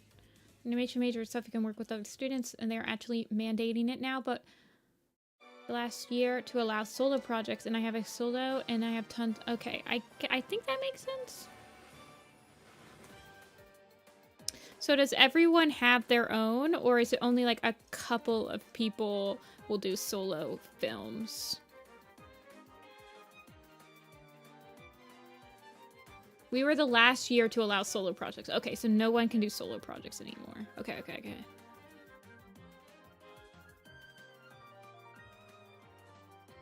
So interesting.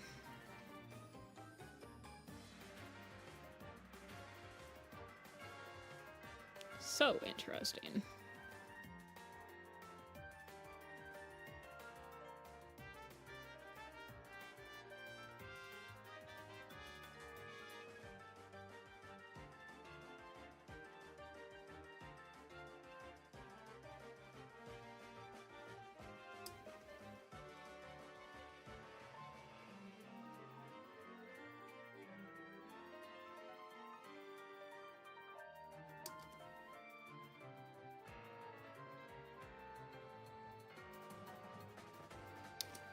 Yeah, if you're not in the system, I understand completely.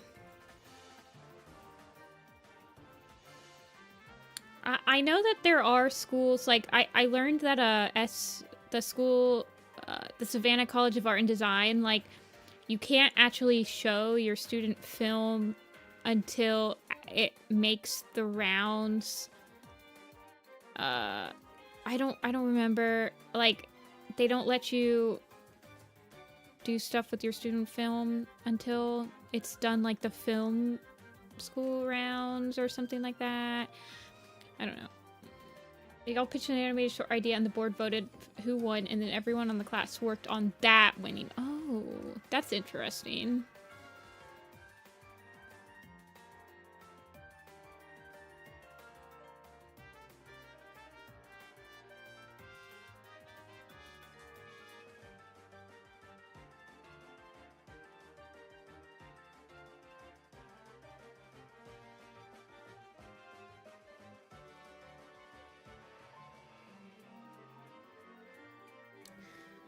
You can choose not to do that at Chapman, but it's not a wise choice.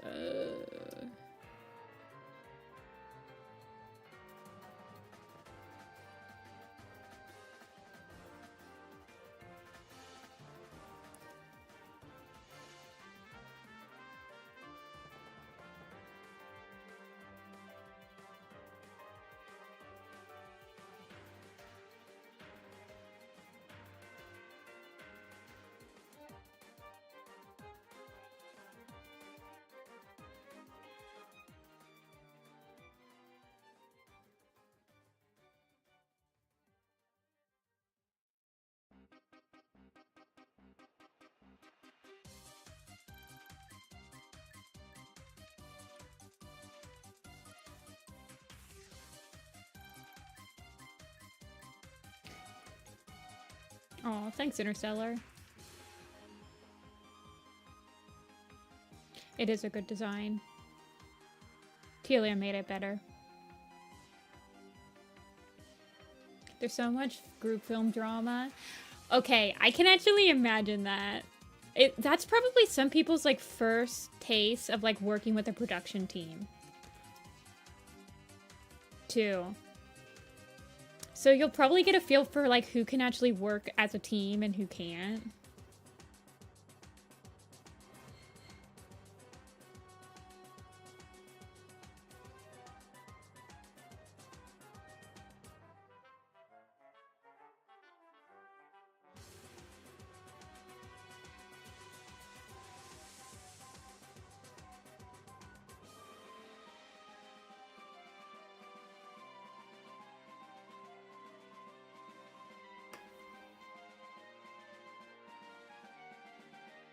Aw, Cleary. All artists inspire each other. We all push each other to go forward. We are definitely a community.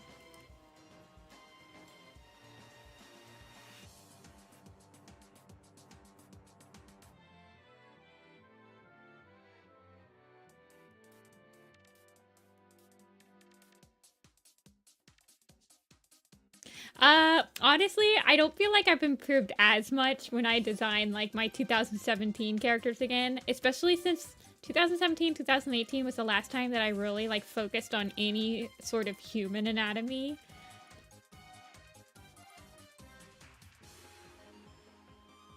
So it's definitely, I feel like I'm drawing very similar to how I drew her in 2017.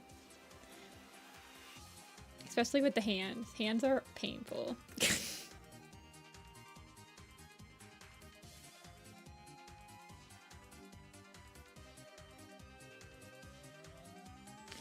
Monkey hands are, like, really thin and slender too. And very palmy.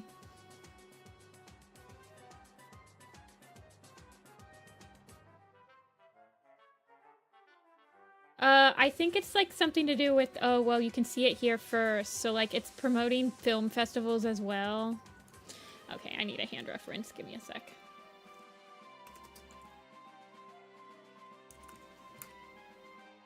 I need somebody to post their real hand that I can use as a ref, please.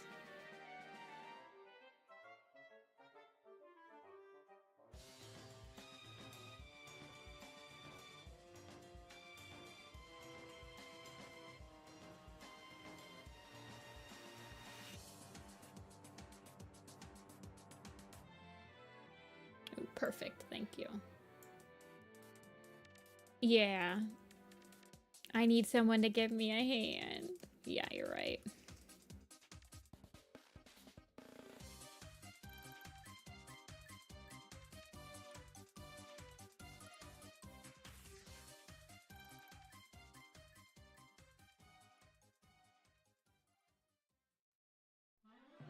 Perfect. Man, this is intense music for Temerity.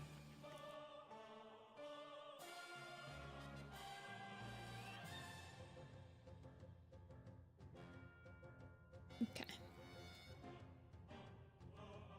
This is from Mario Galaxy, you guys. I know that.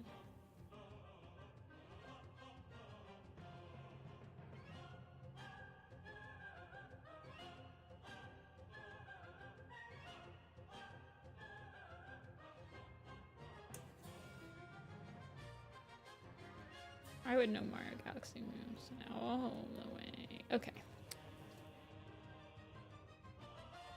I do need to draw that over a little bit.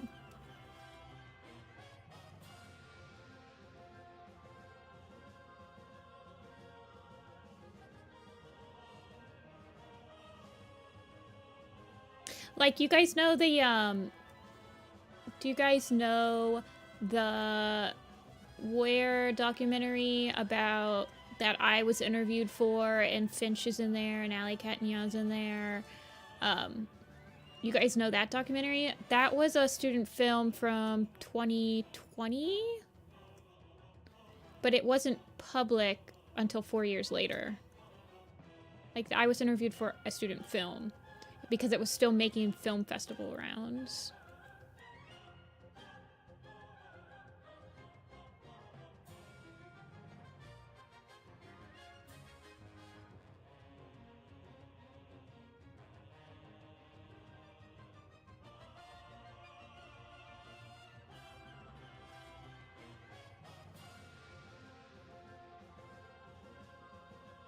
Okay.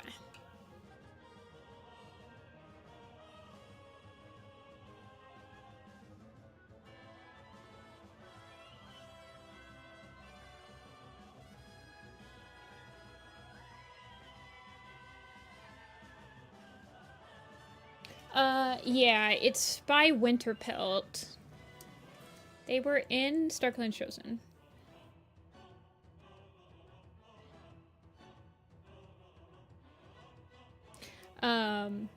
It's called, what's it called? I have no idea, actually.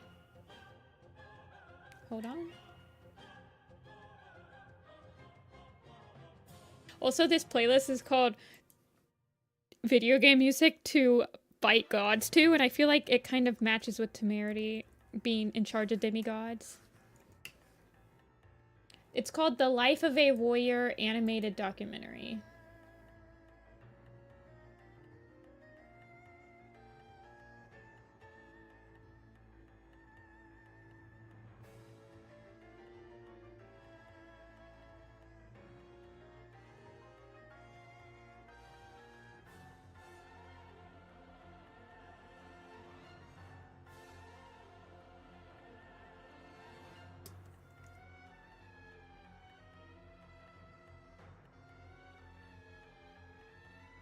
How much work in progress you post online, or that can disqualify you. Yeah, I was able to see I was able to see that documentary when it was finished, but I think it was because I was part of it. And I wasn't, I mean, I didn't share it with anybody. I think Winterpelt just called me and streamed it to me.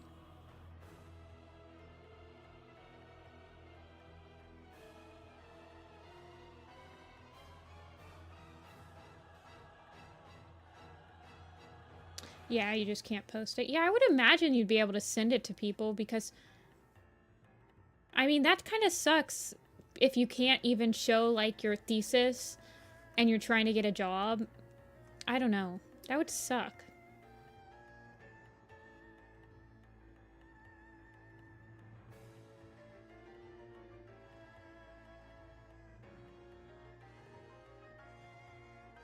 Like, how are you supposed to show people what you're like? I don't know. Is a thesis typically like some of your most proud work? Like it's like a crown jewel for your reel and stuff like that? Yeah, I have a password protected section on my portfolio.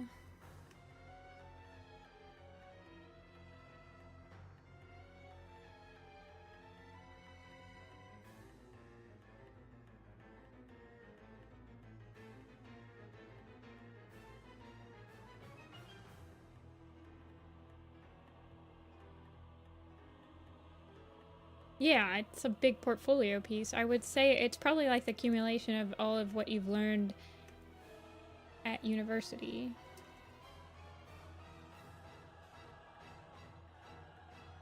Yeah, for sure.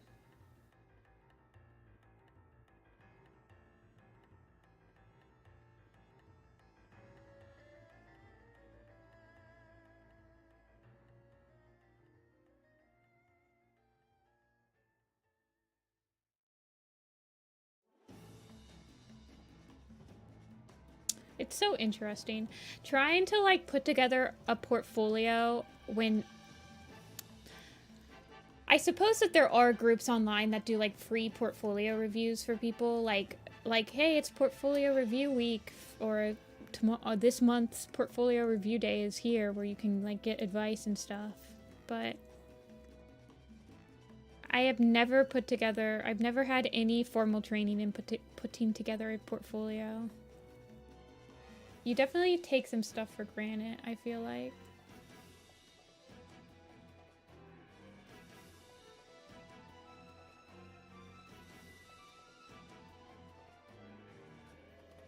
I'm like falling in love with her all over again. I love her and her little bob cut.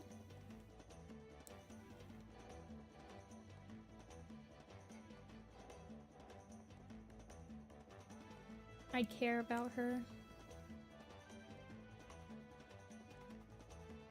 And her super hard job of making gods behave.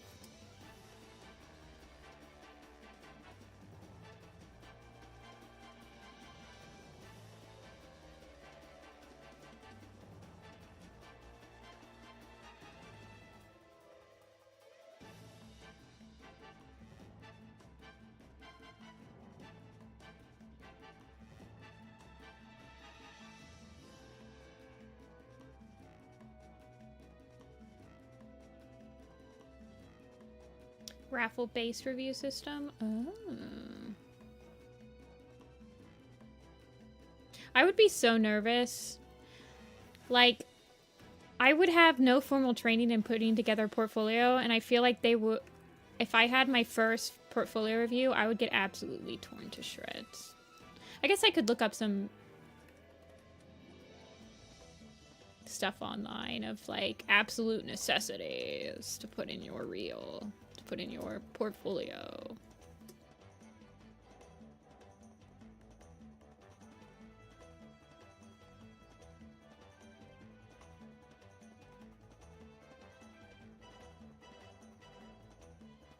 The Animation Guild? Oh. Well, I wouldn't be putting together an animation portfolio. Although, I mean, I don't think I'd ever want to do. Honestly, I really don't think I could do animation as a job. I don't like it enough to like animate something I don't want to animate. Does that make sense?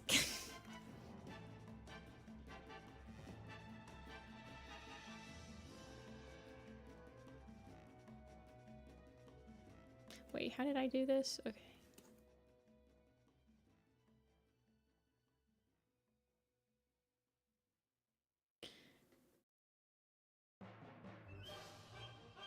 Yeah, I know a lot of my friends are like storyboard cleanup artists, which are basically like doing the keyframes for animation before they send it overseas to like get properly animated.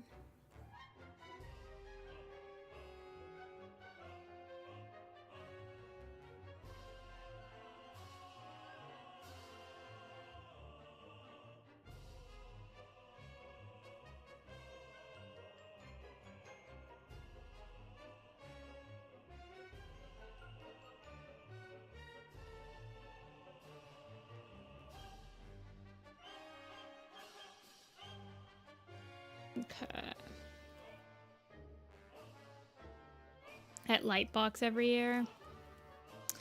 Yeah, people have mentioned Lightbox to me. That's the one it's in California, right? Like closer to San Diego or something like that.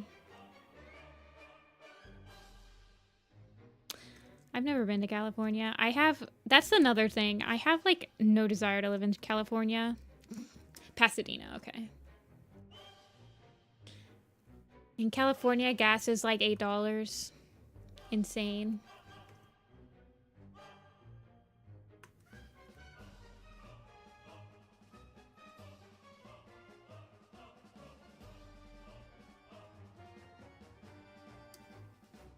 I mean, clear. I've seen people post like their just not the thesis film, or like you have to wait for the thesis film, but like people post animations that they make in college. If you're like animating for not a class, like for fun or something. But I've definitely seen people post like their test animations or their finals from other classes.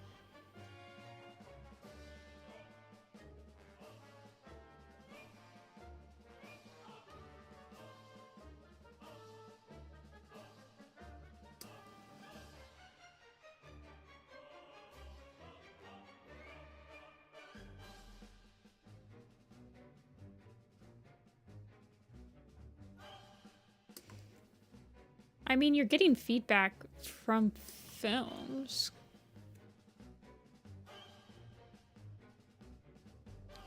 But yeah, I'm pretty sure it would just be like films you can't post. And you can post them eventually. Just not right away.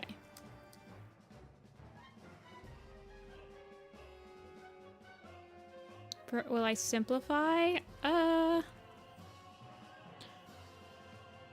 Off the top of my head, I have no idea. Probably not too many. A lot of the designs are fine for animation.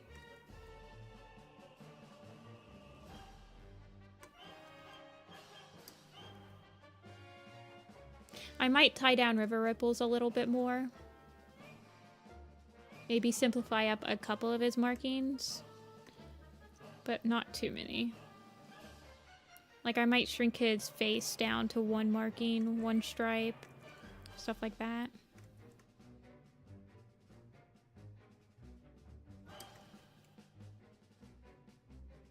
Yeah, Vire, you're teaching us all.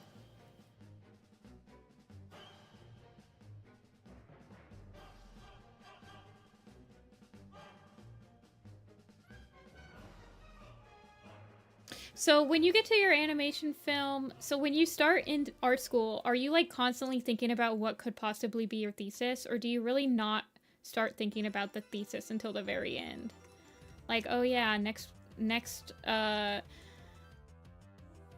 semester I'm gonna have to board, or I'm gonna have to script and pitch my thesis. I should probably start thinking about that. It depends on the type of person you are. That's true. That's so true.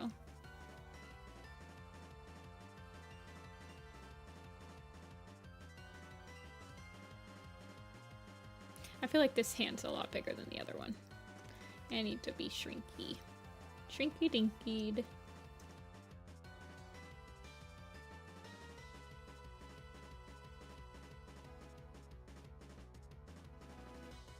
Not that much.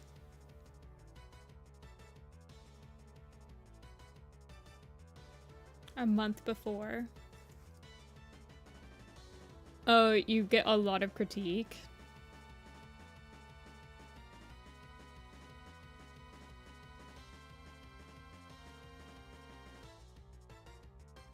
Come up with the idea itself.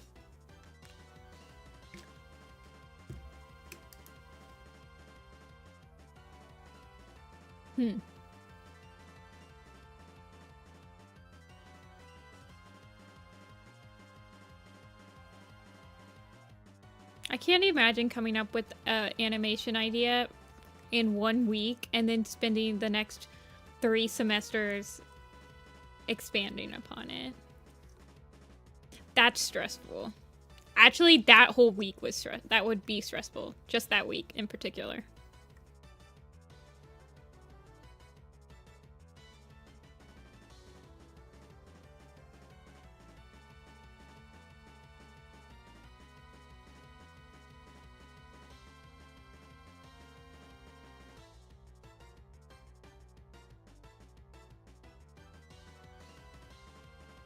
Those my OCs. Ooh.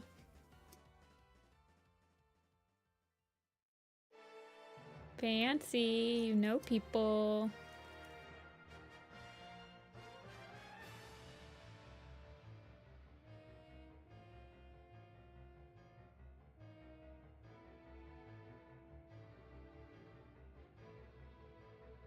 Doesn't apply to Lauren.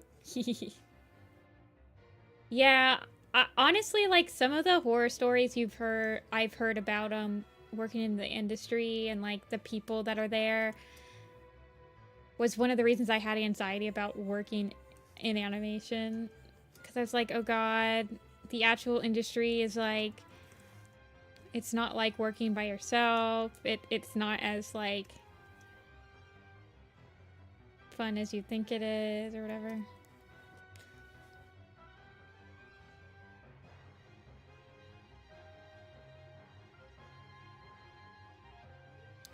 I am drawing a monkey named Temerity. Belongs to Telia.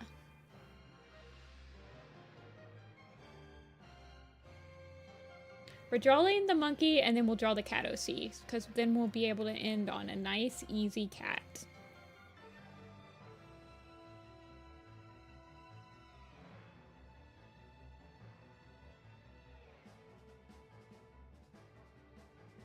Phantascope.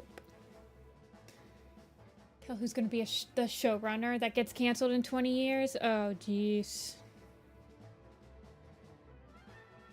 That's stressful.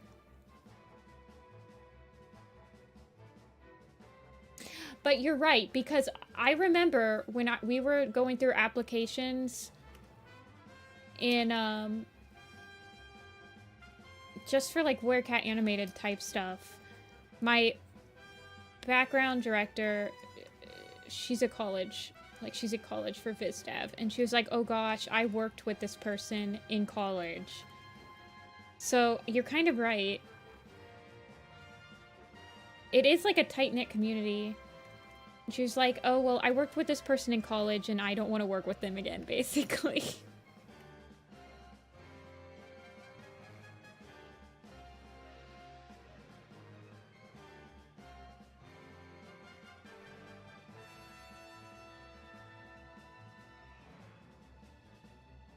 I mean, it's kind of like that in the Warriors, just like the Warriors fandom in general. Like, if you're a map host, there are certain people that you let into your maps, and then you're like, I don't think I'll be letting you into another one. Like, you were really hard to work with, type thing. Not even, like, if they were just, not even if they... Sometimes the people are just, like, not communicative, or they're not willing to, like, work in a team environment or stuff like that.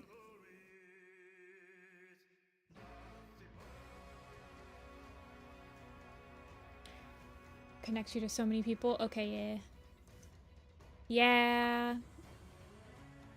That's the other thing about living in California, since it is such a small industry, but... Ugh.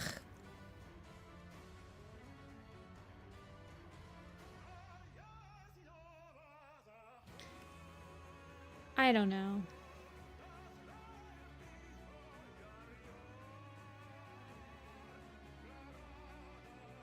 They've never known someone who got a job from an application. Yeah, that's what I've noticed. That's what I'm, like, telling myself. Like, even though I didn't go to art school, I kind of assumed that at art school you got a lot of connections with people. Like, there were, like, job fairs, like how there are in regular universities where people, like, get internships and they get a job from the internship type of thing. But it's apparently not as common as I thought it was for it to happen like that.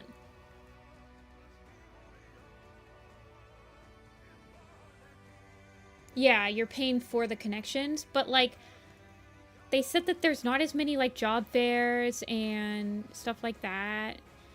And with the internet nowadays, it is, I mean, I'm trying to get into even like volunteer projects with people that are in the industry to try to get my connections that way. Because it's just not worth it, man. Art school is so expensive. I mean, like, I can't afford it. At least. I don't know. It's so expensive for like a job that's not like a... Like when you go to school for a doctor, to become a doctor like my sister, well, at least you know you're gonna get a job if you keep working at it and you like get your degree and stuff like that, and you're gonna get like a high-paying job that's gonna pay it off. But with art, it's like not as, well, I know I'm gonna get a job and be able to pay it off. I don't know.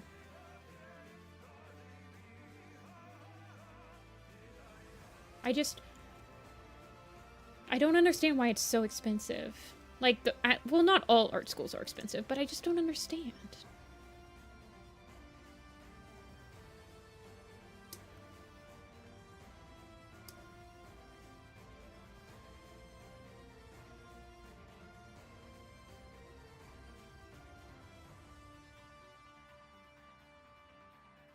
Is art school worth it if someone else is paying for it? Like if you got scholarships and stuff? I mean, yeah, scholarships help. But I mean, even if it's your parents or someone, like, they're probably gonna hold that, I don't know.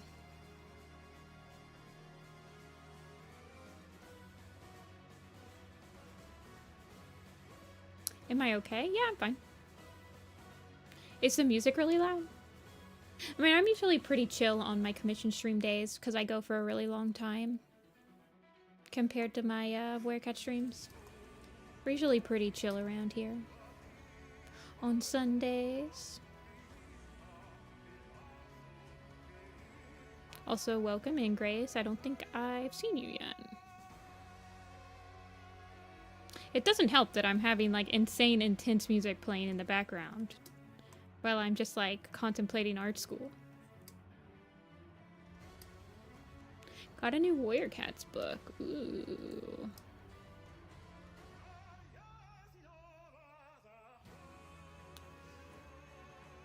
Yeah, have a parent pay and hold it against you for the next century. That's how I felt.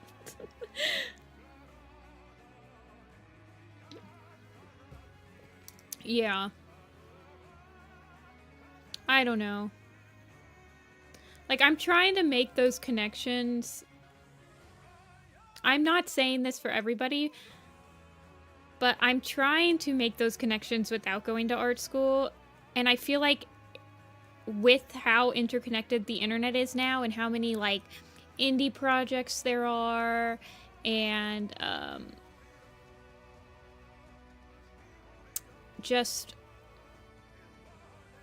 it's easier than I thought to like make friends with people who have connections, I guess. So I'm trying to make those connections without going to art school. I'll let you guys know how it goes. I haven't gotten a job yet, so I could be on some serious copium.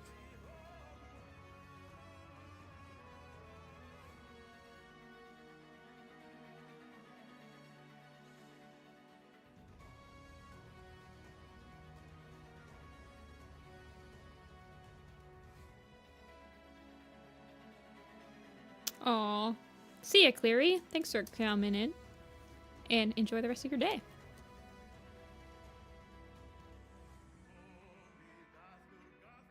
Okay, I have another question. For internships, do they assume, like, do you usually have to be with a college to get an internship? I also feel like that's the case, too. Like, typically internships are closed only for, like, college students. Another reason you should go to art school. Another bonus of art school. Are they usually paid internships or no?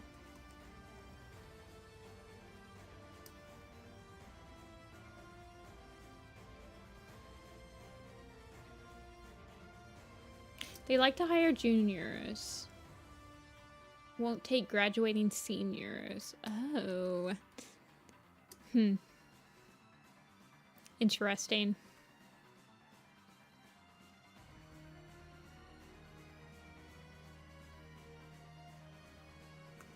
Very interesting.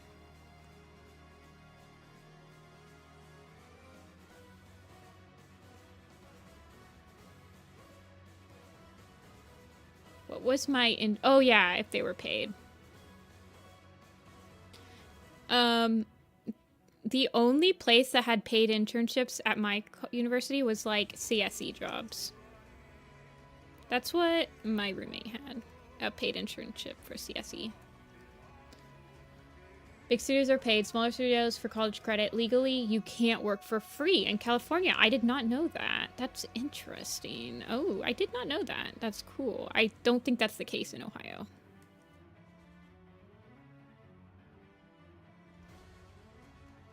They can't even like get by saying it's a internship or like a student internship or like a, I guess you can't say it's volunteer.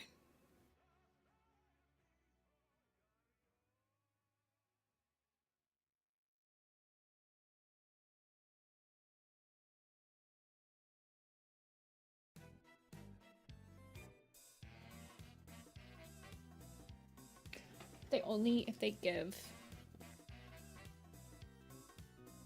Oh, another reason they don't like give internships to non-students. $17 an hour? Oh yeah, minimum wage is like really high in California. I keep forgetting about that.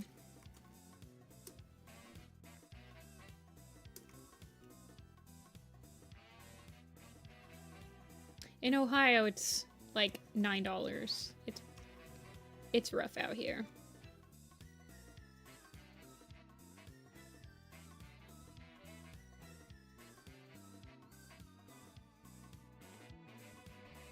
Average Midwest L. Well, our gas is also like 60% cheaper than California.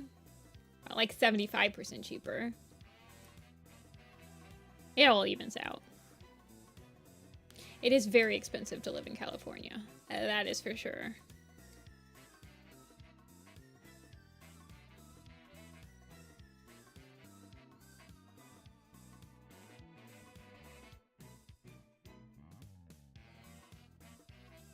For Athea, monkey. I mean, okay, housing prices in Central Ohio have gone up, and it's terrifying to me.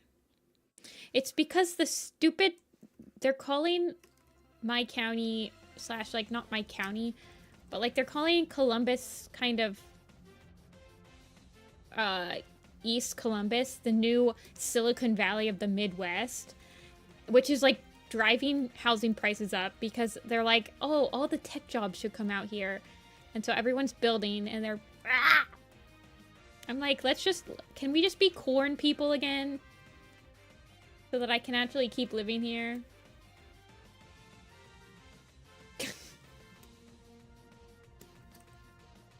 Yeah, housing prices are going up. Me waiting for the next bubble to burst so that houses... Like, even in Columbus, like, getting, like, a decently sized house here is, like, 500. It's, like, the starting. It's insane. Maybe not. Maybe, like, 300, but, oh my god, it's bad.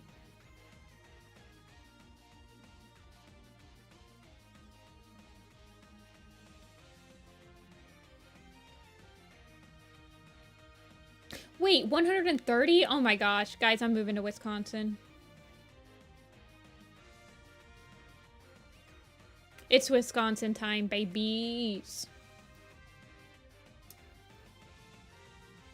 And a yard.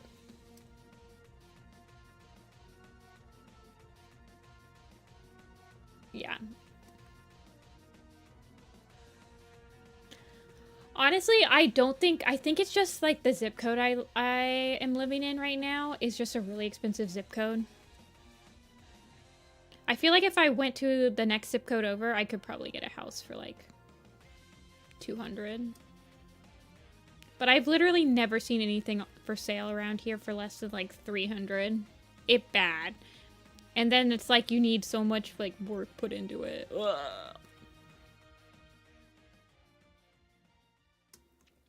A separate room as a bedroom and an office space. You're so real. You're so right. Like, I just want an office and a bedroom.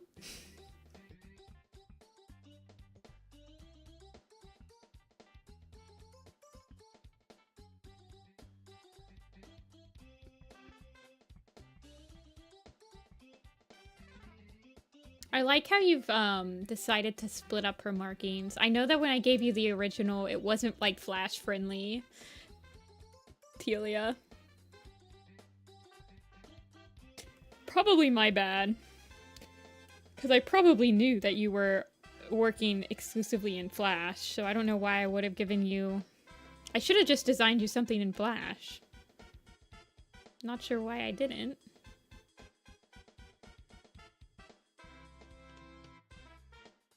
Who knows? Who knows what 2017 Jessica was thinking?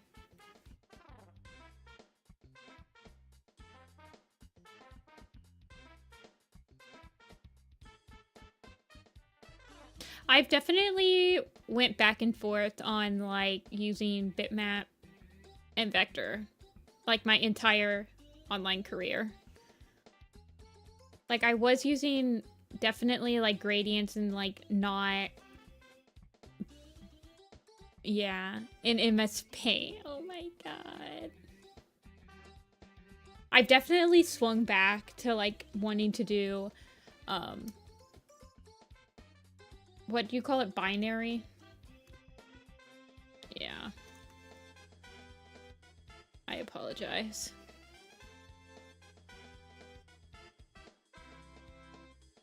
Take my sincere apologies. Hey, Stealth. Welcome in. Do you guys prefer... Not prefer. You guys think we'll get a new 3D Mario soon?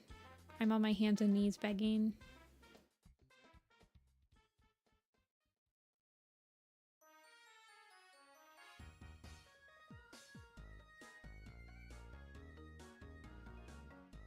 Absolutely on my knees begging for a sequel. Drifel Sealy.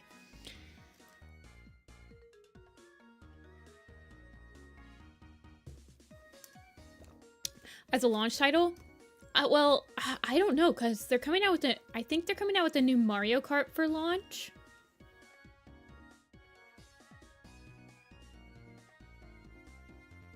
But I personally haven't seen them... Like, they had a new Mario Party on... Not Mario. Mario Kart in the trailer.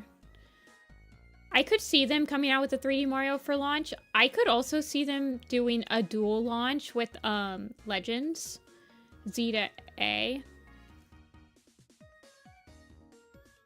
Like having Z to A launch on the Switch and the Switch 2 at the same time, like they did with Breath of the Wild.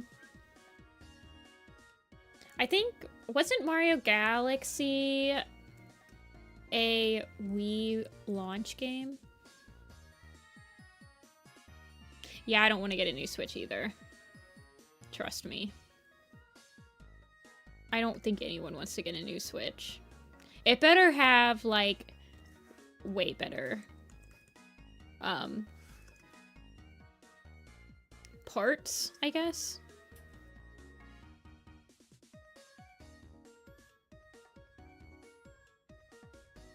Hey, Hannah. Odyssey was a launch title? I don't think so. I'm pretty sure Breath of the Wild was the Nintendo launch for the Switch.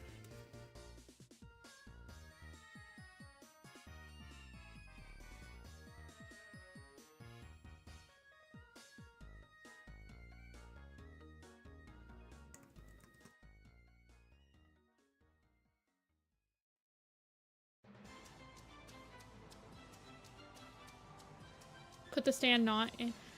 Oh, like the kickstand? It's gonna be like the the OLED kickstand Vire. So it's gonna be, I saw it. It's, the OLED kickstand is way better than the original.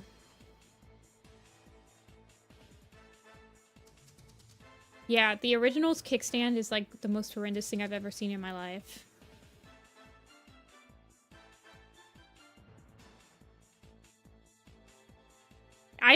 It literally doesn't work on anything other than like the flattest of flattest surfaces. Okay, you still have to expose the micro SD to use the OLED kickstand. I can confirm that.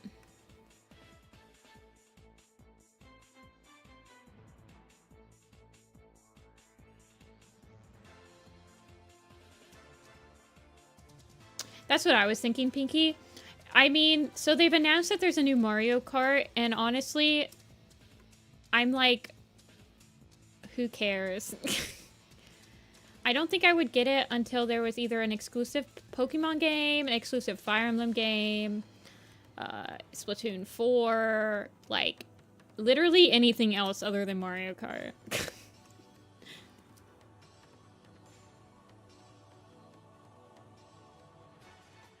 Yeah. Mario Kart, I'm not really like, oh boy, let's see what the new, what the new kart mechanics bring to the table. It's gonna be like a whole different game. No, it's not. It won't.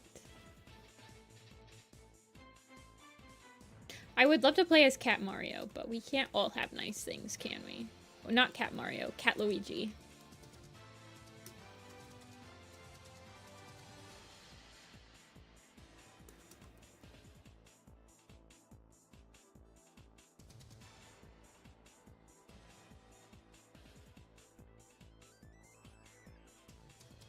Oh, I need to draw. Ugh, you all are so pretty.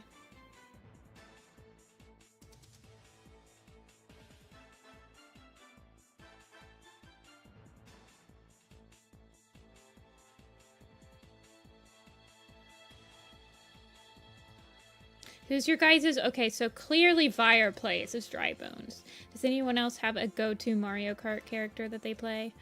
I'm Luigi, Cat Car, Button, Wheels, Peach Parasol. I take no suggestions.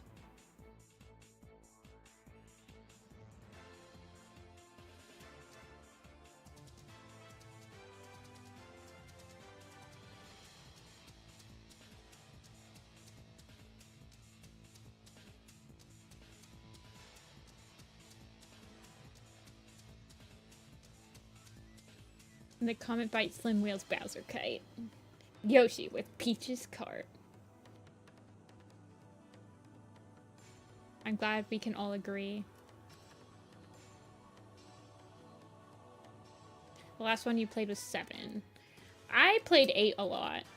I had a Wii U, and I played 8 a lot. I was a fairly high score.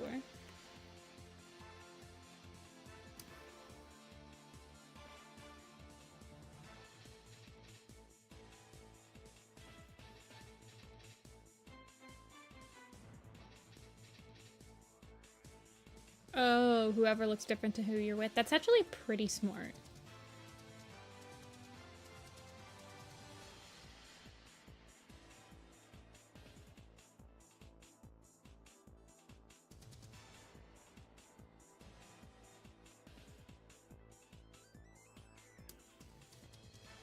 Pick Rosaline.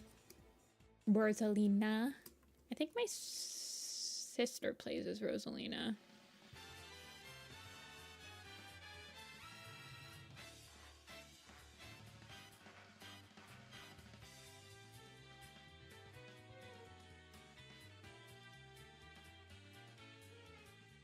Keep my hands busy after having a late night gossip session. Oh, that's real. I usually play...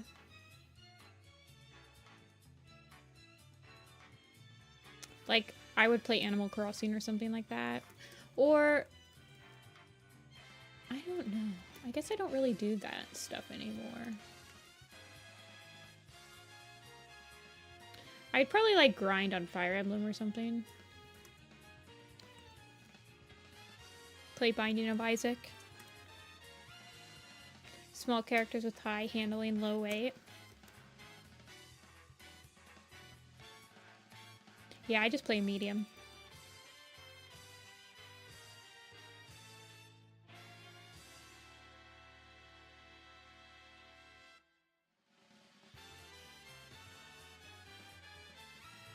Okay.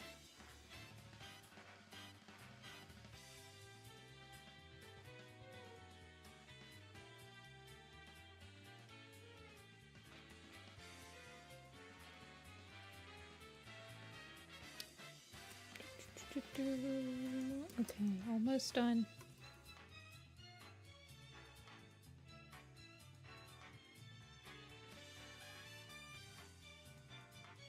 What's the inside of her look like? I guess it would be the same color for now. Mario Kart unites us all.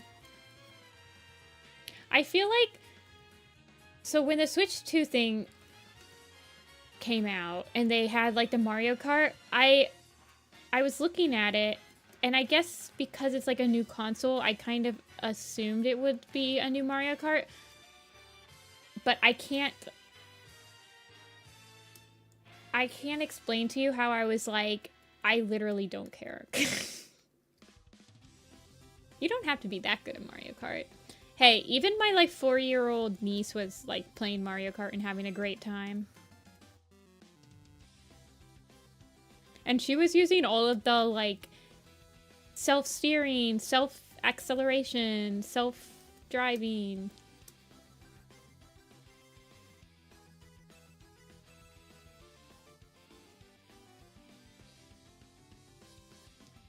Oh, Telia. Well, it still needs to be shaded, so... Also, when do you guys think this is an important question? This is a very important question, you guys. When exactly can you pinpoint the age where you go from using motion control and preferring motion controls to no more motion controls? I hate them. Go away. I need to know for science. 14.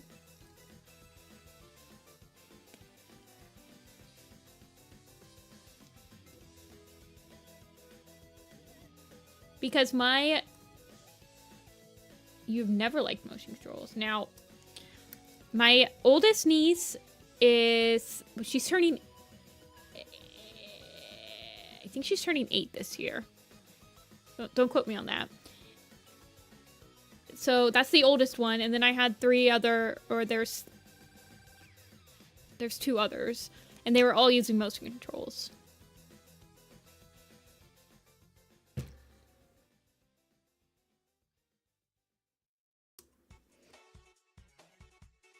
So I need to know. And they love it. They love the motion controls. Let's color this. Let's shade this, baby.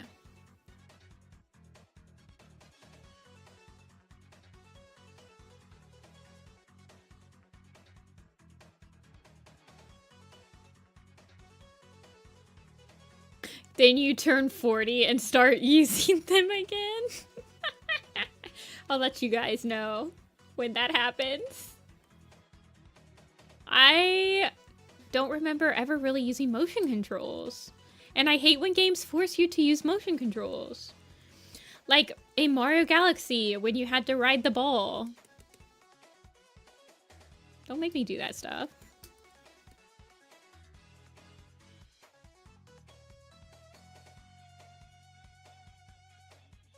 Or like, did you guys say, like in Breath of the Wild, you had to use the gyro aim sometimes?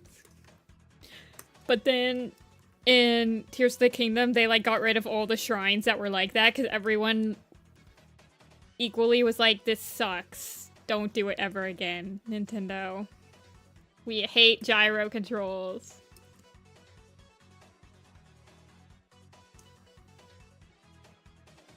Wait, when is there motion controls in Odyssey? Sorry, I meant Galaxy. Is there motion controls in Odyssey?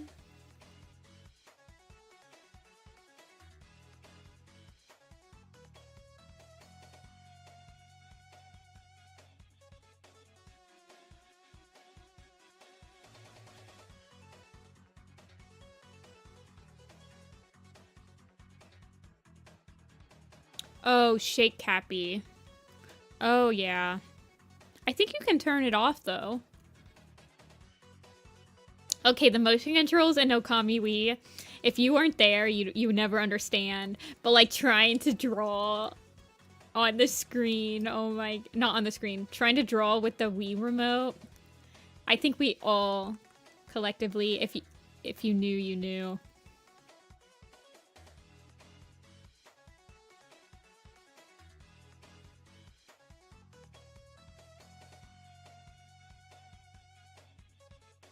I guess when I was like, by the time that motion control started really being a thing, I was already in like probably middle to high school. Because motion controls didn't really start to really hop off until the Wii, right?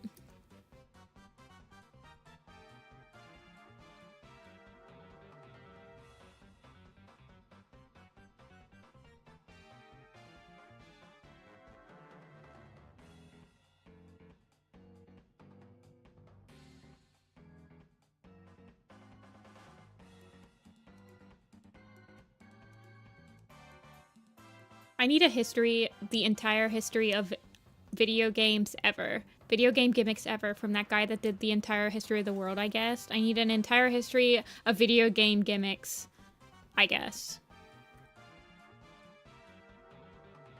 Motion controls being one of them.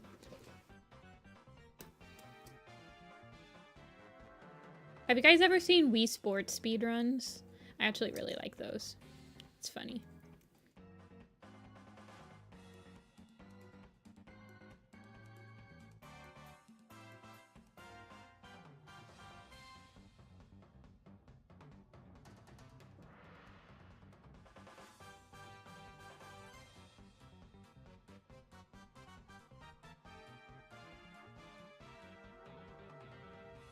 Thunderbolt, aka Hawk from Wild Robots. I've never seen... Wild Robot is also on my to-watch list. I haven't seen it yet, though.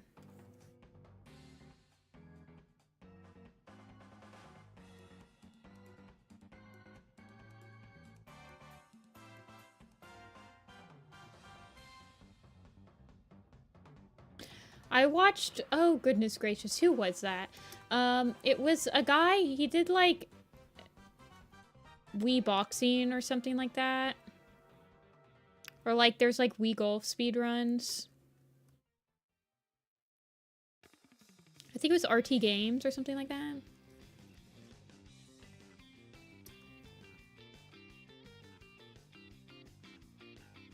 Flow to come to theaters. I need to watch Flow. It's also on my to watch list. I think RT Game has done a Wii boxing thing.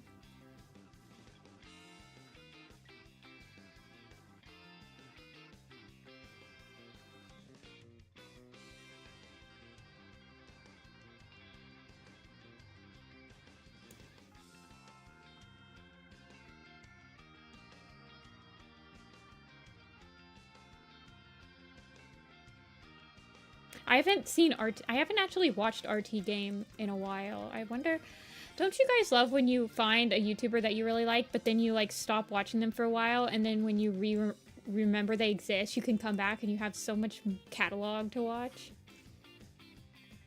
If they're still active, that is.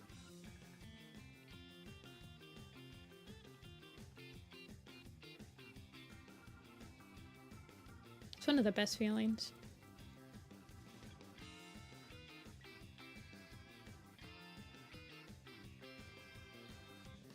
I'm subscribed to him, I think. Or not subscribed. Well, I'm subscribed to him on YouTube, but I think I'm following him on Twitch. But I think the last time I watched him was a while ago. I haven't been watching Twitch as often lately because they've really, like, they've revamped their mobile app and it's just, like, absolutely horrendous. I can't even go on it. It's so bad.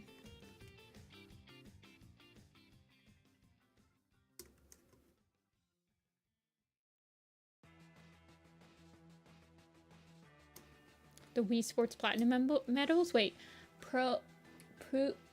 Poof Escher. Ooh, I'm gonna have to look that up. I like people that do Wii Sports stuff.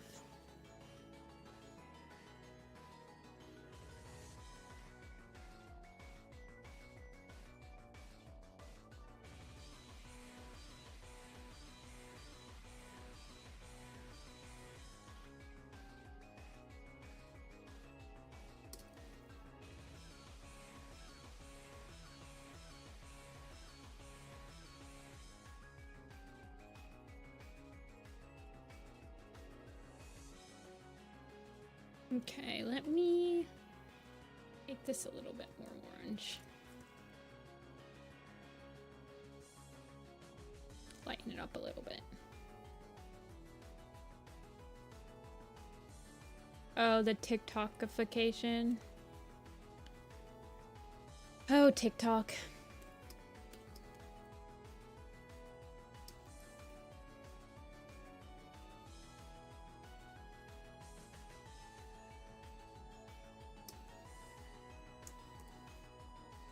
Oh, TikTok.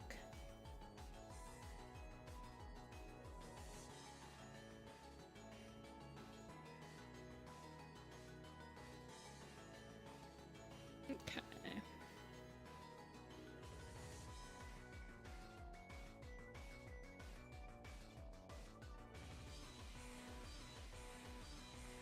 Maple Shade? Well, I'm gonna stab them for okay. Well, I'm gone. Okay, you got it. I genuinely didn't think about Maple Shade until you said that. But you know somebody's gonna do that. When I saw the design. Wait, hold on. Let me know. Can you remind me what the Phantascope, what you wanted with the Phantascope? Can you text it to me, like on Discord or something? You said you wanted him to have energy around him, right?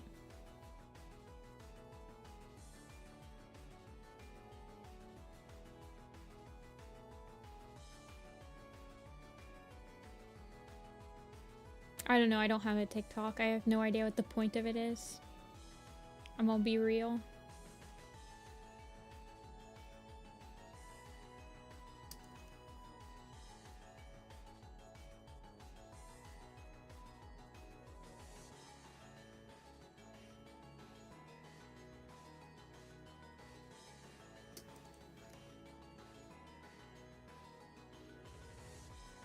Although, I mean, I don't even really like YouTube Shorts, and that's just what TikTok is, right? It's just basically YouTube Shorts, but everywhere.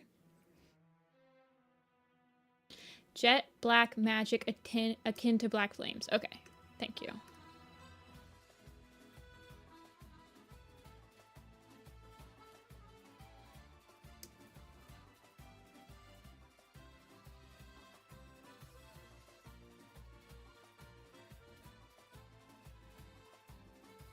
YouTube Shorts are way worse than TikTok. Are they really, though? Are they really?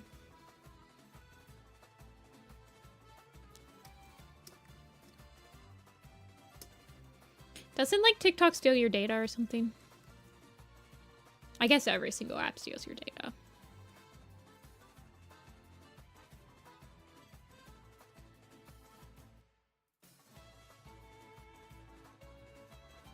Oh, on Insta? Mm-mm-mm.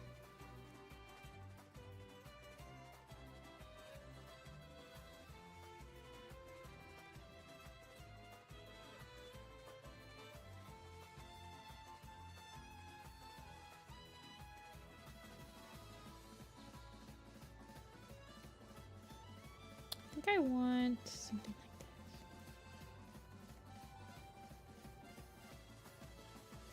okay, I think she's done. Let's send this to you. And you can tell me if you like want anything changed, Telia.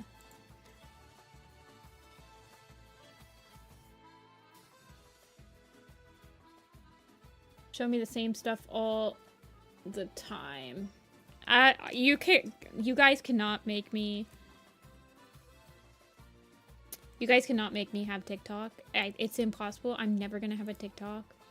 You can quote this when I have a TikTok, but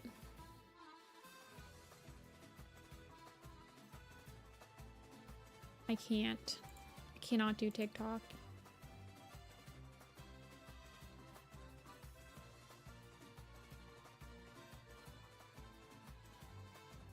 Temerity, no shading.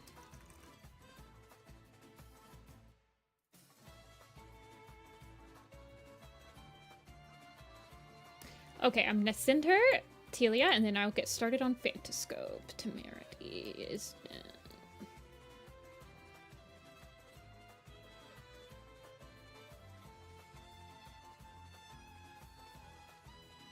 Why is the no shading one?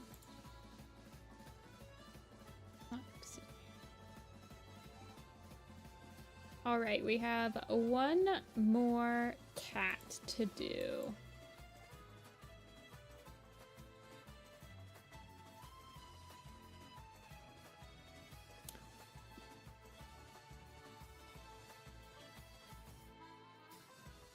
Okay, you guys.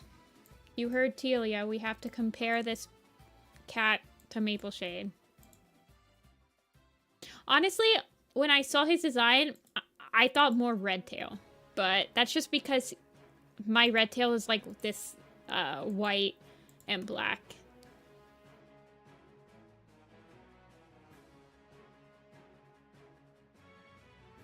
Like my red tail has about the same amount of white on his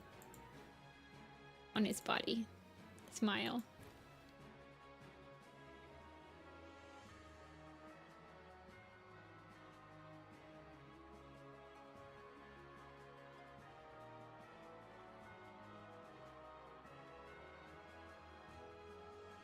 I'm looking at his whole toy house. It's insane. This is a goated toy house. I'm looking to see if anyone else has done. Look, you can't expect...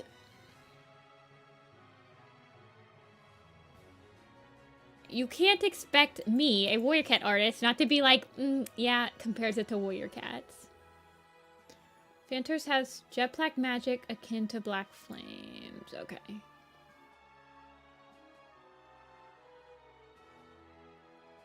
So you said you wanted, like, the black magic around him? Or does it usually come out of, like, his paws or something?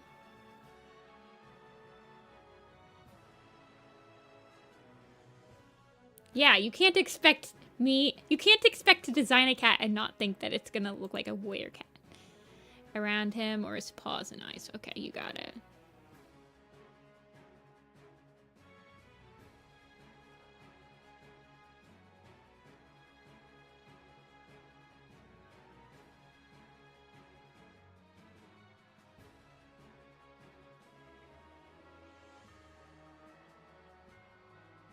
Okay. Oh, I love his shapes. Oops, accidentally. There we go.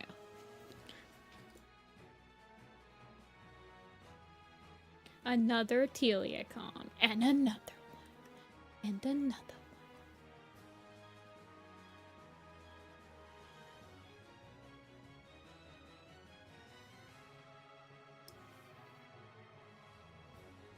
Oh, May from Night in the Woods. Oh, that's... I haven't played Night in the Woods in so long.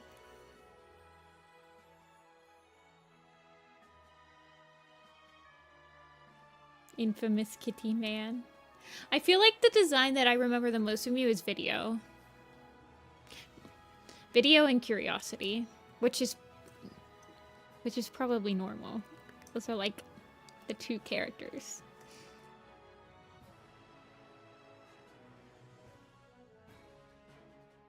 You mean Tiger Star? Stop. Telia didn't pay money to be ridiculed.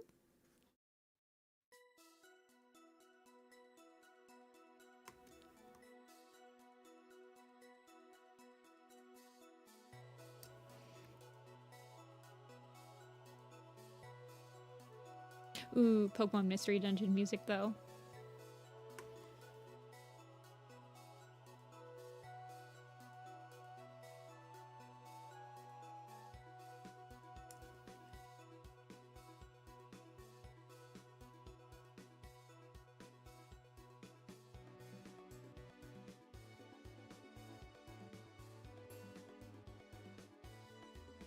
If it's not the most... I mean...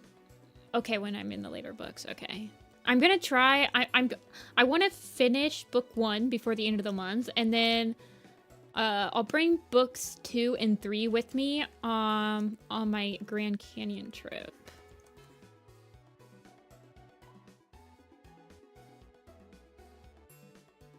I just need to finish this, like, basic life-saving course pamphlet before next weekend, and it's such a dry read, you guys.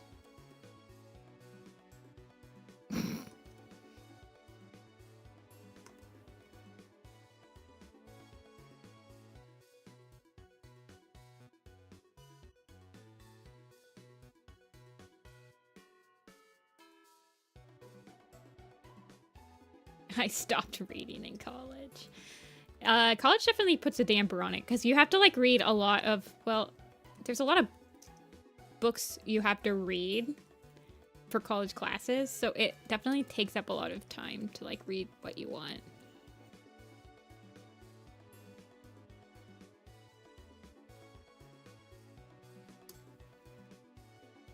Look at me drawing the face before in a full body before I even get to the main part.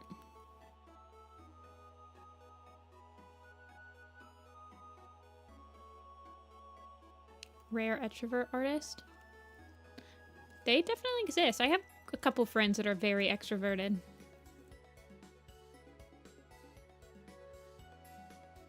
Tell me what you think. Book 4 is Your Pride and Joy, right, Telia? You said that. Or it's like the one that you worked the hardest on so far. Or it's like the climax or something like that, you said. It was the one you were most excited to write. It's your big feels book. I'm excited for that one.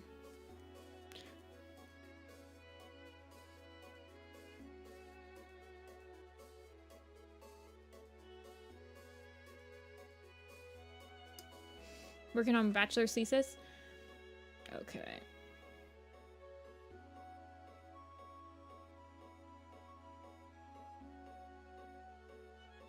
Okay.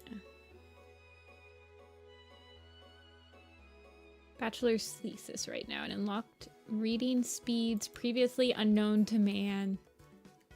Fair enough.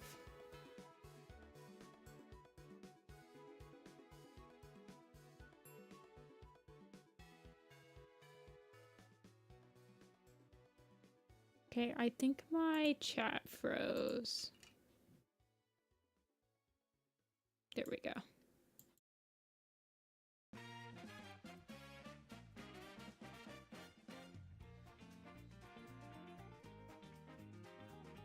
There we go.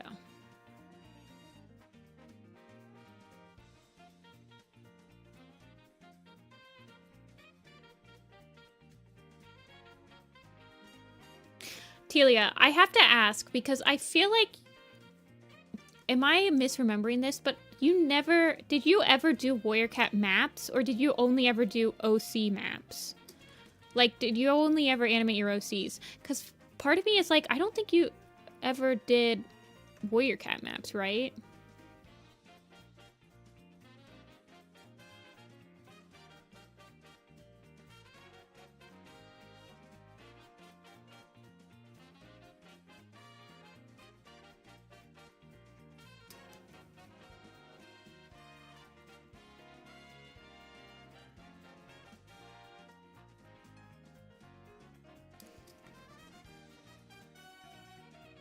You only hosted OC maps. Because all of the parts that I remember from you are OC maps.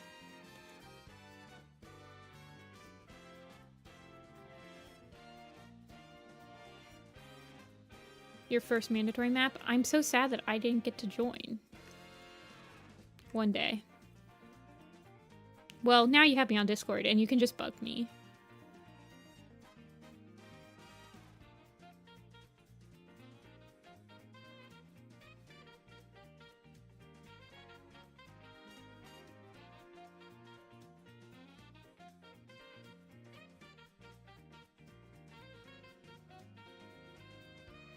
Well, I'm sure that if I looked back at your catalog, I would remember a lot of parts you did, but the ones that really stick in my mind are, like, your OC maps. Hold on, I've got to go look right now. It's gonna bug me if I don't look right now to see. Do you have a playlist of all your map parts that you've done? I gotta look back.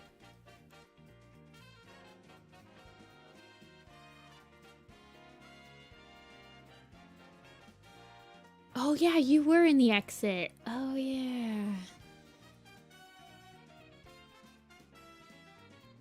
I love the exit. That's a good... I watched that recently. I'm looking. You're no fun anymore.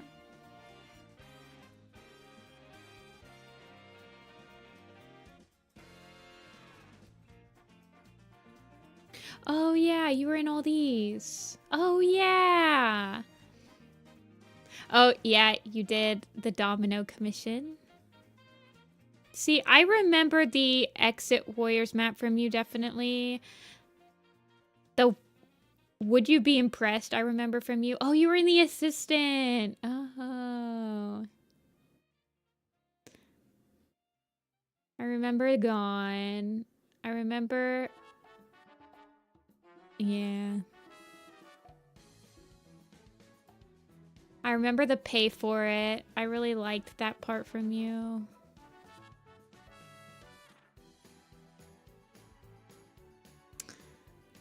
The 1 hour animation challenge, I remember that one. Yeah, like all the ones I remember, like Lady Vengeance. Oh, that one was fun. Like all of your parts that I remember from you are like OC ones. Oh, that's Star's map. Oh, I was in that map, the assistant map. Wow. I didn't realize it. I have to keep up with more people. I'm so used to people not staying around.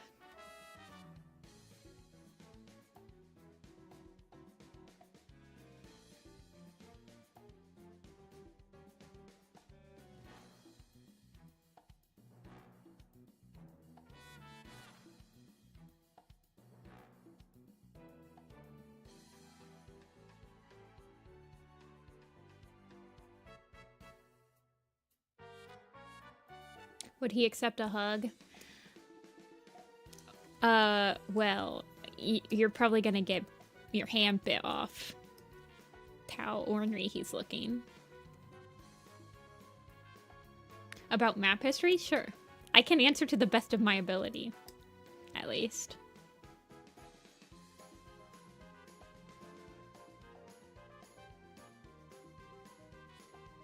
Yeah. I really need to, like, get back into the community and keep up with it. I've been struggling.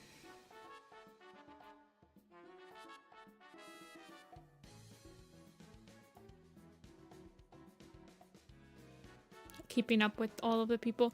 I mean, when you've been in the community for so long and you have so many people that you need to be keeping up with, it starts to get a little stressful. Hey, Arwen?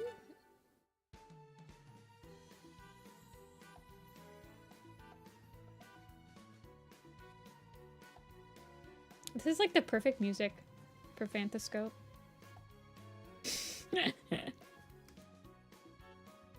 I don't know why, but it's amusing.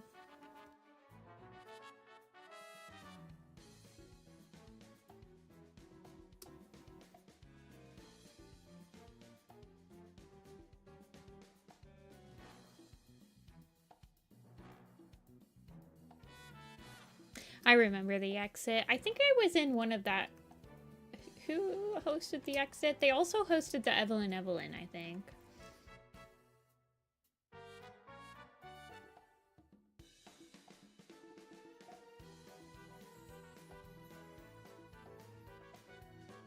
Hey, Rose.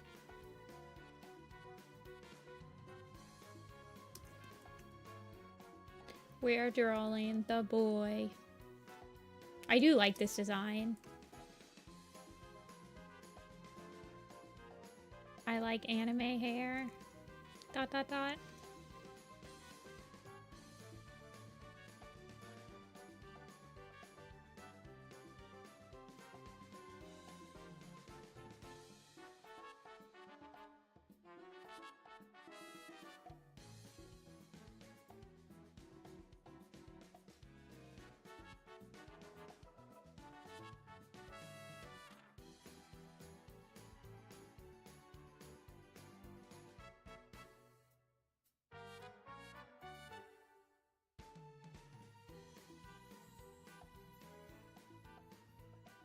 Okay, Delia.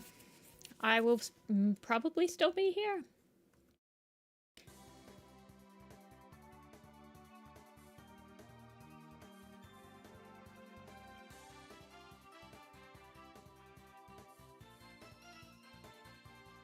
Oh, Peach is still here. Peach, did I ever add you on Discord? I did, right? Yeah, I did.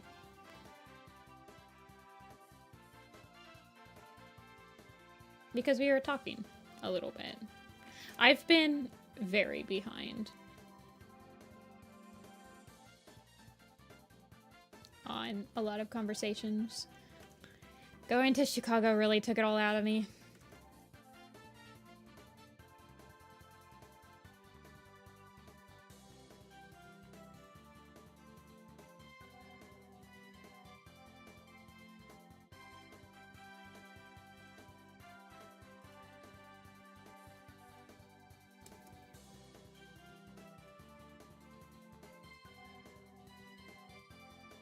Zoning in and out. Wait, building Minecraft maps. That's really cool. I've always wanted to try, there's this one Minecraft mod I've always wanted to try called, oh shoot, what's it called? It's sort of like a rogue type dungeon thing for Minecraft. Yeah, Arwen, it's been kicking my butt too.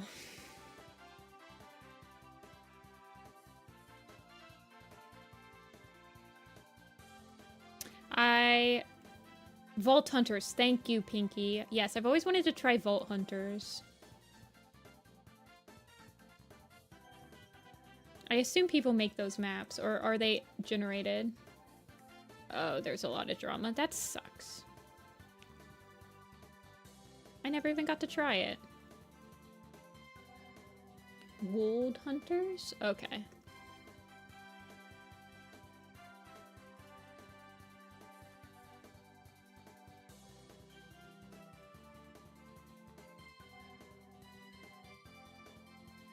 Yeah, I have Rose. That's the Roblox game.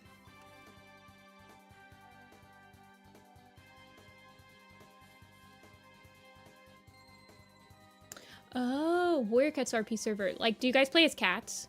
Or do you have people? Or are you actually, like, cats? Ever since they introduced the Caves and Cliffs update with all the stalagmites and stuff, I've always wanted to make the Cave of Rushing Water in Minecraft.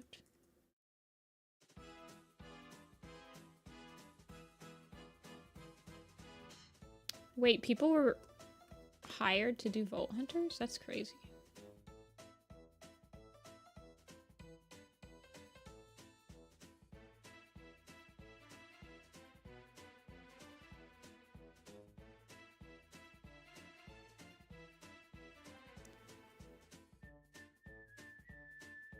Cats, but last April Fool's update, you could play as humans for a day.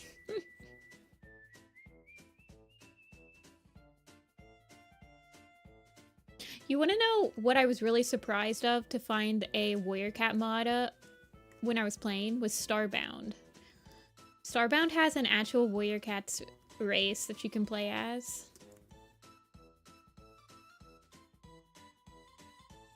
It's kind of crazy.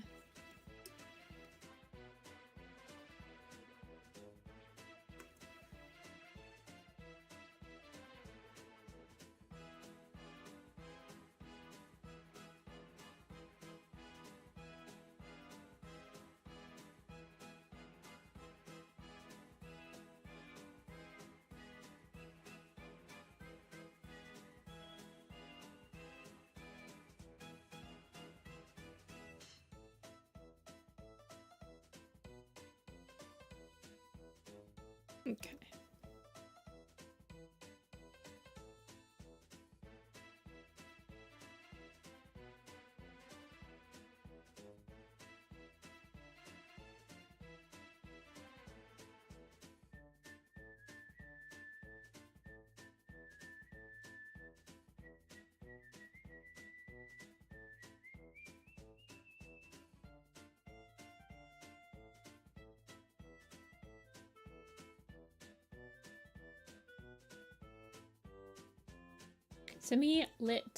Semi-light literate RP server. And Cave's idea in Minecraft. Yeah, that makes sense. You want to know what I've actually used to like 3D map out like ideas for the camps and stuff? I've used Planet Zoo before.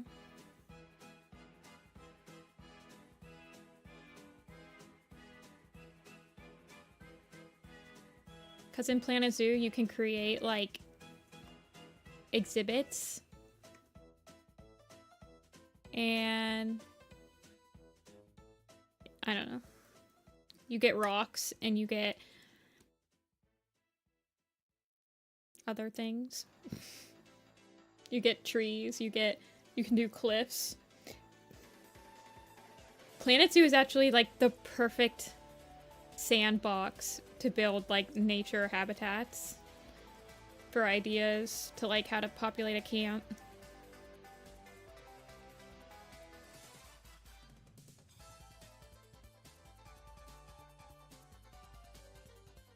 I might use that again for River Clan's lake camp.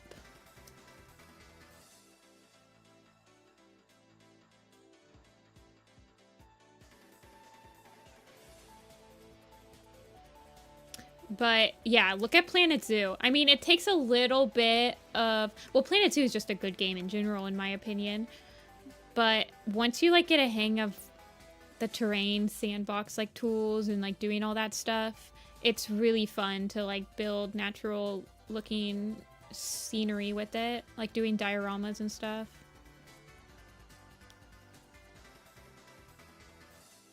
Of mittens?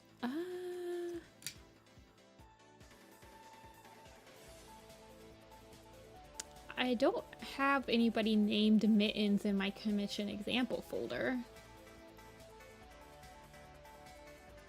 But maybe? Oh, I might. It depends. I have no idea which one that is. Do you know who does the Forgotten?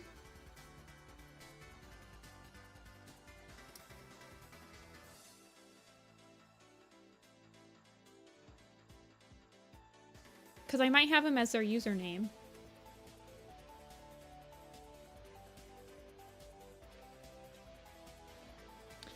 Gray kitty with the blue collar and the blue eyes.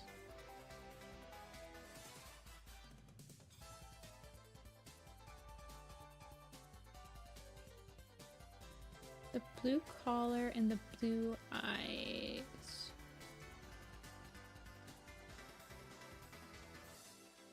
I'm looking in the folder, 1 second.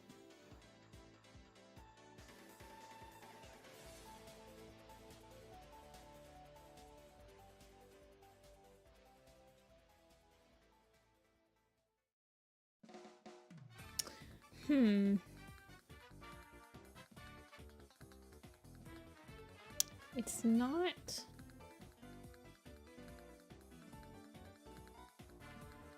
going up. I only have gray cats with blue eyes, but none of them have collars.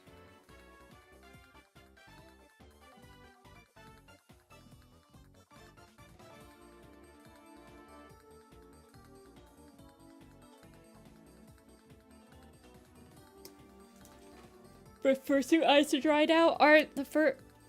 What material do people use for fursuit eyes? Is it mesh? Yeah, sure, Petrich. Send it to me on Discord.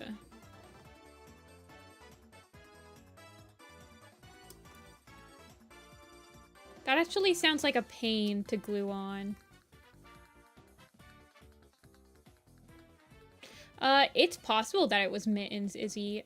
I did a lot of those commission examples are StarClan's chosen people, and I didn't do their OC. I named it as their username. So if it was one of those, it could have been from a webcomic. Because a lot of those chibis I picked,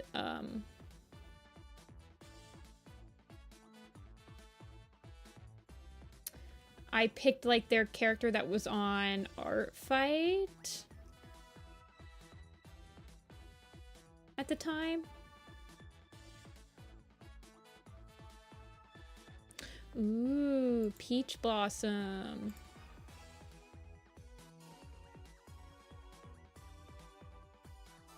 Ooh, that's a really pretty cat. Oh, I like the texture you put on the fur. It's so soft looking. She looks so sad. Is she crying?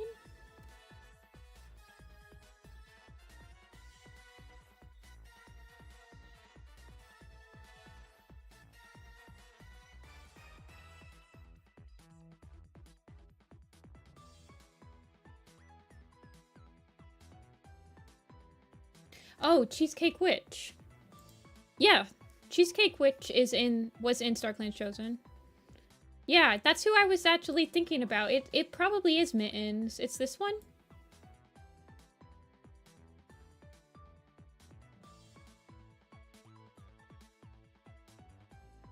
This is named Cheesecake Witch, so I think it is probably Mittens.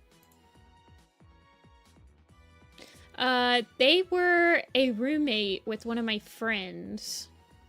They have the StarClan's Chosen part of Crooked Star with the sturgeon. He's like getting his, it's a full screen part. And they were roommates with one of my co-hosts.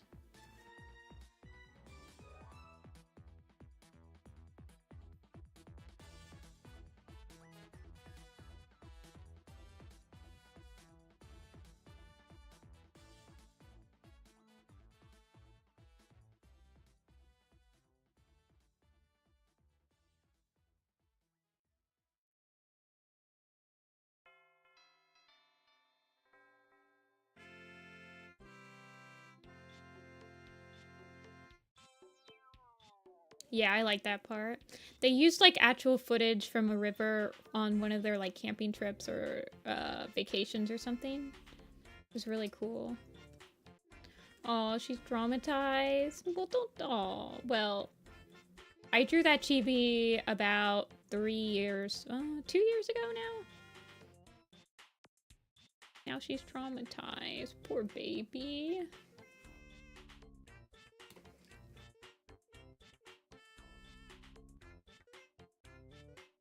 I've got a lot of OCs in there.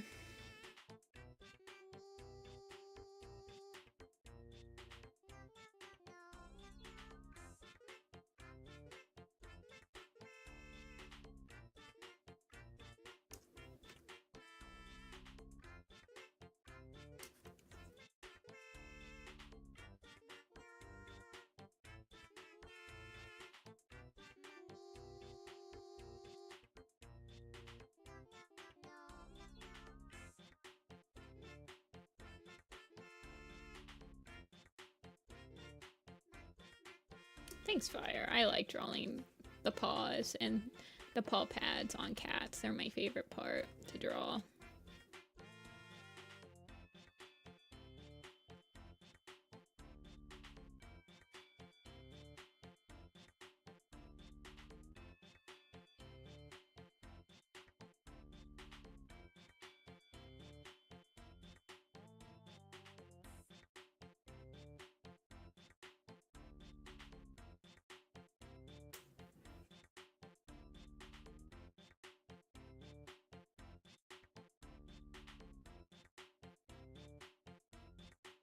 Oh, he is buff.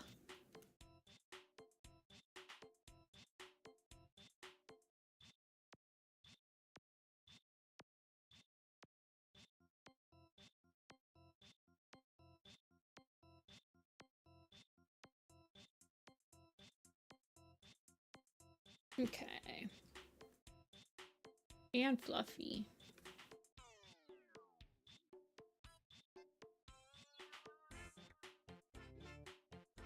He's fluffy.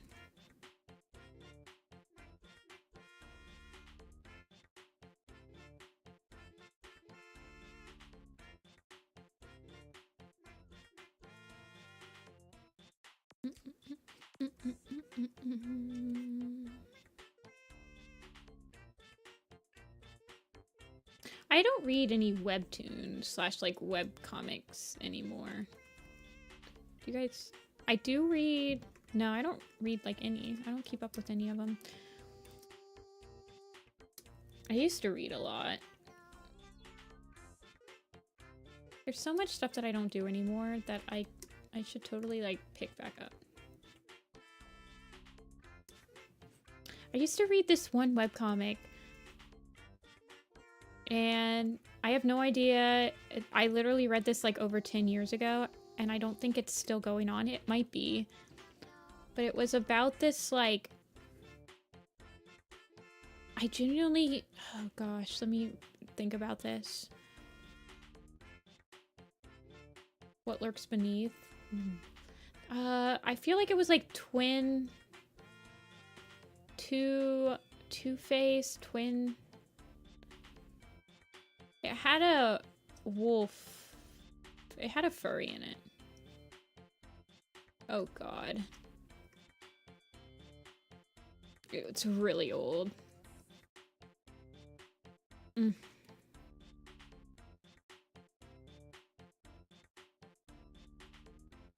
Oh gosh, I can think of it.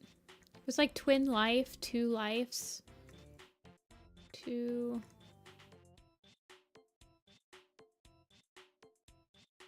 Yeah, don't have time.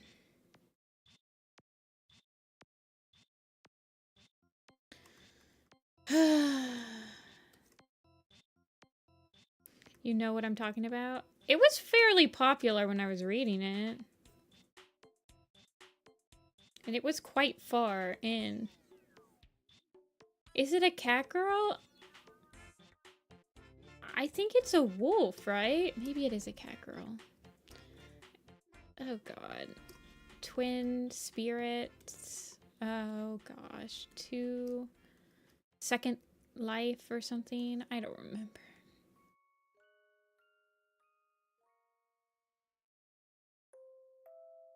There was like a furry and a not furry. Web comic with furry and not furry.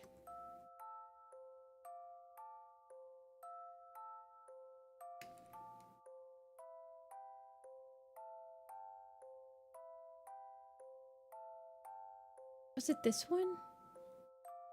Two kinds. Two kinds. It was like a... Yes, it was a cat girl. And it's got the blue and the orange person. Oh my gosh! Okay, I just unlocked a memory. I have no idea if this person actually still works on the comic or not.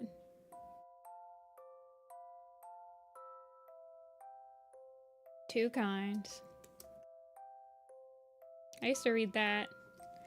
Wait, it was written by... What?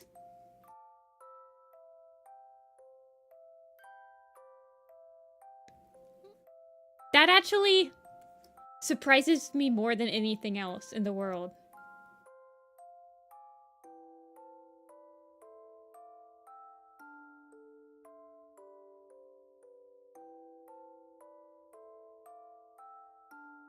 What?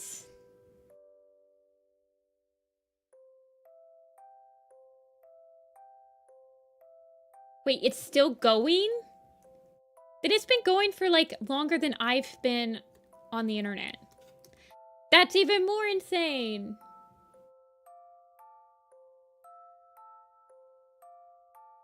What? My mind has been blown. Hey, Dia. Today I learned that Markiplier's brother is apparently makes two kinds, aka like my first webcomic. I also read Ruby Quest. Ruby Quest was kind of like a successor to Homestuck in a way. I'm pretty sure Ruby Quest inspired Andrew Hussey to make form comics.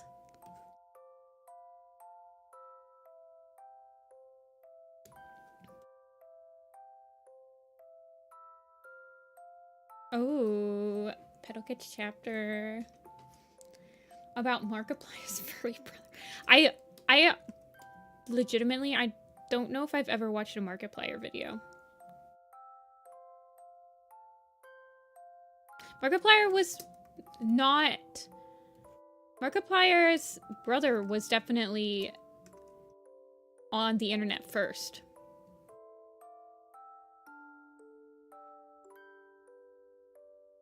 I think I might have seen... I've definitely seen clips from Markiplier, but I don't think I've watched a full Markiplier video, you guys. It's just a little bit beyond my time.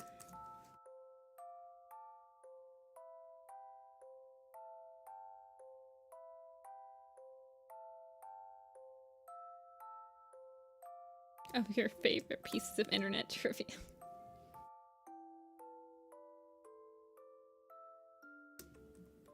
I can't believe that. I can't believe this. That family gene is goated, apparently, for internet. Okay, let's see if I can't get this design down.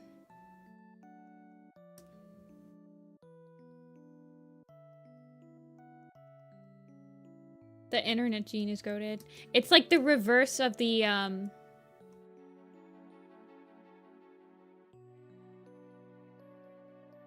it's like reverse Paul Brothers. I remember the style evolving even when I was reading it like way back when in like 2010.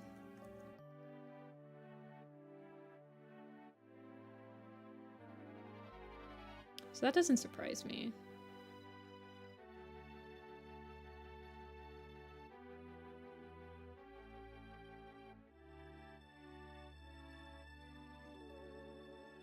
I'm just honestly impressed that it's still going, more than anything.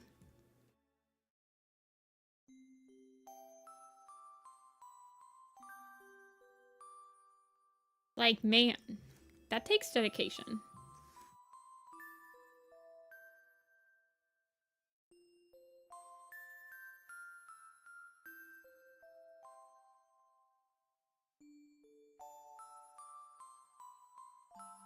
Okay, let me zoom in on this. Thank you.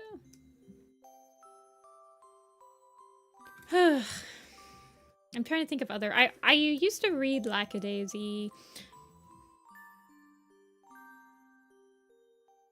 For sure.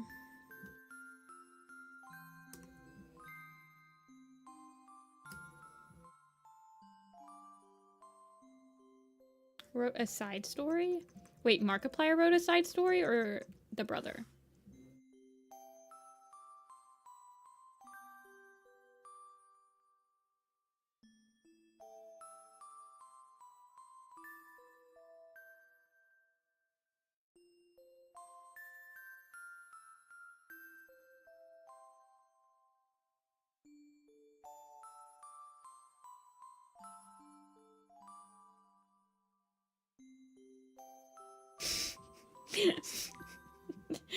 Hey bro, can you write a side story for my furry comic? Thanks. I appreciate it.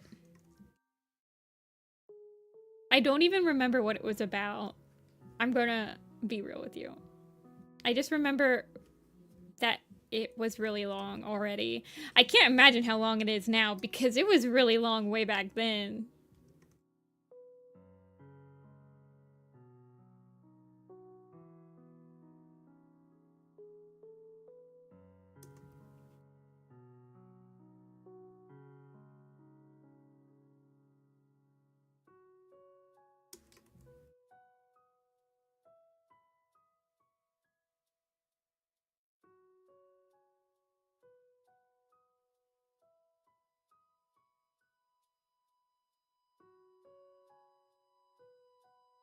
Okay. Clean it up.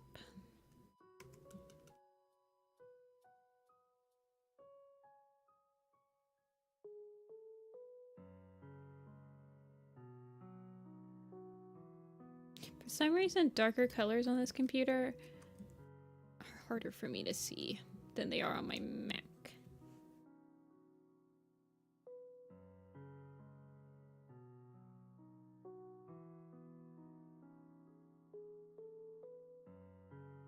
And they go even darker.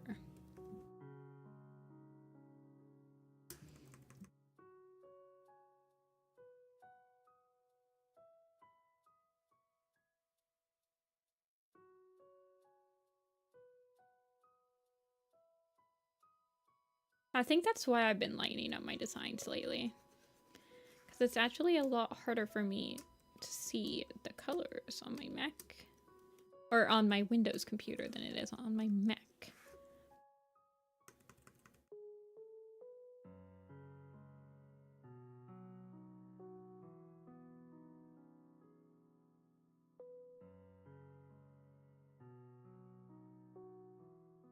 Crazy neon colors. Yeah, I've definitely done that before on some designs.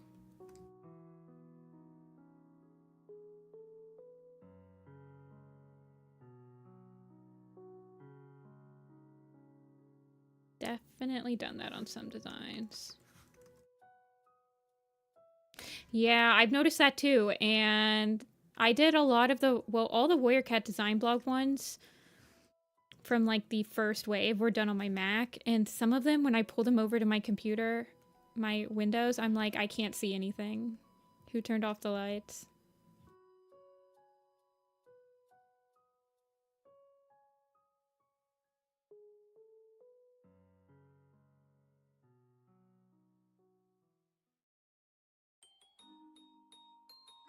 I don't think it's... No, I don't think it needs a color calibration. I think I just don't have the brightness up as high. I could probably... Hold on, let me see how bright I have it on.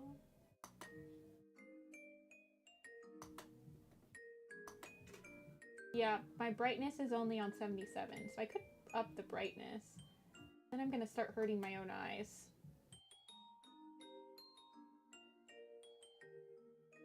Okay.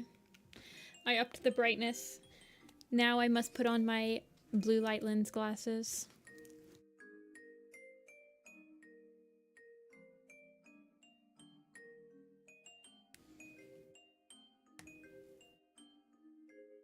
Okay. Yeah. Also, why do my glasses have a giant smudge in them? I hate this. I hate this world. Hey, Lotus.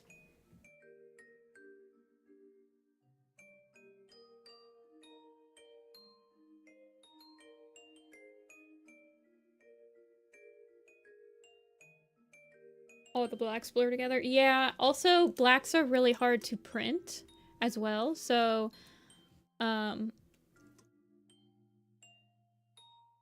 that's also been a struggle lately for me.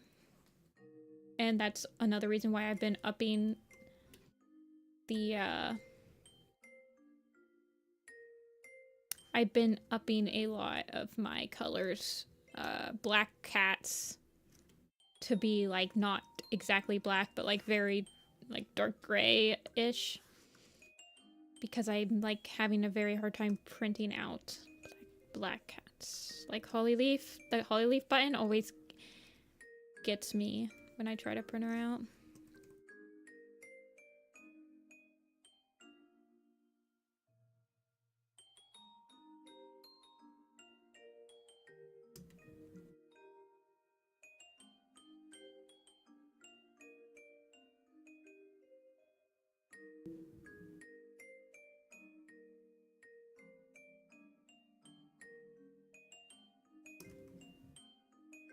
Okay.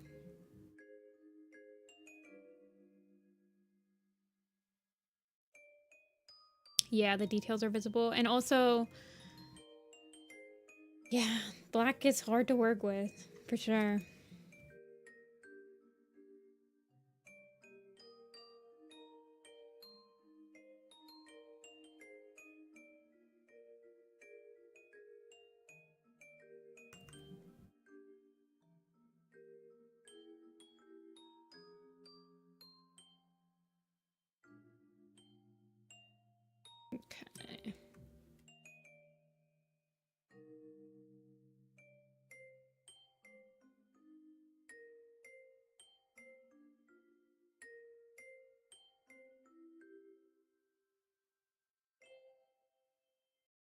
Forgive me while I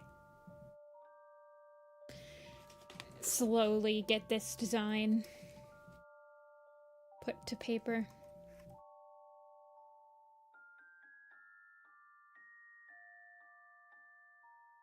It's like evil red tail. Don't tell Tilia I said that. Evil red tail, though. Is there an evil red tail AU, you guys? Like there's an evil spotted leaf AU?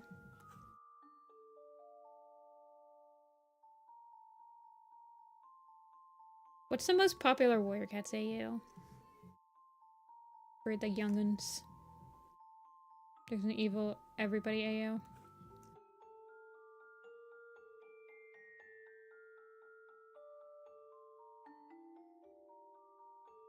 Very true, very true. Evil Spotted Leaf was very popular. I know about evil. If I know about it, then it's popular, by the way.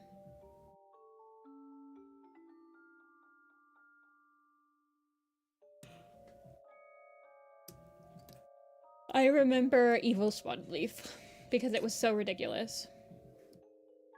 You guys, it was pretty ridiculous, let's be real.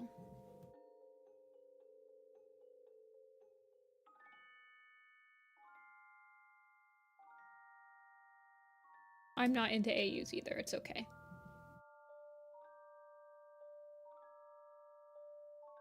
Oh, that's different. Okay, I did.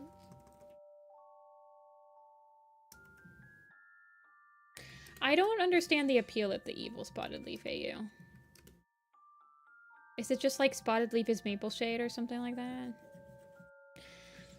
Yeah, Pinky, I don't like AUs. There's too many of them, and they're all slightly different from one another, and my old fart brain is like, I have no idea what's happening, la la la.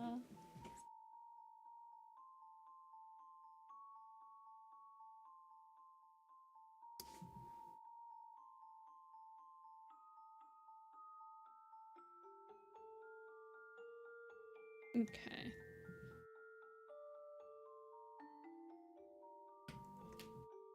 And now I need to do this. Don't like having to read. I don't mind when I have to... I understand why you'd have to read to understand an AU, and there are AUs that I read. My friends' AUs I read, and I would probably do something with them. So I'm not, like, discounting AUs. I mean, if you like the AU and the person behind it is really, like, good at making you like the AU.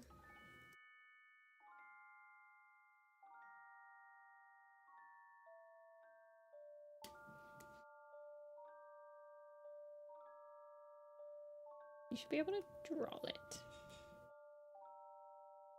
But yeah, a lot of AUs, I mean, that's kind of the caveat with an AU, is that you kind of have to read it to know what's happening. But I feel like AU maps, they're made for those people. Like, they're made for the people that are reading that person's, like, they like that person's writing style. They like what they've done with the characters, etc., etc. So,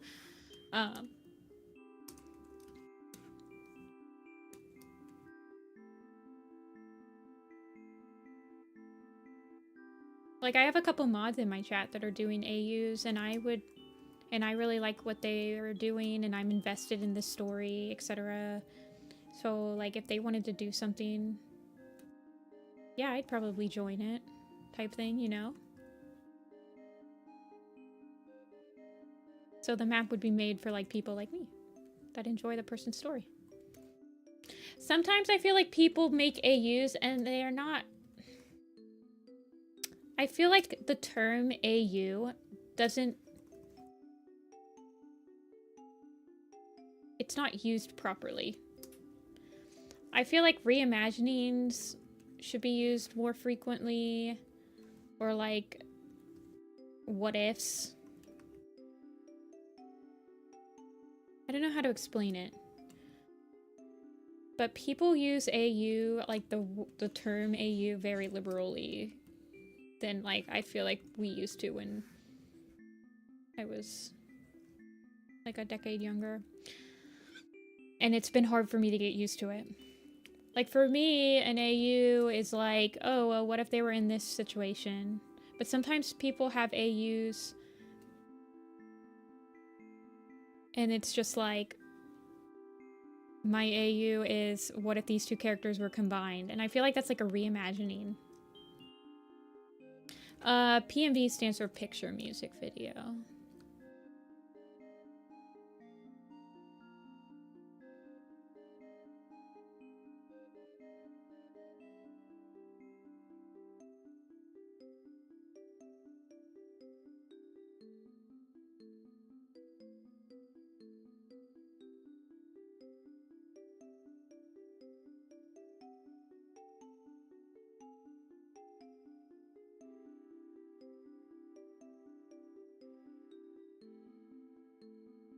Yeah. Like, Evil Spotted Leaf AU doesn't actually make sense to me because in an AU, everybody should act the same as they were written. They're just in a different setting. So when people started using, like, AU to be like, well, I'm merging these two characters and I basically have created my own entire OC and, like, setting and all this stuff, I get confused. I don't know. There should be a new word for it, I guess. I'm confused. Brain confused. Instructions weren't clear.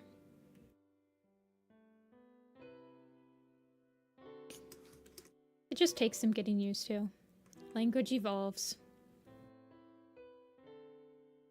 AU is easier to write out than, like, trope. It's just 2 letters.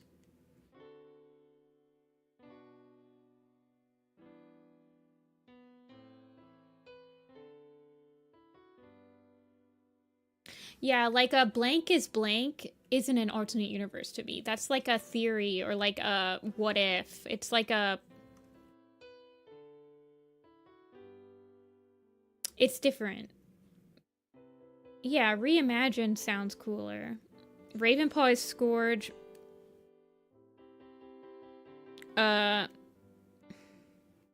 Theory craft or something like that. A theory craft. Like, idea. Concept. Alternate universe feels... I don't know. I mean, I guess some people, like, really do take it that far. Like, they make entire universes. So...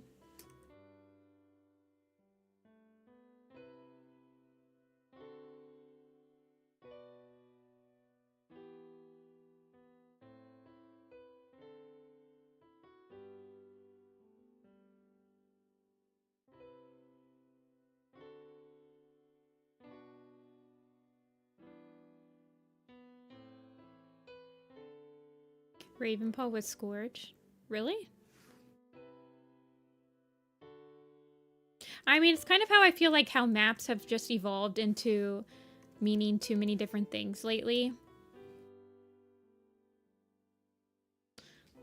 Like, I don't know.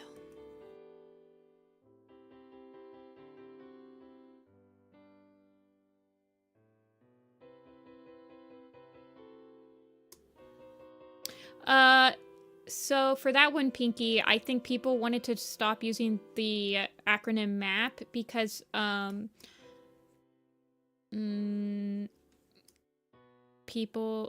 it started to stand for minor attracted person. Yeah. So people wanted to stop using that acronym when they took it over.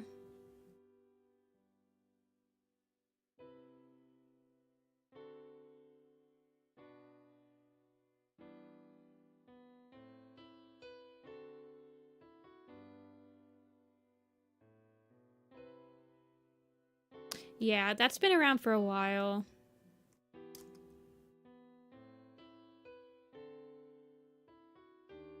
But for me, so MAP stands for Multi-Animator Project, which is a very vague generalization of, like, everything. Like, technically every single movie, animated movie, is a multi-animator project. So it's very vague and...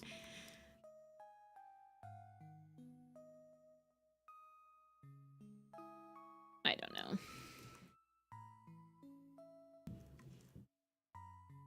Well, I feel like that's normal, Boomtown.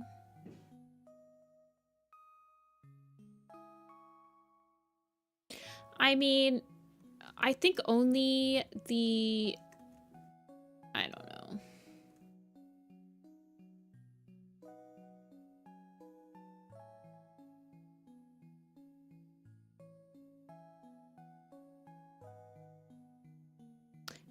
That's what I also think, so, like... I don't know. I don't want to talk about it. It made me uncomfortable.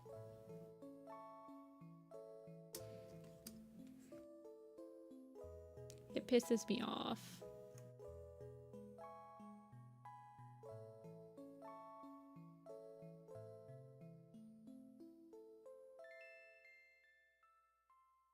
It pisses me off that we're the ones that are expected to change.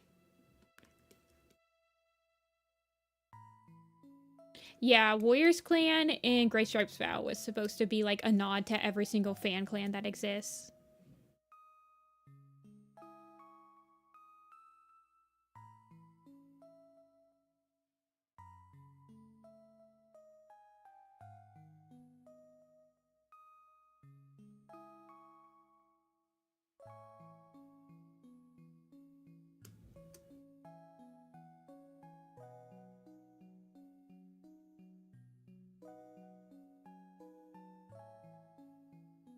Well, the Storm Clan thing is a merging of clans. It's a different concept. Warriors Clan is, cats have heard rumors about groups of clan cats living together, and they've created their own society based on that.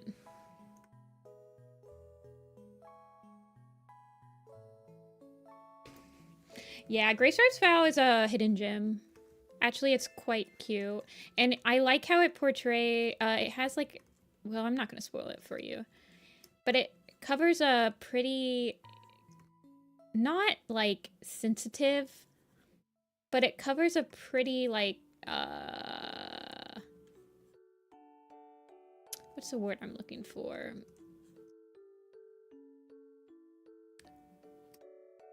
It covers a pretty insanely, like, a sad topic, and I think it covers it with a lot of respect. Does that make sense? Especially from, like, a Warrior Cat video. Or video book.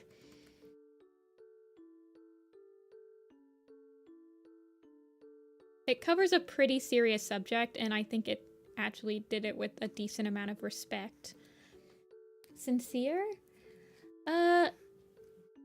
It's a very, like, real life thing.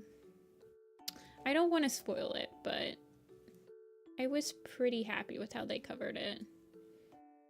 With some nuance.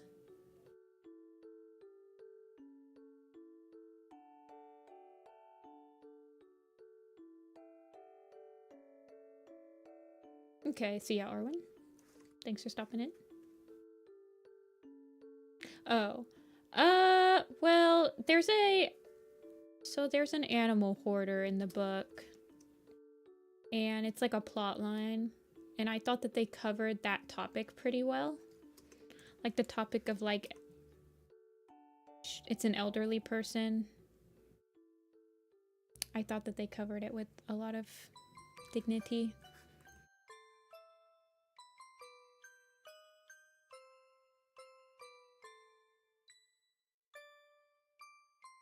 And, like, it was pretty sad and interesting.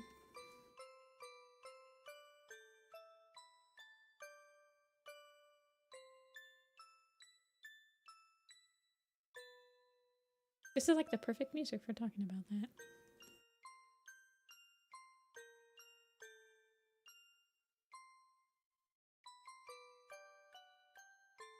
Yeah, it is very rare for Warrior Cats to cover something and it not be, like, weird.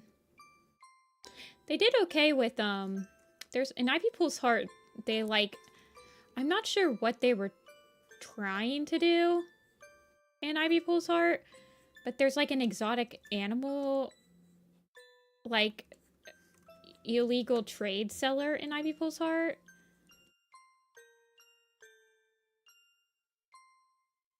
That's decently handled.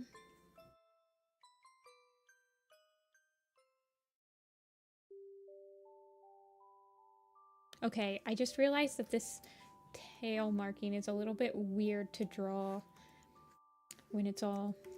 Okay.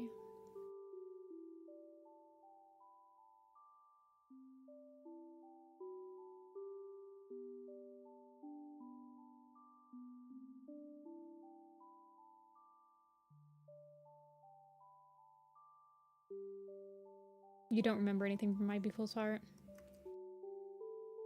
Well, Ivy Pool's Heart has the exposition for Stormclan's Folly in it. When do you guys... Oh, man. I think I ask that every stream because I'm really excited for them to drop the preview for Stormclan's Folly.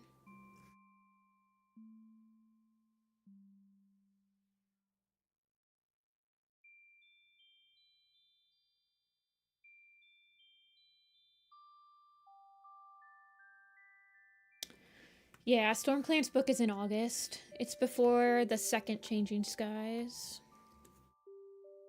I am very interested in how it's gonna be. I'm hoping it's okay. Like, it's received well, and it's...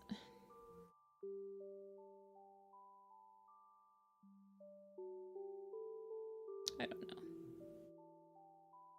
I'm really hoping that they do good on it, because I feel like it could be a game changer for what they're willing to explore in the Warriors.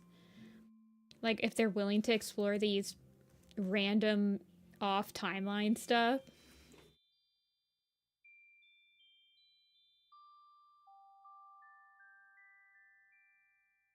Stormclan's just like a merging of Wind Clan and Thunder Clan.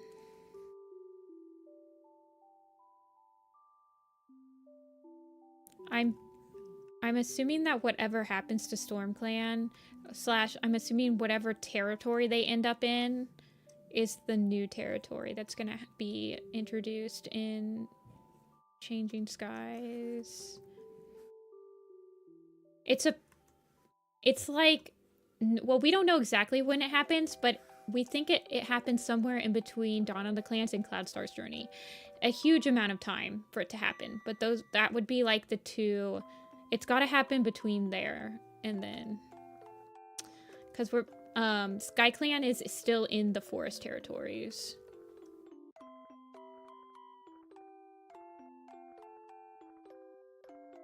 Yeah, Storm Clan was introduced in Ivy Pool's Heart.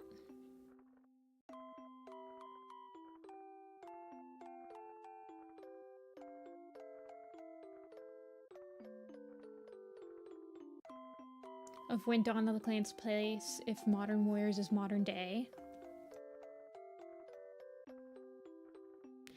I don't have any idea. Really. I've never really thought about it like that.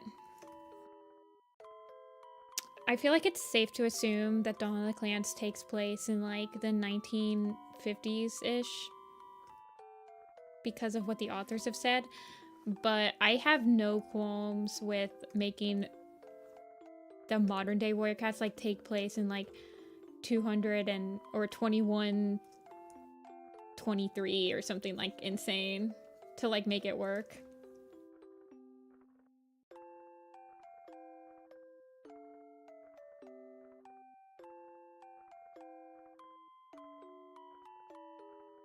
Because you have to remember, there's about... So, from Firestar joining the clans to Changing Skies, we're on year 14.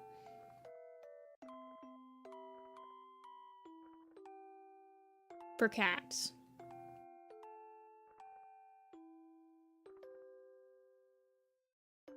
Which kind of makes me believe that it's not really feasible, for it to only be like 50 years.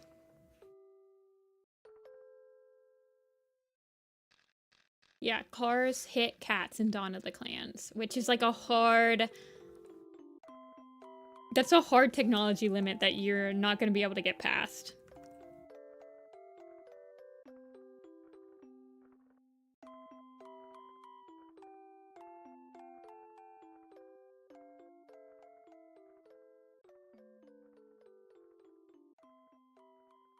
I technically don't have any... I'm fine with making it. Yeah. It's not just a joke. It's something... Well, it is a joke, but it's something that Kate herself said. That Turtletail was hit by a Model T.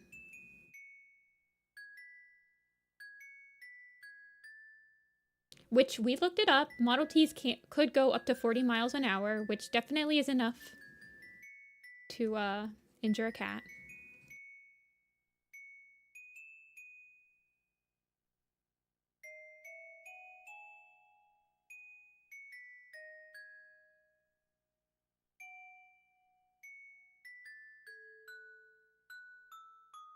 Imagine one of the characters got hit by a Cybertruck.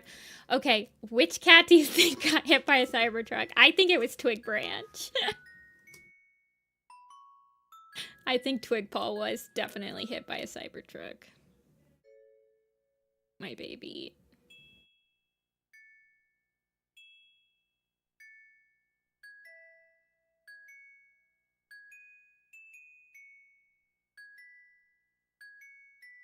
She does. She gets hit by a car and then the people stop and take her to the vet. That is also my headcanon of why Twig Branch doesn't want kits. Because I think she was neutered.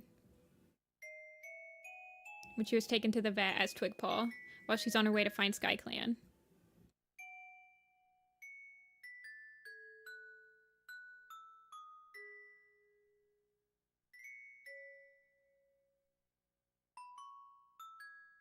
Oh, that's true. If they took her to the vet, it wouldn't have been a Cybertruck. You're so right. Never mind.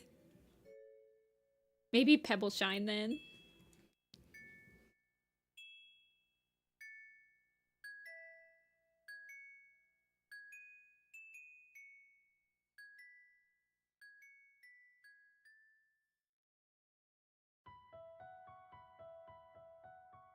It's a Subaru.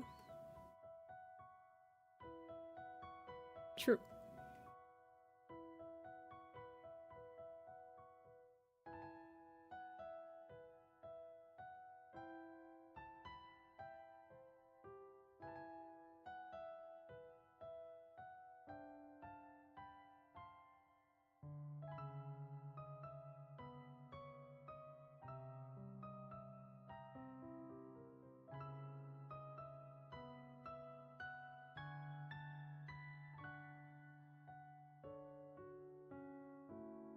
I don't know. One of them was probably hit by a Ferrari, though.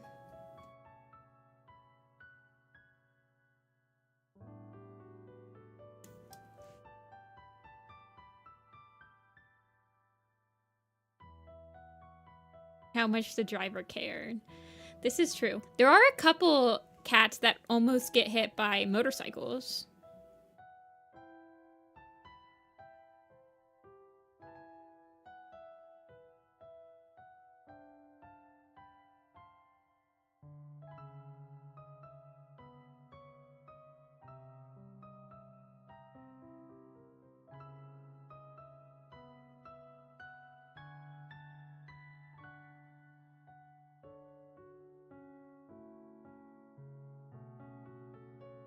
Okay. Let me draw the magic.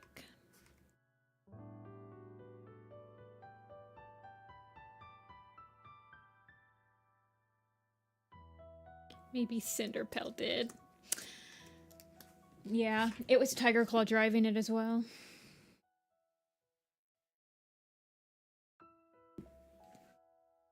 Nearly get hit by a bicycle? I think it was a motorcycle.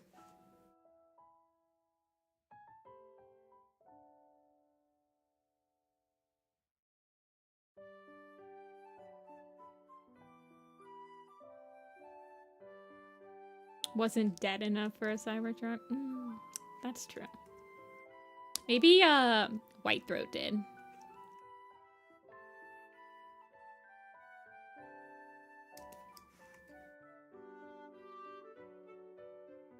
Shrew-Paw?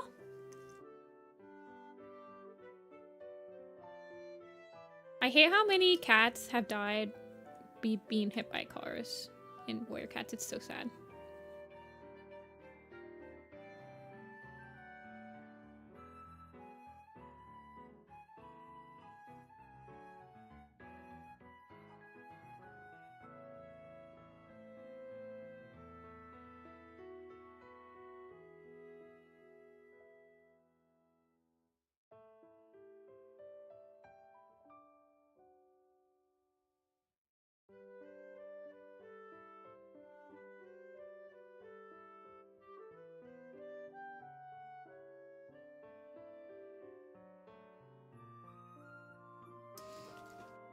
Get rid of Warrior Cat characters. Okay, but there's no roads in the freaking lake territory, you guys. This is why. We need roads again. This is why I want the new territories to have roads. For real. We need roads again. He dies before the journey. I always kind of assumed he got hit by one of the giant construction vehicles. Though. Like the forestry trucks that are cutting down the forest.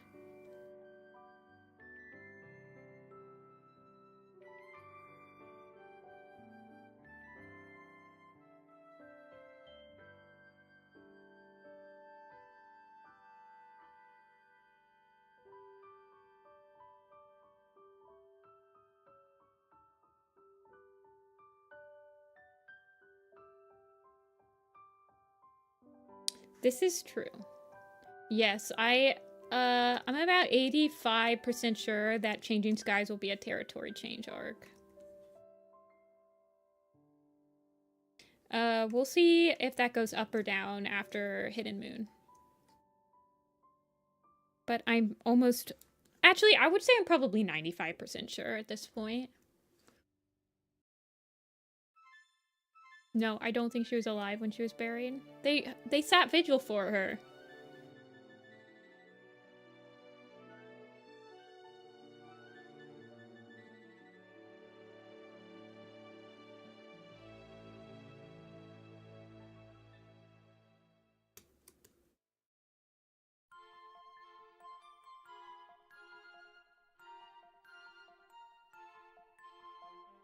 I feel like people who think Sweetpaw was buried alive are just edgelords.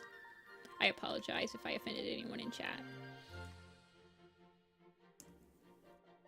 But only in chat. I'm just kidding.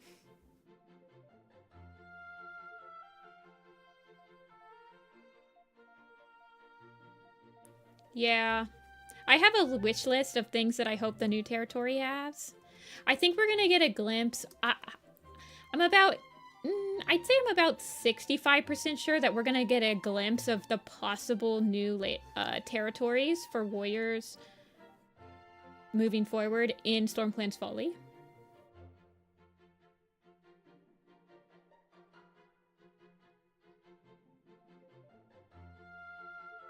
I have no idea, Vire. I've heard it around town for a really long time though, so... It's not a new idea.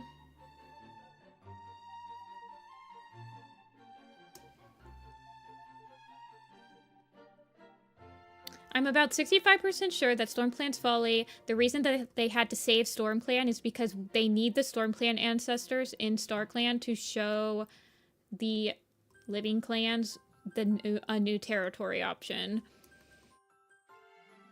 Because only they remember it.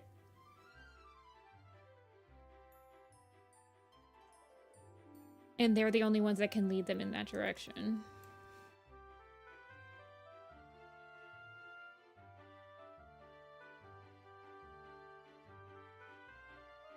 Whereas for the Lake Territories, we technically had Half Moon, who was sharing...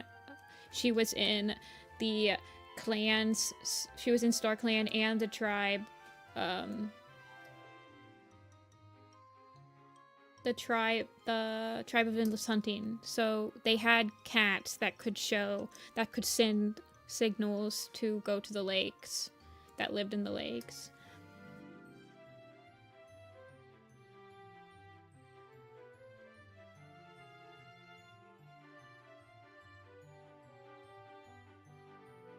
I don't know why specifically they want Sweet Paw to be alive when she died. That's like really weird, but okay.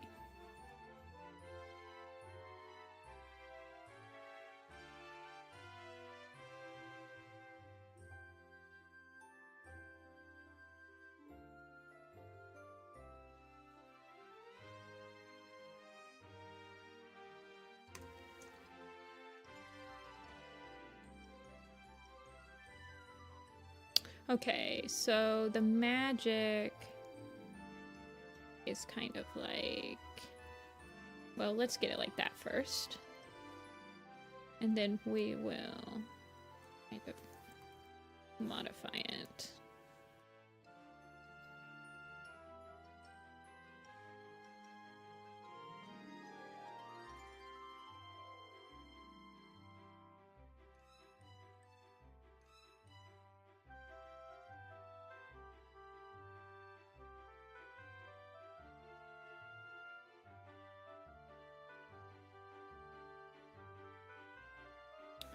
Work with me here.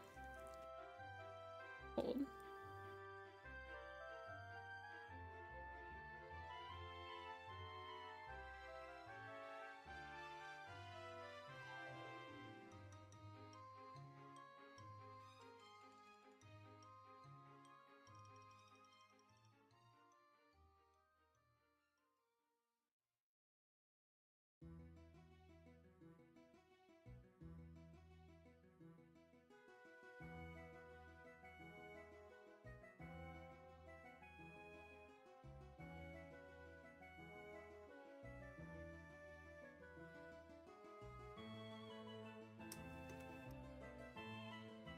Okay.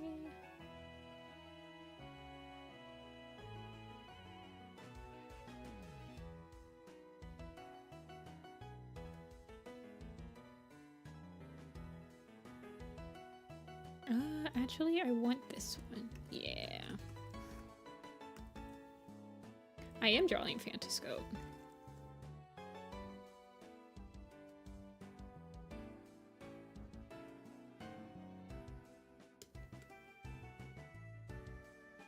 Am I still streaming? I guess I have been streaming for a while. 6.5 hours. I'm almost done.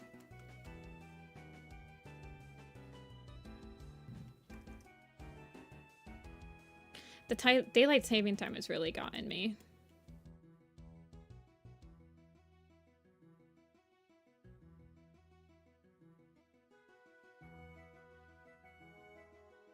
It got me down bad.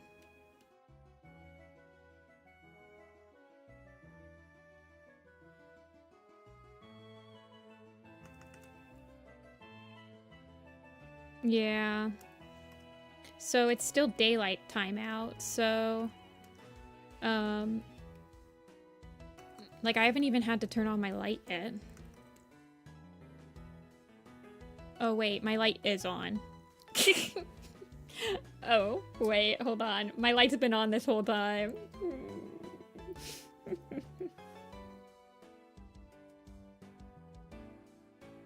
I did take breaks today. I took break to eat and stuff like that, so that's probably also helps me out.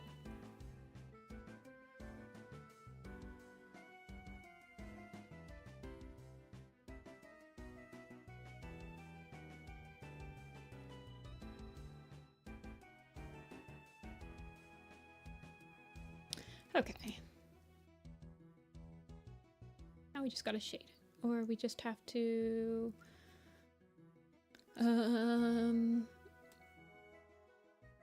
Oh, what's the word I'm looking for? We just have to, yeah, put a little bit of shading on him.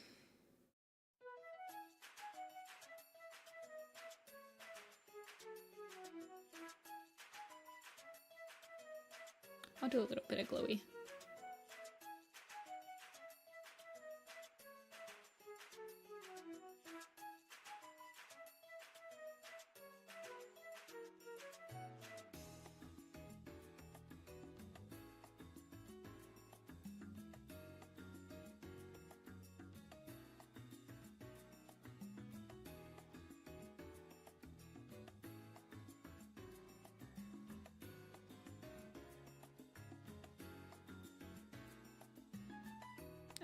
actually don't like the glowy that much. I like it on this one.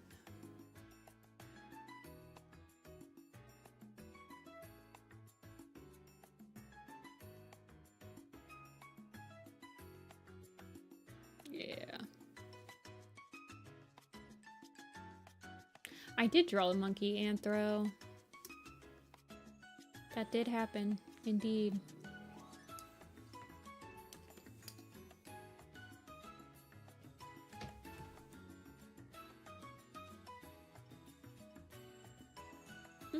I think I'm gonna do a warm shadow.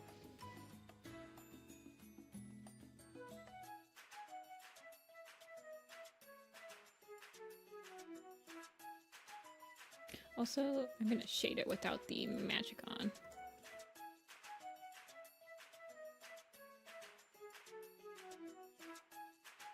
I drew a monkey, I drew a wolf.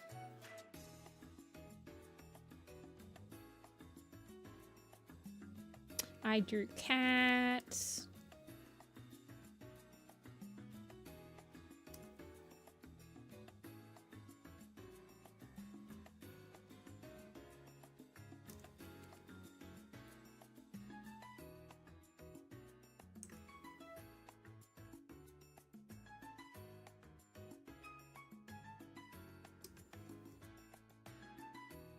What else did I draw today? That was about it. Warm versus cool. I definitely gravitate more towards warm colors. I think you can see that in a lot of my designs. When I have to design like a cool colored character, it takes me a little bit longer because I always like default to just like warming up their colors more.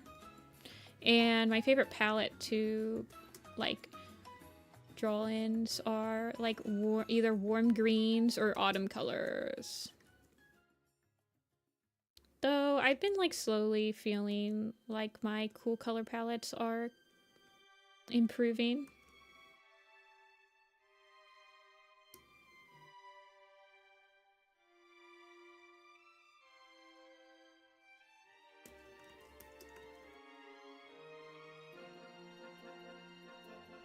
Also say warm.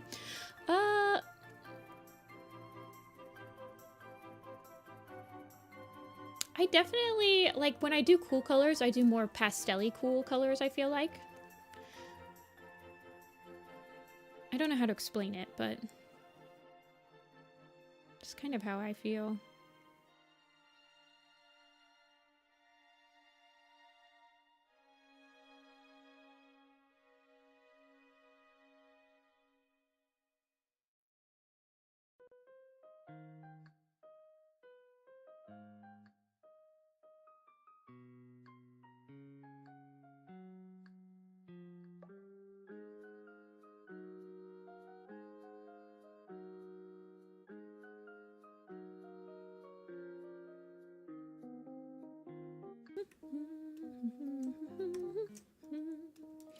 Man, I want to play Animal Crossing again, but I've gotten a new Switch since I've played, and I'd have to start all over, which is kind of a blessing, honestly. Maybe I will boot up Animal Crossing. I think I'm done. Actually, this is a cat. It gets whiskers.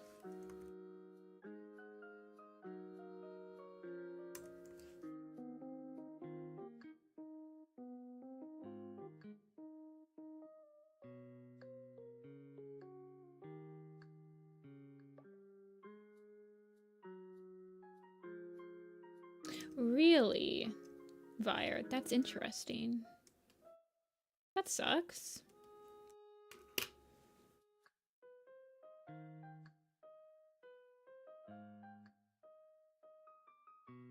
Start over on Animal Crossing, but I get scared and never do the idea of starting over. It's like a blessing and a curse.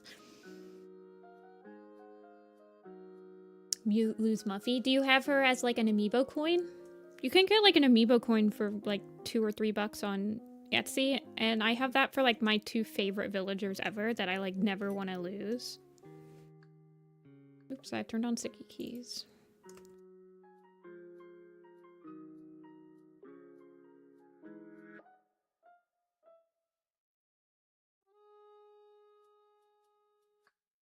Oh, from the first set.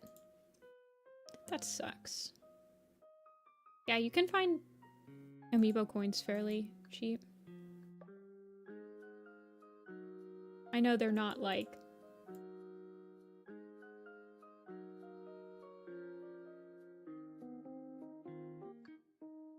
Hey Farrah, I'm just about to leave, actually. You caught me at the very tail end. I just finished up the last one. Oh, I have Lolly. I actually have her on my amiibo coin. Lolly and Raymond, I really like. I have a lot of the cat. I actually have most of the cat villagers as amiibo coins. But Lolly is my favorite. I like Raymond too.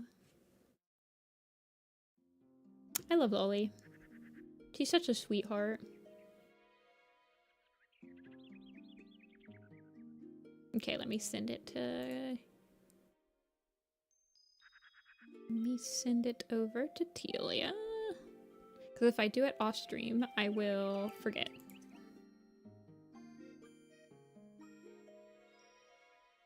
Yeah, I kind of like the idea of starting a new town and then just like letting my chances roll.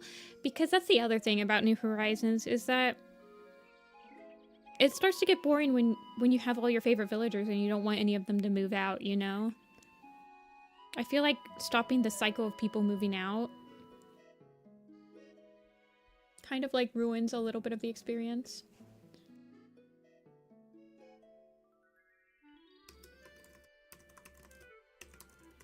Yep. Sounds good, Vire. I'm also heading out. So that was the last one for this stream. I will be back on Tuesday. We'll do Werecat stuff. Very exciting, I know. But yes, until then, I will see you guys all later. I'm gonna go get some dinner. Wait, I forgot their left eyebrows? No, I didn't.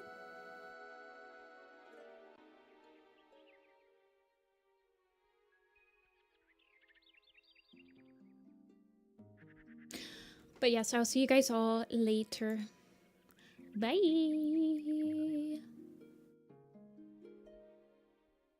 Oh, the marking above. You're right, Cotton. I'll fix it later. Okay.